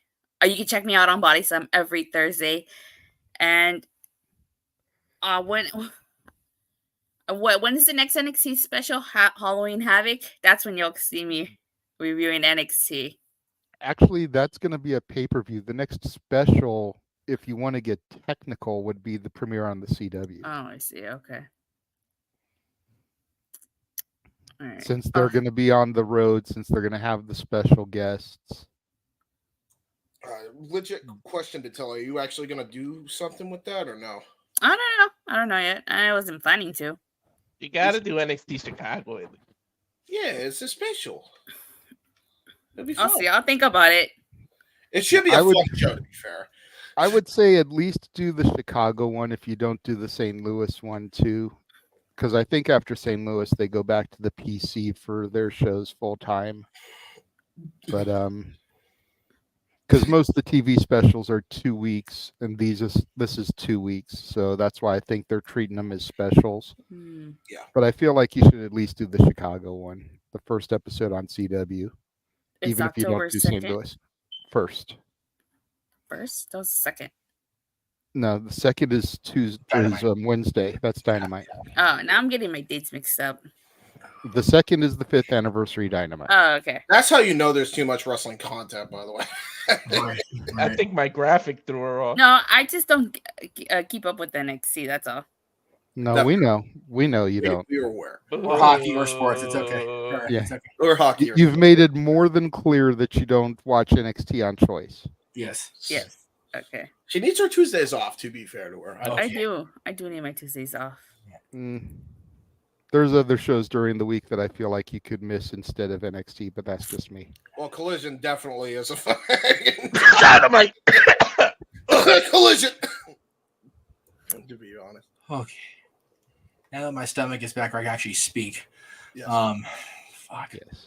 You good? I don't have anything really coming up other than if I happen to pop into one of these streams or the predictions. I'll be here next week for the karaoke, but I know you're going to plug that, Jay. So what I'm going to do is talk about the Halloween fan film that we had in the trailers for a while for open mic night, because I have a release date. I'm not allowed to announce it because then I'll get in trouble, but it will be released before Halloween. It's the follow-up to the Haddonfield Nightmare, which was a fan-made follow-up to Halloween H2O from 1998. It's called The Last Nightmare Part 1, and here's the trailer.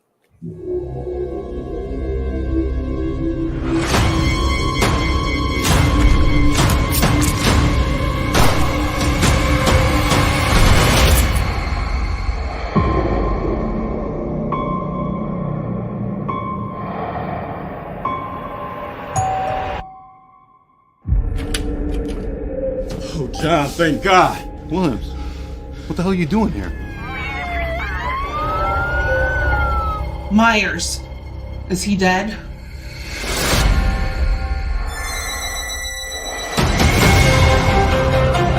Myers has zero emotion. He has no motives. If he sees, he kills.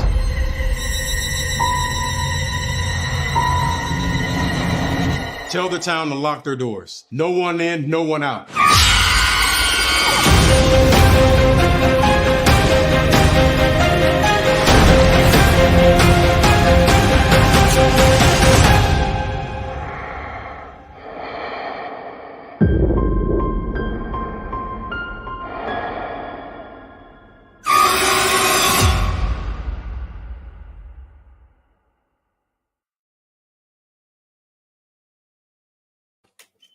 That's your rules, by the way. I am just so happy for Braden and everybody at Bat Productions, and again, be looking for it. It'll definitely be toward the end of October, but it won't be on Halloween itself. But it's. I asked him if I could have the release date because I was planning out my annual binge of the Myers saga, and he let me in on the fact that it would fit right in just perfectly. So there you go. So yeah. If you're a fan of the H2O deviation of the timeline, because God knows there were enough deviations in that fucking story, the Haddonfield Nightmare and Last Nightmare is definitely the way to go for your Myers purposes at the end of the month. Yes. You're talking about water, H2O, water? No, I'm kidding. I know what you're talking. I know what you're talking about. No, because blood is definitely thicker than water in this case for sure. So, all right. So it wasn't a super chat, but she did comment about it in the private chat. Got to throw it out there. How much does Emmanuel need to donate for Datilla to review NXT on a consistent basis? $1 million. There. $1 million. Damn. That's not gonna happen, no matter how much money you donate. Well, at least she's honest. Yeah. I guess Ted DiBiase was wrong. Not everybody has a price. Well, no. Everybody's price for him. We're not talking about DiBiase. We're talking about Datilla and Emmanuel. That's all the conversation. It's gonna take a lot. I mean, I don't even watch with the TNA crossover stuff. That's just yeah. You call yourself a TNA fan. That's right. I do like TNA, and I'll watch those clips, but I wouldn't watch the whole show. B-O-O. That's right. We don't have to pipe those in. Those are authentic. That's right. A lot to get me to watch NXT on a weekly basis. NXT is consistently one of the best shows on right now. Yeah, it is. As is TNA. Yep. Yeah. Impact. I find Impact and NXT is the two shows that are like my can't miss every week. I agree with that now. I'd skip the last two Dynamites, but never haven't skipped the NXT or TNA. That will change October 1st because Raw's finally back to 2 hours for at least 3 months. Jesus Christ. October 1st, October 7th. Okay. I thought it was October 1st, but okay. October 7th is a Sunday. Probably not. No, October 7th is a Monday. October 1st is a Tuesday. October 1st is the premiere on CW. Dynamite on a Wednesday. Fuck, I'm so tired. Okay. Impact on a I had the wrong counter. I had the wrong counter for me because I was planning out shit for a It's different like time. Solomon Grundy of wrestling now. Raw on a Monday, NXT on a Tuesday, Dynamite on a Wednesday. Either way, for that last 3 months of the year, it's going to be 2 hours. So I'll definitely watch it because it won't be a chore on my soul, my lack of soul, to go through that last hour. Yeah, true. Anyway, you might have to suffer through that for SmackDown. Oh, right? fuck. God, I hope not. Oh, God, I hope that's wrong.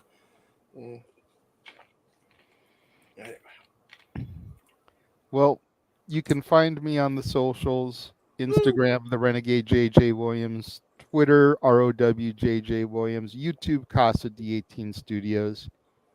As Jeff alluded to, we will be back here next week with our country karaoke night. Should be a fun time. Looking forward to have everybody in the room and Noah and whoever else may want to join us here. The wheel has all of the artists listed on it. Mm-hmm.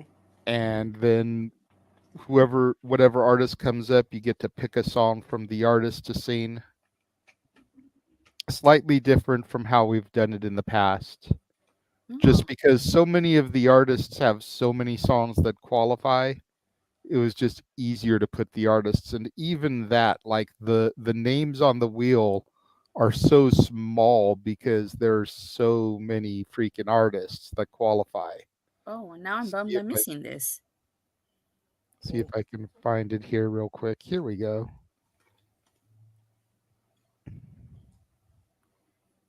Oh my goodness. Oh, I'm gonna need my glasses for this one. I can barely read that shit. Okay. Yeah. I'm gonna definitely need my glasses for this. Dolly shit, Jay. So let's see here, just for a random spin. Oh God. Definitely no shortage of choice. The wheel itself is so slow. It's too heavy for its own goddamn self. Oh, I would sing "I'm a Survivor." That's not 90s. It's not 90s. Yep. Has to be a 90s country song. That's the gimmick. I don't know any of her 90s. I would have to Google that. I'm sure you know them. You just don't know they're from the 90s. I don't listen to country. He's got a except for Spotify. Billy Ray Cyrus on top of my heart. He's got a Spotify list on our private chat. That is true. I mean, I'm not participating in this one, so I guess. Yeah, that's Well, correct. why are you bringing? What the That hell are is you talking about? You're not going to the one night only wrestling nightclub thing. No, I told you I don't have no monies. Remember? Yeah, that's where I'm going. That's what I'm gonna do. There's a one night only traveling wrestling nightclub. You get to dance to wrestlers' theme songs and stuff. So I'm going to that. I don't look good dancing to regular song. I ain't gonna fucking go and dance in wrestling things. I am neon white on the dance floor. I'm good. Yeah. She's doing. You're gonna have to make sure that your phone is fully charged, and try to get some like video footage of the people on the floor acting like idiots to some of the songs. You know. Yes. See if the whole club starts yeeting and shit, because I'm sure they'll probably play that. Like, dude, the whole club just going nuts, and like white guys just be like, "Top rope, catch a vibe," and I swear that's right. for real, like. Gotta get some video footage of that stuff so that we can play it back. We'll get copyright pinged like crazy because of the songs, but whatever. But like at least for the live episode, we can go through and we can, erase those clips afterwards. We need to find a way to get a shot from like the stage on the crowd if they play Final Countdown. Everybody's singing the fucking refrain. Yes, it has to be a thing. And we'll air it on the night of Wrestle Dream, damn it, because that's probably the last time we see him. Emmanuel, he says, happy Hispanic Heritage Month, by the way, Emmanuel, yes. Charlie, Walter, Viva la Raza. And both. Apparently, Datilla really doesn't want his free money next week. Nope. Well, Emmanuel, if she doesn't, I will gladly take it. Seriously. Yeah, all of us will. Give me that $1 million. I'm still not even monetized yet, so how can I take your money? I'll review Rampage. PayPal. Money, like seriously. Yeah, because he's been saving for the karaoke, and everybody does PayPal for karaoke. Yep, that is true. I'll take $1 million like Little Wayne. True.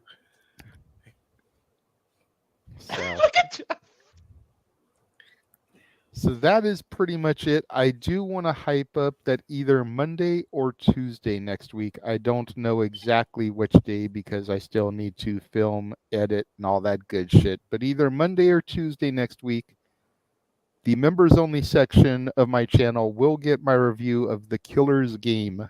Nice. Starring Dave Bautista and featuring Drew McIntyre in a small role. So be on the lookout for that for the members only subscribers.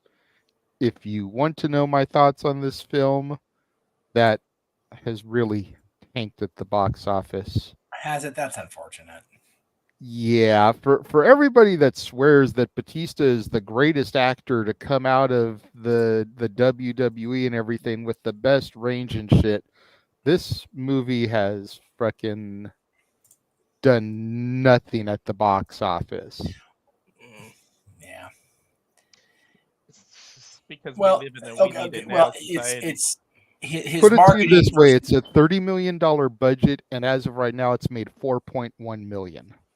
After how many weeks? 2. Oof, that's rough. Because it came out on Friday the 13th. It really didn't get a whole lot of promotion in the mainstream media though, like WWE promoted, obviously. But I haven't seen a whole lot of commercials for it outside of watching WWE. It's not good from the studio standpoint. And we appreciate you for saving your money, Arlene. Love you both for that, man. Yeah, especially thank all the shit's coming this week. I need the money. So I told you how I feel earlier. I'm not going to repeat the joke because Till is here, but But so for those of you, the 12 people that are watching, if you want to know my thought on The Killer's Game, make sure you subscribe to the members only section because that is how you will get that information.